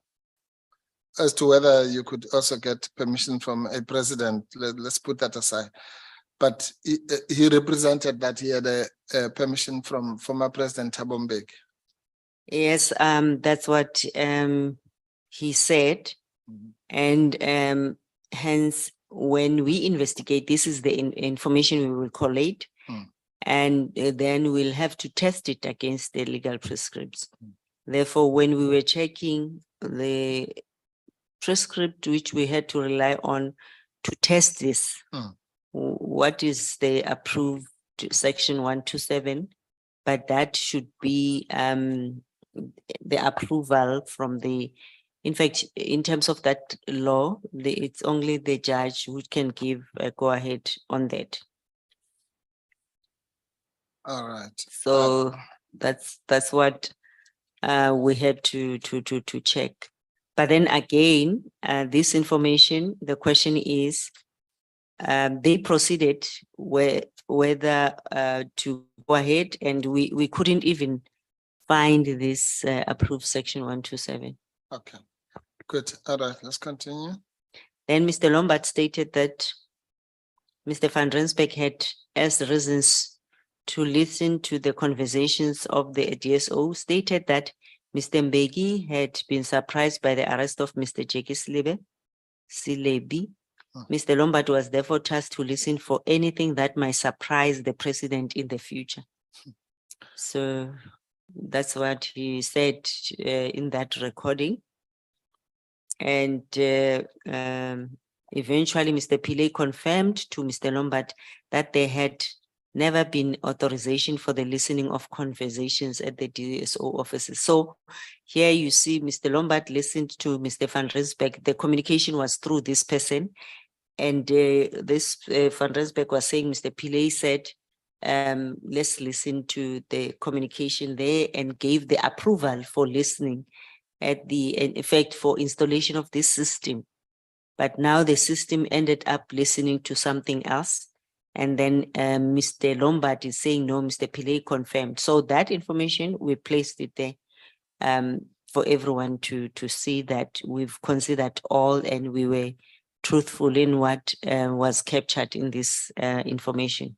Okay, now, I keep on bringing you to this just so that we don't stray into the obvious political issues that are involved in this. From your point of view, as a public protector who's looking at the thing dispassionately, the issue then becomes, let's assume all this is true. Let's assume Mr. Pillay was told by Mr. Mbeki to back the NPA, which I doubt, and to listen, Mr. Lombard was to listen for anything that might surprise the president in the future, to avoid any further surprises from the NPA, as it were. Could that have anything to do with the stated intentions of the unit as a tax evasion busting unit? Not at all. I mean, again, I still repeat that those were the red flags. And the question is, out of all the institutions, why do we have to install the cameras? And again, with the approval of the SARS senior manager, Mr. Pillay. And if that is done, it should have been, actually, I don't know why Mr. Nell approached SARS to do that for them, because possibly if they wanted to do that, they've got their own policies. They should have also advertised, appointed a company properly to do this. So this information is just kept to indicate that this was the information which was out there, and we needed to test it against the available legal prescripts. Okay, and then from 5.5.16, it would seem therefore that Mr. Pillay subsequently owned up that he had been lying, that he never had any authorization from President Mbeki, and he told Mr. Lombard that. Yes, eventually Mr. Pillay confirmed to Mr. Lombard that there had never been authorization for the listening of conversations at the DSO offices. Right. Okay, next. Then Duval reiterated the above statements and stated that he was of the impression that the client, the person who wanted the recordings of the conversations at DSO, was the president and or Mr. Gordhan. So that's the conclusion of the other person. But Mr. Duval further stated that there were other instances whereby covert intelligence was used to gather information on certain targets. And these included Mr. Mandisa Mkhwebane, Mr. Khatebe, a conversation between Glenn Atlioti, Paul Diloba, and Yusuf Kajer. These operations, he stated, were for the benefit of SARS and not politically motivated, like the bagging of the DSO offices. So you see, this was confirmed by Mr. Duval, who understood that the others, it was more related to tax and the operations of SARS. But this one of the DSO was not at all the mandate of SARS. Okay. Good. All right. So that's then the information that you have. And of course, as usual, you have to then put all these things to Mr. Pillay, Mr. Mahashula, Mr. Mkhwebane, so that then they can, to the extent that they are involved, well, maybe not Mr. Mahashula because he was not involved in this, but the other two. And so what were the responses? And that would take us to 5.5.19. So again, we requested an affidavit from Mr. Mkhwebane. And here we brought the allegations, all the issues relating to the operations of this institution. And Mr. Mkhwebane denied that the unit operated in an unlawful manner. And if so, the members did so without his knowledge and approval. So that's what he said, which is what we considered, we captured here. Mr. Mkhwebane further stated specifically to the allegations of the bugging of the DSO and NPO offices that he was not aware, nor was he involved in any activities relating to the alleged bugging of the offices of the NPA and DSO. Okay, now, thank you. So it looked from that response of Mr. Mkhwebane, then it looks like he was taking what we lawyers call the escape clause. Yeah. He was not saying this, all these sordid activities did not happen, or whether they happened. But he was saying if they did happen, it was without his knowledge, and he was not aware. Now, that's what his response yes, was. Yeah. Fair enough. Now, from the point of view of an accounting officer, what would be the implications of that? Let's assume for a minute that it's true that he was not aware. It goes back to the issue of oversight and management or accountability, because surely if the Mr. Pillay who reports to him was conducting all these operations and should report to the supervisor or somebody they report to. And I mean, taking into consideration that he wanted to discuss with Mr. Pillay on the appointment, the recruitment of these individuals. Again, taking into account that he in the beginning requested that SSA be funded to assist them, acknowledging that they can't do the penetrative and intrusive investigation. So, and understanding what the powers of or the investigation mandate of SARS. So surely he might have not been told, but I think if you have your executive meetings, you are briefed on everything. Surely he would have asked, what is the status of this unit? So I unfortunately, as the executive officer, accounting officer, the buck stops with you. All right. But apart from that, to be fair to Mr. Mkhwebane again, apart from that official position, was it,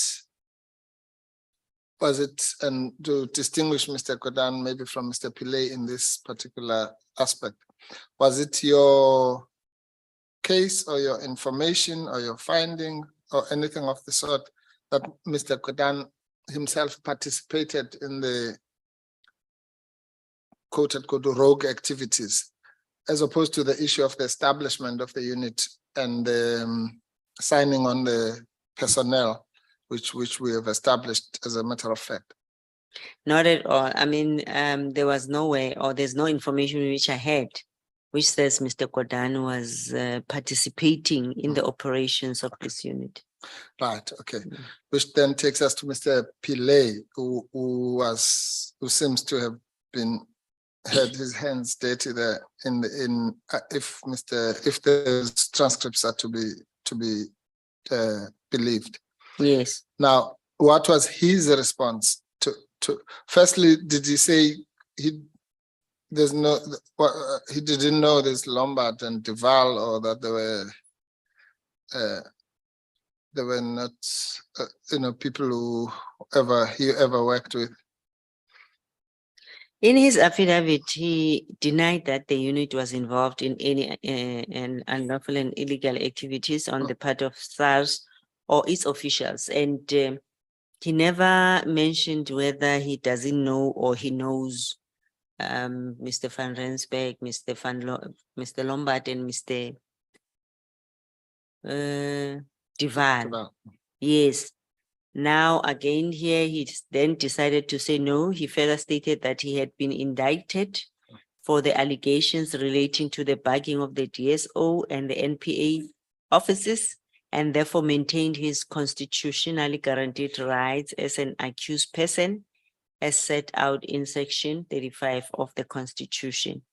Okay. So then with that, we couldn't then get any further information from him on these, in fact, when he wrote to us originally, then when we go to the findings and their responses to Section 7.9, we'll also have to hear what was his response. Yes. Yes. Okay. Well, yes, that's in America, they call it taking the fifth, which is a reference to the Fifth Amendment. So, and this, as I understand it, then this goes back to the question of the non-calling of witnesses. You wanted Mr. Pillay to be called here to finish his evidence. Correct. And particularly because let's assume then that point he was taking, the technical point that he was actually facing charges and therefore could not assist. Yes. He's no longer facing those charges now. Correct. So maybe he may have been able to assist us in this committee. But what is your comment on the fact that he was allowed not to come back? He said he was available for one day in September 2022, and that seems to be like that applies for the rest of his life. I will plead with the committee to call him back so that he can clarify this point. Because now whatever I'm saying here, again, will stand. The allegations or what is said by Mr. Van Rensburg and Mr. Lombard and Duval. So it would help that he can also then tell us and clarify this information to the committee, that by us incorporating this, you are no longer then facing the criminal case. I think it was withdrawn. Then can you just take us through this issue? Yes.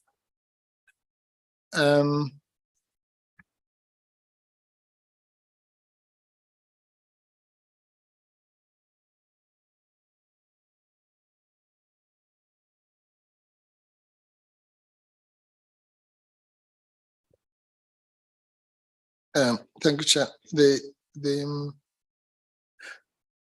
I've just asked for that document to be found, which is I think the charge sheet. But if there's no objection, before we find it, you would be aware that we previously put it up. I think don't know whether it was in the cross-examination of Mr. Van Lochenberg or Mr. Pillay. But that Mr. Van Lachenberg and Mr. Pillay were criminally charged together with Mr. Van Rensburg as a result of all of this. Correct. Yes. And that, Chair, takes me to the issue that I had packed, but maybe let me try and avoid it, because in fairness, Ms. Power might not have had a look at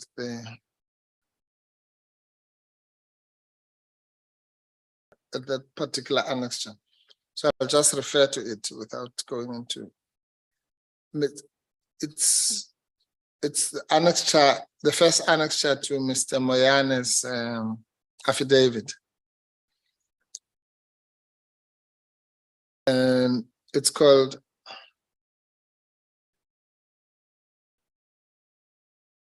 what we put up earlier was the actual charge sheet, I think. This one says the statement of complaint, which then brought, someone goes to the police station, presumably before there's a charge sheet here. So it's the statement of complaint in order to satisfy my legal obligation to report allegations of corruption in compliance with PRECA. Okay, is Tsepo Oh yeah, it's page 929 of of the attachments to the Moyane affidavit. I don't want to get to the body of the thing because okay. I must still negotiate with Ms. Power, but I'm just referring to Chief. it. Yes, This is- Adv Mkhwebane. We had an arrangement about the transcript, and now you're going to another annexure attached to the affidavit. Yes. All right.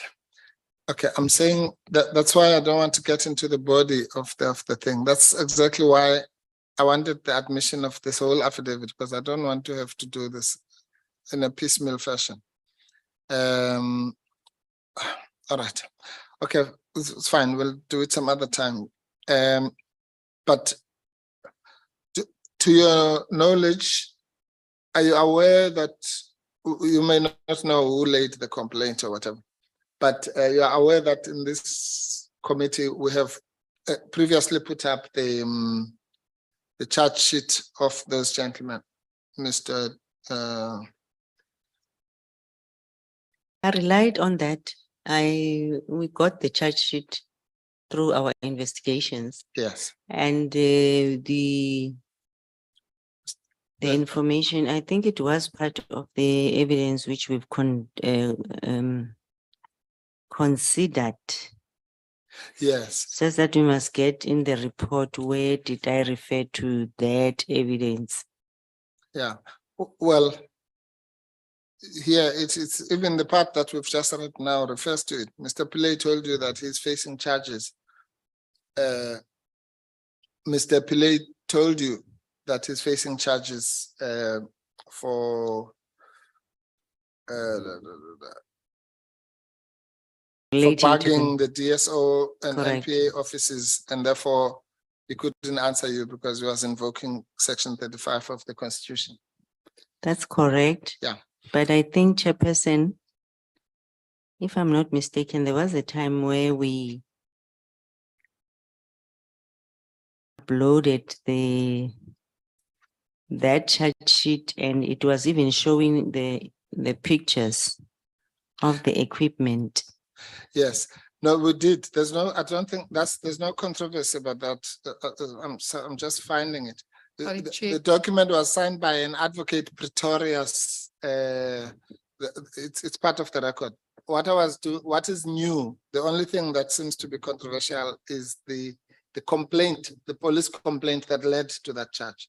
So I'm leaving out the complaint now and talking about what is non-controversial, hopefully, which is the charge sheet. Mm. Right. Thank you. Advocate Mkhwebane, I think it's part of the Rule 53 record, and we do have it, the charge sheet. Yes. The charge sheet is part of, to my recollection, it is part of the Rule 53 record, and it is here. Yeah, that's exactly what I'm saying. Okay, I'm go saying, ahead. yeah, That's part- where you were going. Yes, that's where I was going, Chair. I was saying that that one is not, I thought what is being contested is whether I can refer to the police complaint that led to that charge sheet here. So I'm parking that for now. I'm parking that for now. And really the only point I want to make out of this is a very small one. It's not, I have no interest in the charges or non-charges of these people. And it is simply the fact that, you know, apart from all these other people, Kroon, Skakane, Nugent, what have you, that the NPA, at least at some point, also saw enough evidence for it to charge these people. I know that they were later withdrawn, but that at some point there was a view that there was sufficient prima facie evidence of criminal activity. Correct. Okay. All right. And so, as I said, we don't even have to put it up. It's just, that's the only fact I wanted us to establish, just as yet another independent body that took that view. Yeah. All right. That's correct. Good. Now, okay, with all of that, let's go to 5.5.27, if you can just jump. Sorry, I don't know if you answered my question about whether Mr. Pillay said, apart from taking this technical point about being charged, whether he said he did not have any dealings with Mr. Lombard and Mr. Duval, if you remember. I don't think he did, but we will have to check his response or his affidavit. I don't think so, because if he did, we would have incorporated it here. Yes, okay, good. So let's go to 5.5.27. Yes, this was the what was in the file of complaint by Mr. Manike, who confirmed that, as Mr. Lombard stated, that the unit were instructed to track and take Mr. Leonard Khadebe's vehicle because he constantly visited Mr. Jacob Zuma. This information was found by tapping and intercepting Mr. Khadebe's phone. Right. Okay, so, all right. Did you follow up on this? Who was this Mr. Khadebe? It looks like someone who was usually phoned or was phoning a former president. Was there any follow up on this particular information? There was no follow-up, but the main thing was checking whether the operations were in compliance with the SARS operations, because remember, the other one said they backed the NPA offices, DSO, and the other one now is saying this Mr. Khatebe vehicle was tapped and the interception of his communication. Again, if you do that, you need to have the approval of the judge, and it should be relating to your mandate as such. But we never met with Mr. Khatebe. Okay. That's the information we've put out there. And that's the information we had to also include in the Section 7.9 notice, which we will have to also go through and see how was it responded to. Right.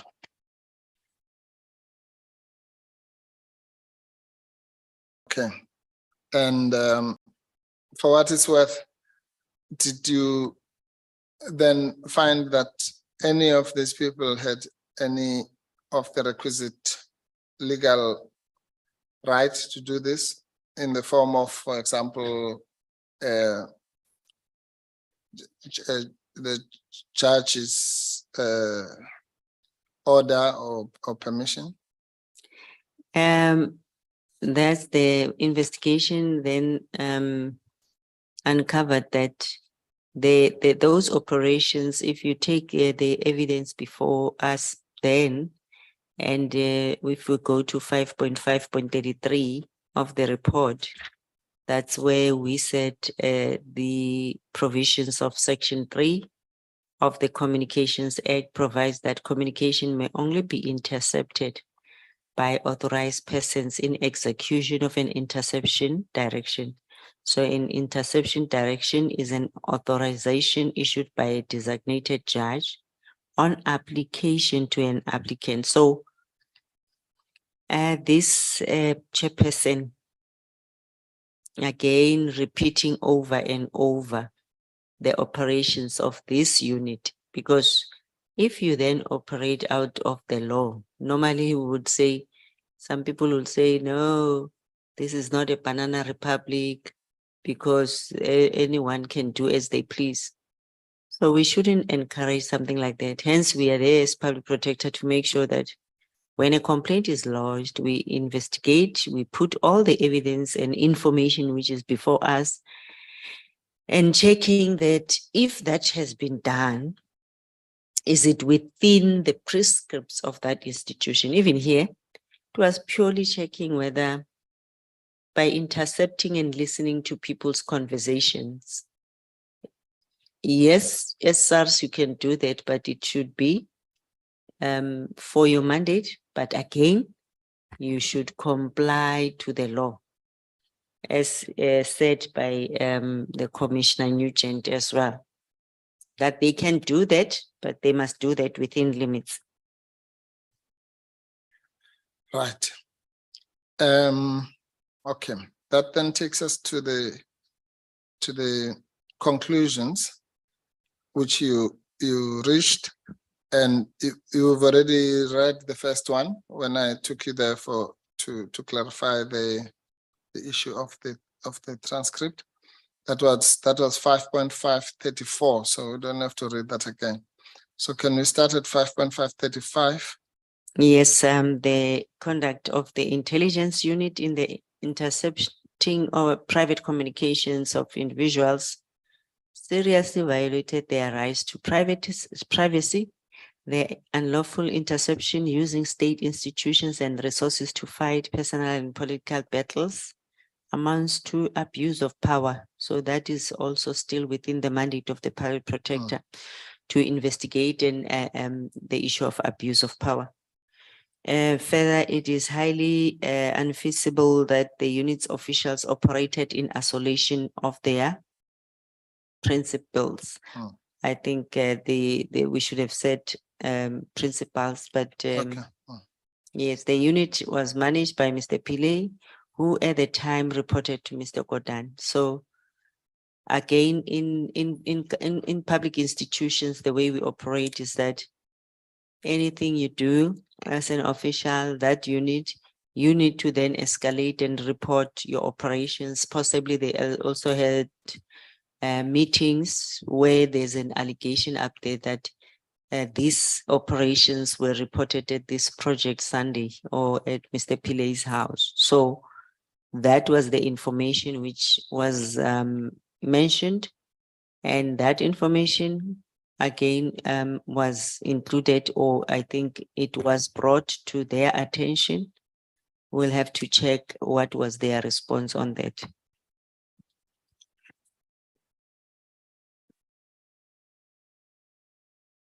All right. Now, I want to know then if at any other stage, Mr. Pillay dealt with or squarely dealt with the issue of his being implicated directly as the mastermind or whatever role you want to say he played in the bugging of the NPA saga and claiming that he had the permission of the president and all that. I know that at that stage he effectively avoided that question because it was sub judice or it was subject of pending charges. Has he ever denied in with some detail? I mean, either by saying he doesn't know these people, or they're just making it up, or they don't like him, or whatever. Has he ever dealt with it squarely? In the report, there's no way where we captured it that he denied it. In fact, he denied the fact that the unit operated illegally. He didn't deny that I don't even know these people. And I never indicated that so and so operated this unit as per what they are saying. So I think, Chairperson, we will have to also then go through, but SC will take us through that, or because it was going to help as well for me for us to just show that these are their affidavits, these are their direct responses, and what they actually said in their responses. Because remember, I'm accused of not taking their information into consideration.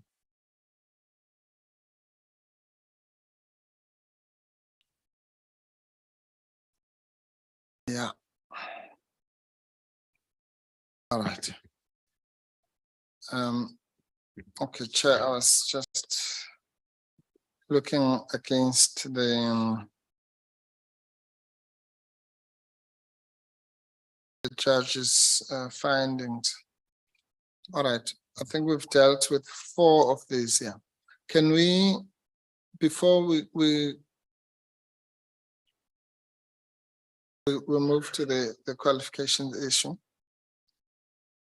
just maybe also deal with this thing of remember the first basis for alleging that you are biased is this issue of jurisdiction. I don't quite understand how that works here, but I suppose the allegation is that because you investigated something that is more than 2 years old, therefore you were overzealous, or you were chasing after these people, or something like that. But it's not quite clear. But I think we need to deal with it because it's put up actually as the first ground for your alleged bias. Thank you, Chairperson. I think I hope we will then go into that in various in details, because that is the issue which led to being accused of being biased or targeting Mr. Mkhwebane. And yes, indeed, for us to go through the charge and the allegations that I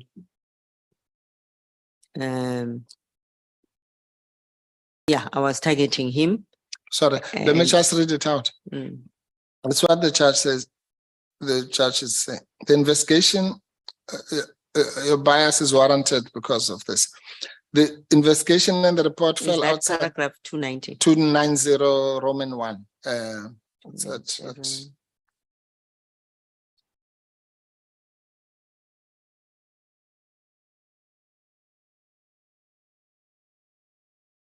Roman figure 1. Yes. Yes.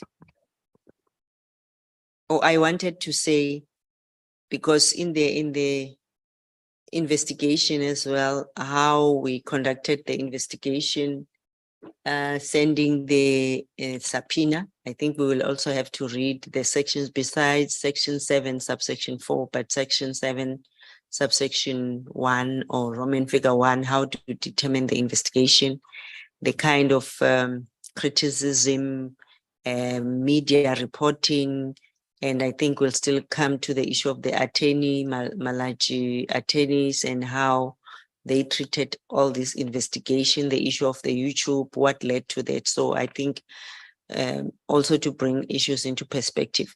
So the investigating report, you say I must read it, or you? No, I can do it. They said the investigation and report fell outside the jurisdiction of the public protector as it related to events dating back to 2009 and 10. Yes. No exceptional circumstances have been presented by the public protector justifying the investigation after an extraordinary lapse of time. Also, despite the fact that the previous incumbent had already in 2014 received a complaint about the alleged unlawful establishment of the unit, but elected not to investigate the complaint, the public protector nonetheless proceeded with the investigation.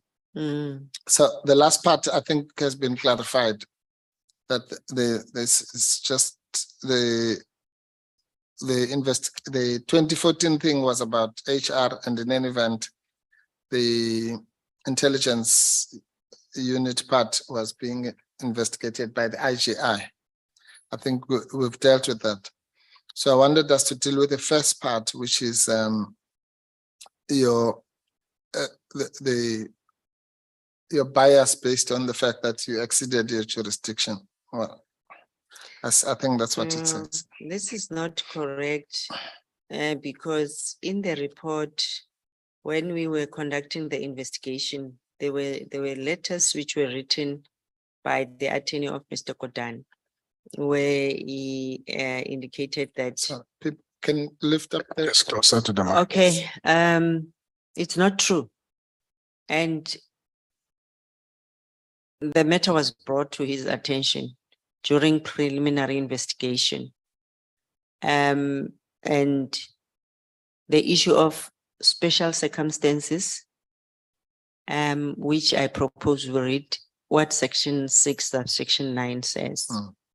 Because special circumstances are determined by the public protector. It's at the discretion of the public protector. And if there's a complaint that this incident is still ongoing, people's lives are still under threat, or people are being monitored without their knowledge, without the approval by the judge. Chairperson, I also said I saw the video, which I was still trying to trace, which I didn't include here, but the issue was, if the unit is still, those cameras which were installed in 2014 or 2015, they were still there, they were still operational. And then the complainant even indicated that there is an incident where one of the acting director of public prosecutions, it was Dr. Ramayite. Yes, I think was saying the publication of what he did in the office in the media was as a result of what was captured by those cameras. So, and the indication that some information which was sent to me, which we will also have to show, because there were some emails which were shown here, blown out of proportion again, that I'm saying Mr. Godan is a threat to democracy, are things which were sent to my email, which I would copy from either Twitter or my private email, then send it to the investigators to take note of. So others were even saying so and so was killed at the driving to this particular place. So that's all the information which was coming forward.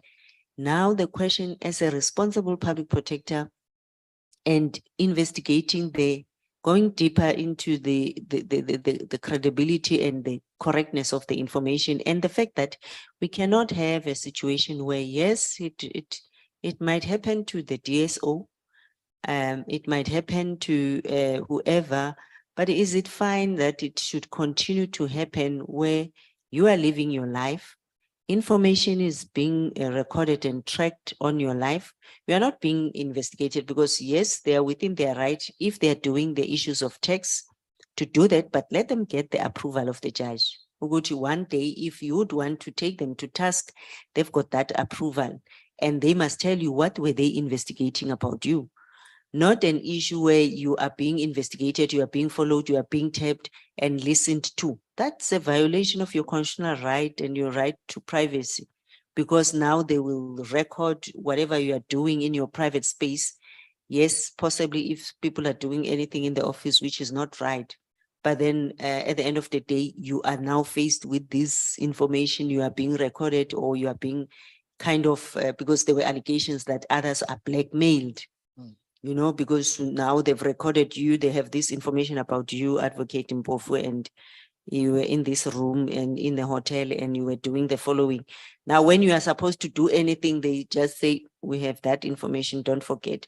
So it was just making sure that this, if it's happening, hence my discretion was, let's look into this and let's reflect on the issue and let's stop it from happening.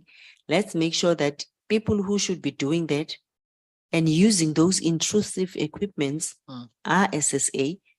But secondly, if it's SARS, let them also inform you, because you remember yesterday I read what the SARS Act, or even earlier this morning, what does it say about investigation? So you need to be told, you need to be given the outcome. Okay, we'll take a 10 minutes tea Thanks, Chair. from that point. Can we Thank you. pause for that? Yes, Chair. Thank you. Then we'll Okay. come back to the qualifications when we come back. Yes. Thank you. Recording stopped.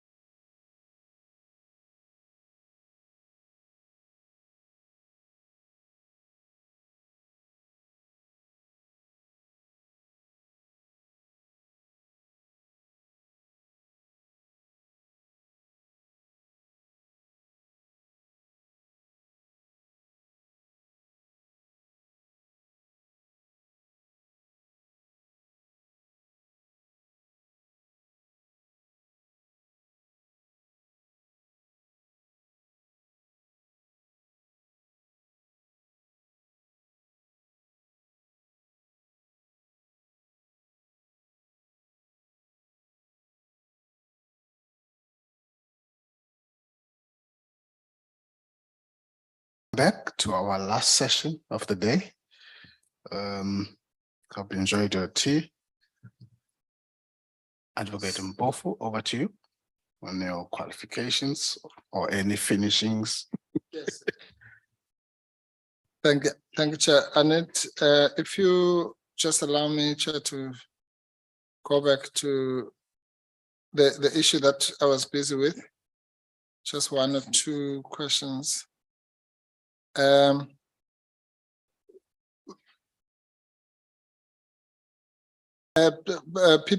the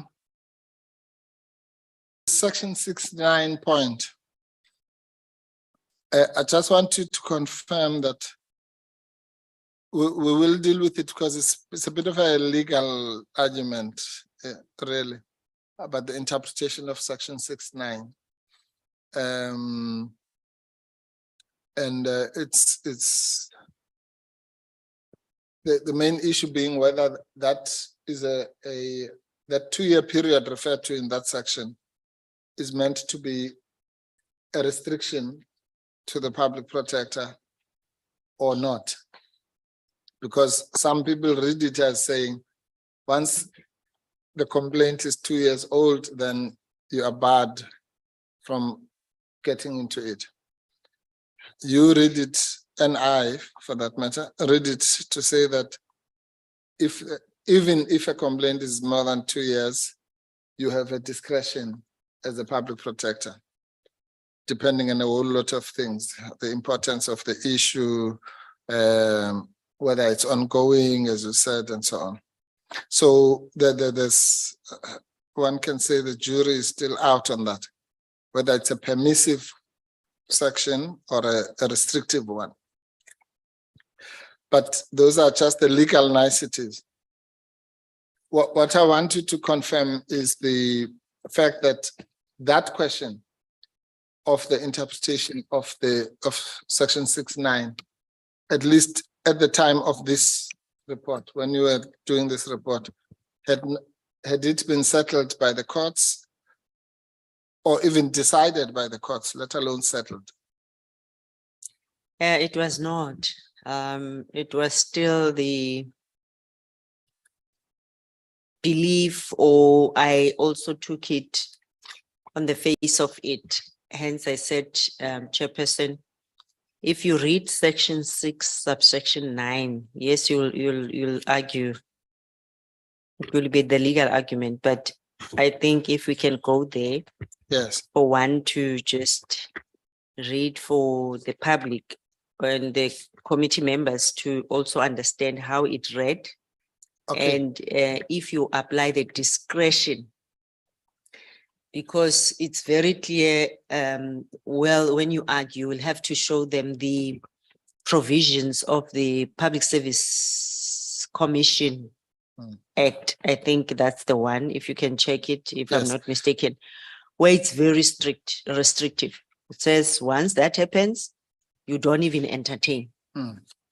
Okay, well, maybe the convenient place then, just because we've been dealing It's with in the the judgment. report. It's in the report, but it's also in the judgment. Judgment, Okay, okay. we can do it from the report. Look, let's see.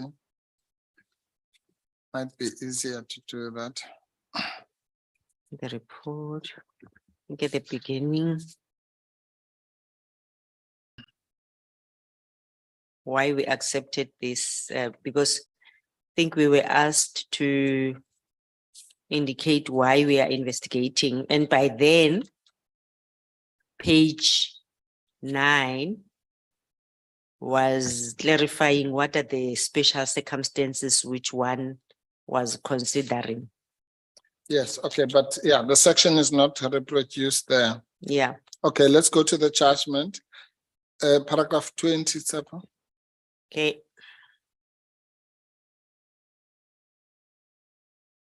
Paragraph 20. Yes, 20.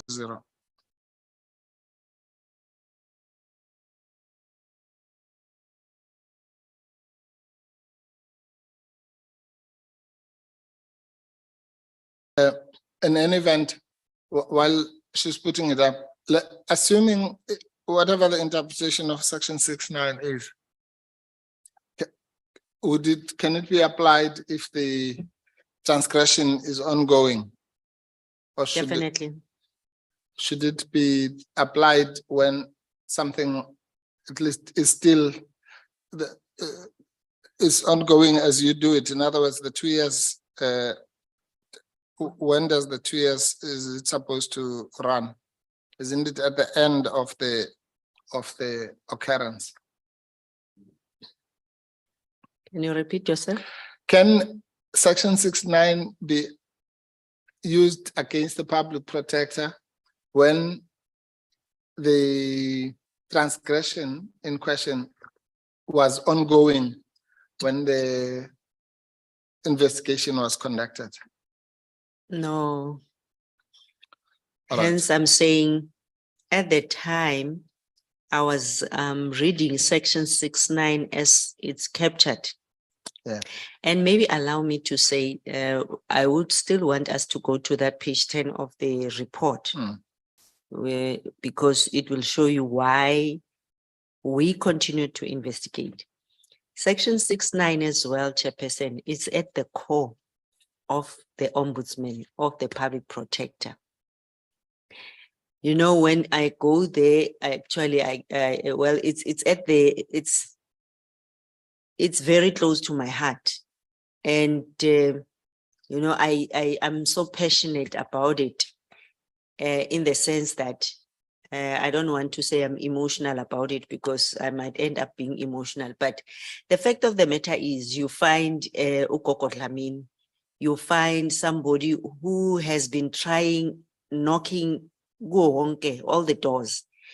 And at the end of the day, they are failing, they are being failed by the system, by all the other offices. And at the end of the day, they then approach the public protector. When they come to the public protector, well, now as public protector, you don't use your discretion. You just tell the person, no, as a complainant, because apparently currently is what is happening. Tell us, why do you think there are special circumstances? Special circumstances must be determined by you as a public protector. It's in your soft skills, because you need to understand that this person is suffering. Hence, even in this case of the so-called this unit violating the laws, people's rights, and I've mentioned before, Uguti, if you are then recorded, your life is in danger. That was what I was told it's happening.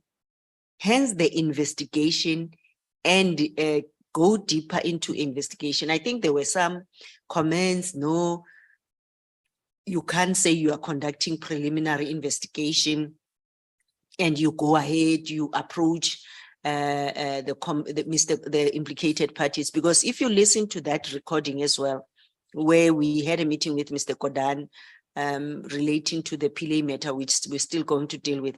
But the attitude was, why do you investigate? It means even if any person from the street just approaches you, you'll just investigate. That's part of investigation, because preliminary investigation is included in investigation. So this one, it also then allows you as a public protector to use your discretion, not to close your door. Where must this person go? Because they can't afford to litigate. They don't have the resources. Our services are free. So I think that discretion, it's just the issue which I said, it was giving this institution that human touch, that issue of saying, forget about the legalities, because unfortunately this organization has been turned into something like a court now. And at the end of the day, using your discretion was to say, but what are the circumstances surrounding this person? And we've mentioned what are the circumstances. We will continue to investigate. So can I go ahead and read section 69? Yes. It's on paragraph So it says, 20. yeah, for the members of the committee and the public, except where the public protector in special circumstances within his or her discretion. Discretion is something which is, you can't touch. It's a soft skill for, as far as I understood it. so permits a complaint or matter referred to the public protector shall not be entertained unless it is reported to the public protector within 2 years from the occurrence of the incident or matter concerned. So it gives me an opportunity to use my discretion and in special circumstances. So Yeah. that's how I dealt with this matter. And that's why, Chairperson, I will ask that we go to also page 10 of the report, where during our investigation, we then also captured what those special circumstances are saying. And again, taking into consideration the fact that we were asked, what are those special circumstances? And the lesson was, okay, we'll have to find a way of indicating that these are the issues we'll look into when we are investigating. Because then again, we are this institution now which must make sure, irrespective of the fact that we need to protect, but on the other hand, we need to also be compliant. Okay. Now, maybe let me ask it like this.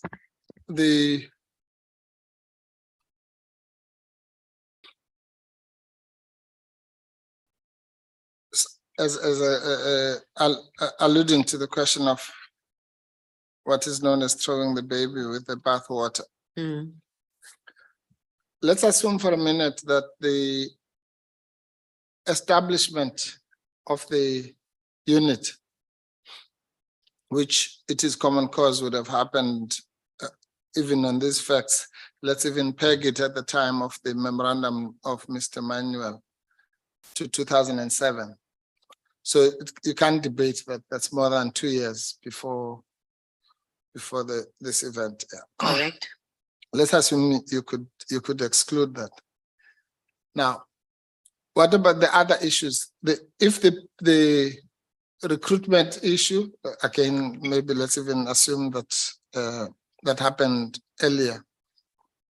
But if those people were still working there, if the equipment was still there, and if the activities of the unit rogue for the purposes of this example were continuing, then would it be fair to then exclude the whole report, or maybe rather exclude then the establishment issue if it's too old, but the operations issue, which is ongoing, could be inquired into? Isn't that a better way of dealing with this? Yes, it's a better way, because actually that's firstly the main reason that we needed to investigate to check whether indeed the activities of that unit are still being carried out.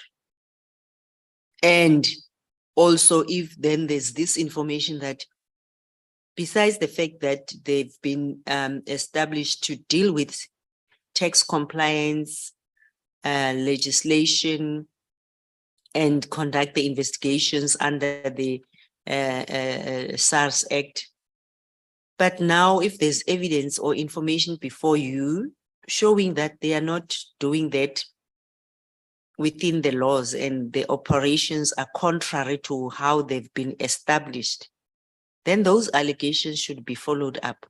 Hence, I'm saying we ended up including what were the special circumstances, or develop kind of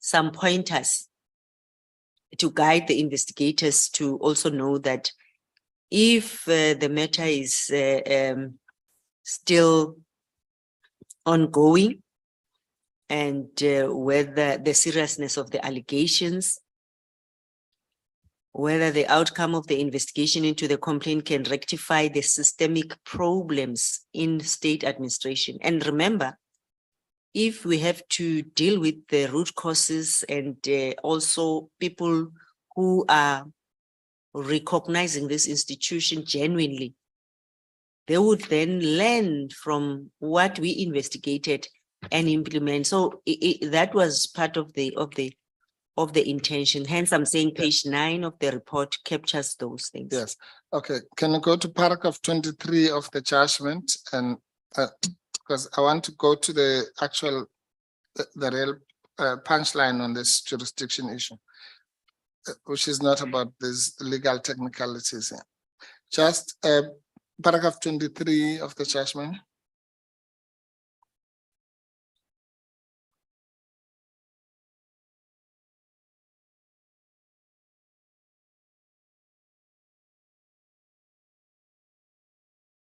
So this is it. Yes, I can do that.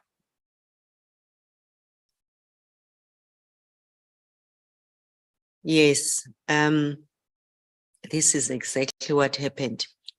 Upon the failure to elicit a response from the public protector, Minister Godan, through his attorney, pursued the matter further and again requested the public protector to identify the special circumstances permitting her to investigate the complaints against Minister Godan.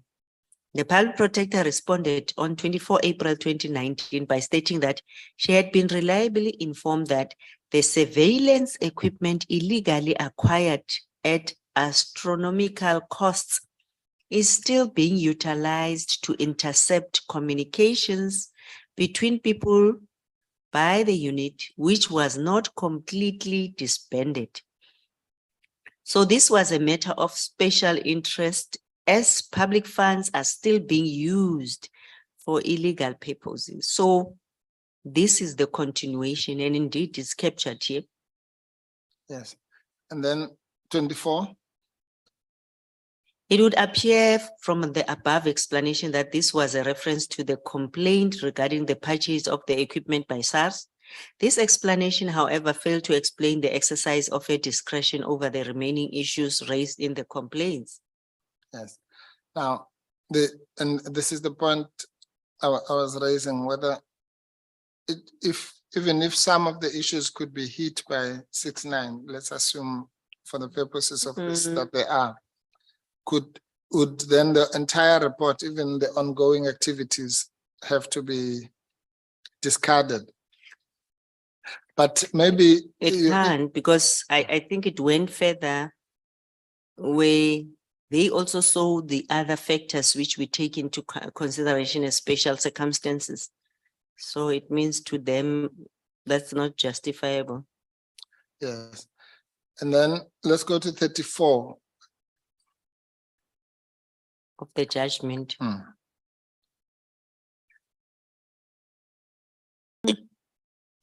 In conclusion, the public protector's decision to conduct the investigation was unlawful because there were no special circumstances present. The review should succeed in its entirety on this ground alone. However, if we are wrong in this regard and the public protector had the necessary jurisdiction to investigate the complaints, we will nonetheless consider the review. Right. Now, so that now what that means for the people who don't read judgments all the time is that the judges were therefore opening the door to say, well, it did not have jurisdiction, but maybe we're wrong about that. And therefore we'll go to the merits of the complaint. Now, under those circumstances, when they themselves leave the door open to maybe we are wrong on this, can you use that as the basis now later at 290? You now say you are biased because we have no jurisdiction. What happened to maybe we are wrong? And that's really, I think, the gist again for this commission, rather for this committee. The most important thing is not so much whether the thing was 2 years late or you got the law wrong or whatever. The question is whether that lack of jurisdiction can be a basis for your impeachment, can be a basis for saying, okay, it was 2 years, you still did it, and therefore what? Therefore you are not fit for your job. That's the connection. How can you understand if that connection is valid or not? That doesn't make sense in the sense that paragraph 34 is saying this. They are also acknowledging, well, they are concluding that it was unlawful, there were no special circumstances, having read the report and what we considered.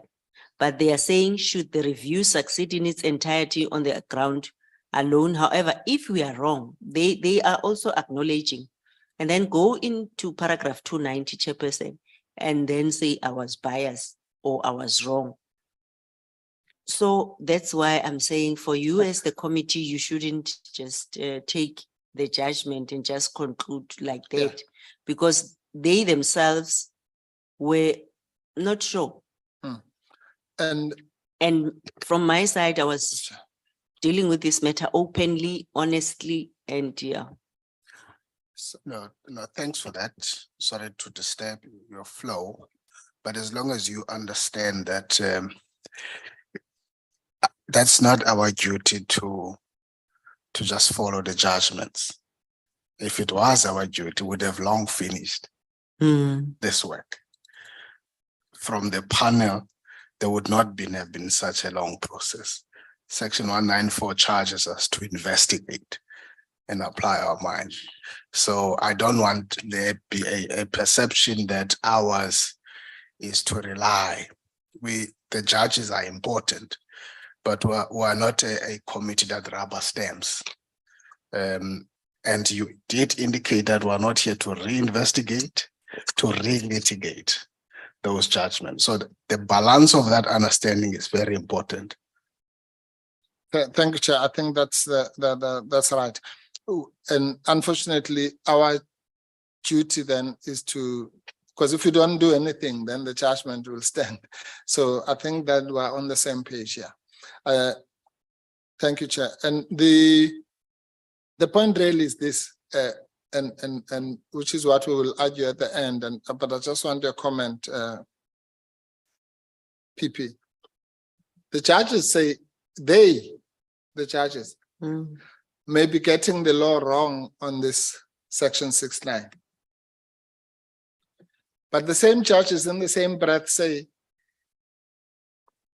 if you get the law wrong on section 69, that means you're biased. But if they get it wrong, they're just getting it wrong. Now, biased. Yeah, so that's the thing. How does it work? And this relates to an issue that we will deal with in the morning about the relationship between protecting the independence of the public protector and the independence of the courts. It's a whole discussion, yeah. But what I'm asking you is, how do you feel by being judged by a different standard? When you get it wrong, it's impeachable, but when the judge gets it wrong, well, the appeal court might fix it, but they go back to work the following day. Yes, I think hence it's well, on the face of it is very much unfair. Because indeed we've shown here the judgments where it was shown by Judge Madlanga, Chief Justice Mkhwebane, the issue of magnifying the mistakes of the public protector. I mean, you know, sitting here for the past 8-9 months, being vilified, being labeled this person, actually even before then, I don't know the law. And all those, I mean, hence judges, they do falter. They have an opportunity for their judgments to be considered in at a higher court, the issue of error of law on appeal. And when they have lost those cases, no one will come and hold this particular process. So with me, now they're holding this particular process. And unfortunately, Chairperson, because most of the way the Mazone motion was crafted and those charges, it relates a lot to the judgments and the language they've used there against me. So I'm just saying, and this point is very critical because it shows with them as well that they might have made a mistake, they were wrong, but they go and find against me that I was biased. So with this process, we're trying to show you that, I mean, when you consider these judgments as well, I'm glad that you are saying, no, they will be there, but then we are dealing with now the facts. And as well, I said to South Africans, hear me out. I was doing this work. This is what I was doing. But again, I'm also not perfect. Yes. Do I Yeah. have to receive Sure. such harsh treatment, such humiliation? I don't know.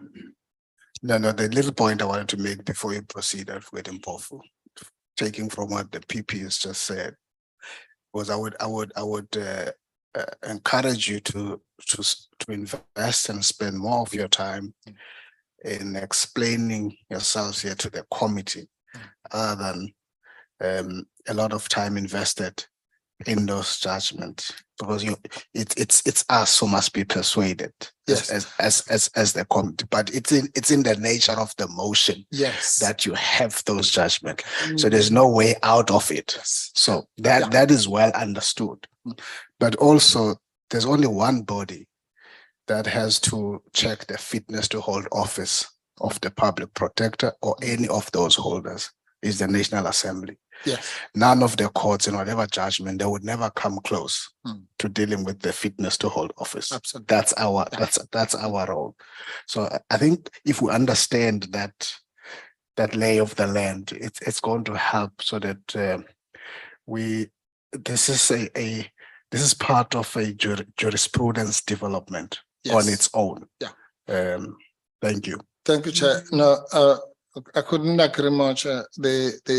And when we do the oral argument, I can assure you we'll spend the first hour or two just dealing with that issue, because it's key to this. As you say, it's inevitable. Unfortunately, the motion is not based on the PP went to work and stabbed all the workers there, and so on. It's based on the judgments, and therefore we have to navigate that. In fact, according to the independent panel, they say that all the charges, except for the charge of Mr. Samuel's affidavit of February 2020, are based on judgments. And that's the quagmire that we find ourselves in.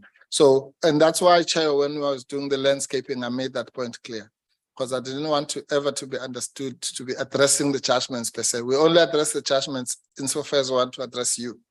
When I say you, I mean the committee.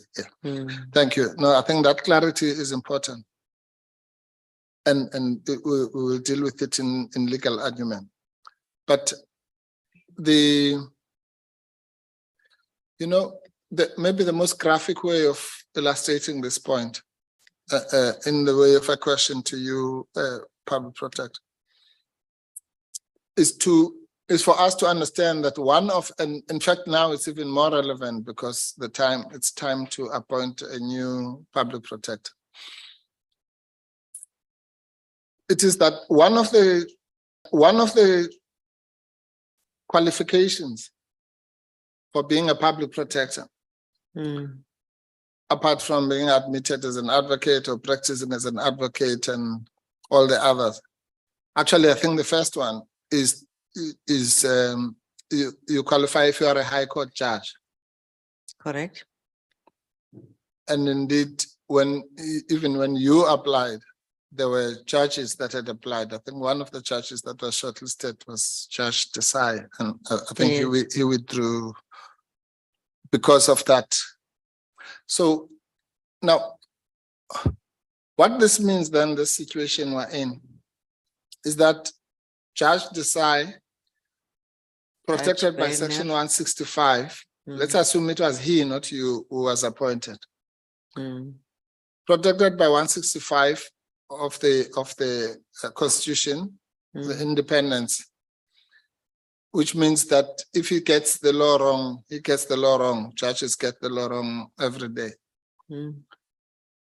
But suddenly, if he had become the public protector, the situation changes. If he gets the law wrong, then it's an inference of bias and it's a ground for removal. Now, Yes. as a country, this is something we have to grapple with. It's not as easy as I'm simplifying it now. Okay. So I'm saying that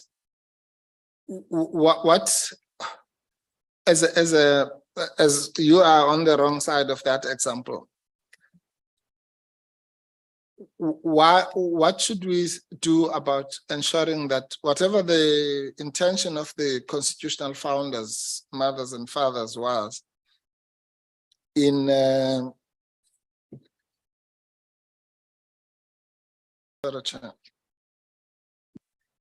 fashioning the protections for both of these institutions, that balance should be kept to ensure the integrity, the dignity, the independence, the effectiveness of the public protector. Mm. They should be, because remember the public protector is a constitutional institution, not only the public protector. I think what needs to be learned from this process is that the rules and these proceedings, the section 194 of the Constitution, as well as comparing section 181 of the Constitution and 165 of the Constitution, the independence of these institutions, they do the performance of their duties without fear or favor, and they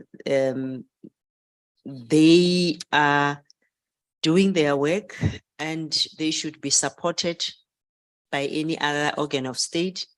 And it's very clear that no person must interfere with the operations of the Chapter 9 institution, and similar issues applicable to the judges.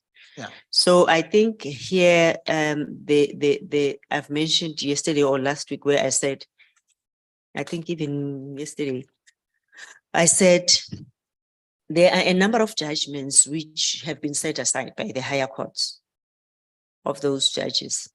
I'm still repeating, you can go and check how many judgments possibly in this matter we are busy with, where the judges have found against me, and now the judges are acknowledging and saying, suppose we are wrong. And you'll check and ask yourself, they managed to do this. Now their judgments are set aside, some of them at the Supreme Court of Appeal or even Constitutional Court. And they are also damning comments from their colleagues. But are they subjected to what is ongoing? Because I think as a country, we should play the ball and not the man. I normally say that. Yeah. Whatever we are doing, we are setting a precedence, and which is very bad, because now if we do this against this public protector, what about the other public protector? What about the Auditor General? What about in future, then there will be an administration which will say, judges, Shonan Kon, you are also now, we have this impeachment proceedings for you. You found the following people guilty. Somebody has been in jail for 20 years for something which they've never did, just because of the mistake and the error of application of a law by that particular judge. So can you imagine how gross is that compared to what I'm accused of? Yeah. Okay. And maybe, Chair, again, I'm mindful that we're not yet at the stage of the legal argument, but I'd like to, like yesterday I said, there's homework. This is the other homework, and this homework means it's not for tomorrow, it's for when we argue. And the one is this, and really this is not a simple issue. If you go to section 165(4) of the Constitution, Chairperson, you'll find that it says the following. What section? 165, volume 4, 165, subsection 4. It's actually uncanny. If I had a way, I would put them, both of them there together. But you'll see the point I wish to make, Chair, which I'll develop when we argue. It says organs of you have, you can repeat this. You have taken us through this because there's a link between this and 181. absolutely. So Yeah. you have Yes. travel, but Yes, Let's no, go but let me ahead. make it now in this context. Yes, it's not just a link. They are identical. Yeah, that's the point really I want to make. So 165.4 says organs of state through legislative and other measures must assist and protect the courts to ensure the independence, impartiality, dignity, accessibility, and effectiveness of the courts. Then go to 181.4. They are like identical twins. 181.3, sorry. Other organs of state, through legislative and other measures, must assist and protect the institutions to ensure the independence, impartiality, dignity, and effectiveness of these institutions. That would be the public protector. In other words, the constitutional mothers and fathers saw it enough to give the exact same protection, literally word for word, for the judiciary and for the institute, not just the public protector, the institutions protecting democracy. And it's always difficult to make this point because the cynics then say, oh, the public protector thinks she's a judge, you know. But that's not the point that is being made. The point is that the constitutional protection is the same. So, and then I think that takes us then, Chair, to this question of why is then the mistake of one impeachable but the mistake of the other not? But we'll develop that point further. Chair, can I therefore, I'll start with the qualifications issue, which is not long. When we resume, I think this we could break at this point. Thank you. no problem. I think it's now 1700 hours. This is our closing time. So you are correct there. We'll pause there and then. Then yes, Chair. I'll give. In fact, I wanted to give you the 3 topics that I will deal with so that people can prepare properly. So there are 2. They can be 3 now. So it's qualifications and those general. Which yes, no, on the report. So that's a second. On the report. So what is the third one now? No, that's just on the report, Chair. Then we have the remember, we still owe you maybe 3 or 4 of those from those 9 points of the charges. I think we've tackled about 4 or 5 of them. And as I say, I'm trying to deal with both. So because if you do them sequentially, it will be many issues. But now we've already killed some of the others. All right. But I'll do a quick roadmap tomorrow morning. That's fine. Then let me just therefore before we close, go back to my promise to assist Adv Mkhwebane and your team on the issue that you wanted to off-ramp about. So, you know, when there's a bus and somebody wants to go to Kama station when we've just started. So I refused that off-ramp. And you wanted that off-ramp on the basis of your doubt about the status of the meeting. Yes. And I promise that I will clarify the matter because I immediately connected with what your concern was. And I don't blame you. I want to start up so that you maybe in future will be in one, because you are concerned about, which is my concern too, and should be everybody's concern about the meeting, about what I think you thought you saw as a shrinking meeting. Firstly, let me explain that, and this is something you notice every day we start. Our quorum arrangements in the National Assembly we have made them to be kind of, call it a hybrid or two-way. So we have a number that we use to start the meeting. We also have got a second number for decision making in a meeting. And so in a committee of 36, if we are to get into making decisions, minimum we need 19 and above. But to start a meeting, as I always do every morning, I never start a meeting when we have less than 12 or 13 members. So firstly, I want to share those two. It's done not only in this committee, it's done across in various other committees. You might not know that. Hence, I wouldn't want to blame you for wanting to raise the issue. And I would have indicated to you, and you also gave me the number later on, that at the time when we came back, 1401, we certainly did not have 19 members present in the meeting. You gave the number, Yes. but there would have been, even before you raised that, I would have known how many members. It was even less than 14.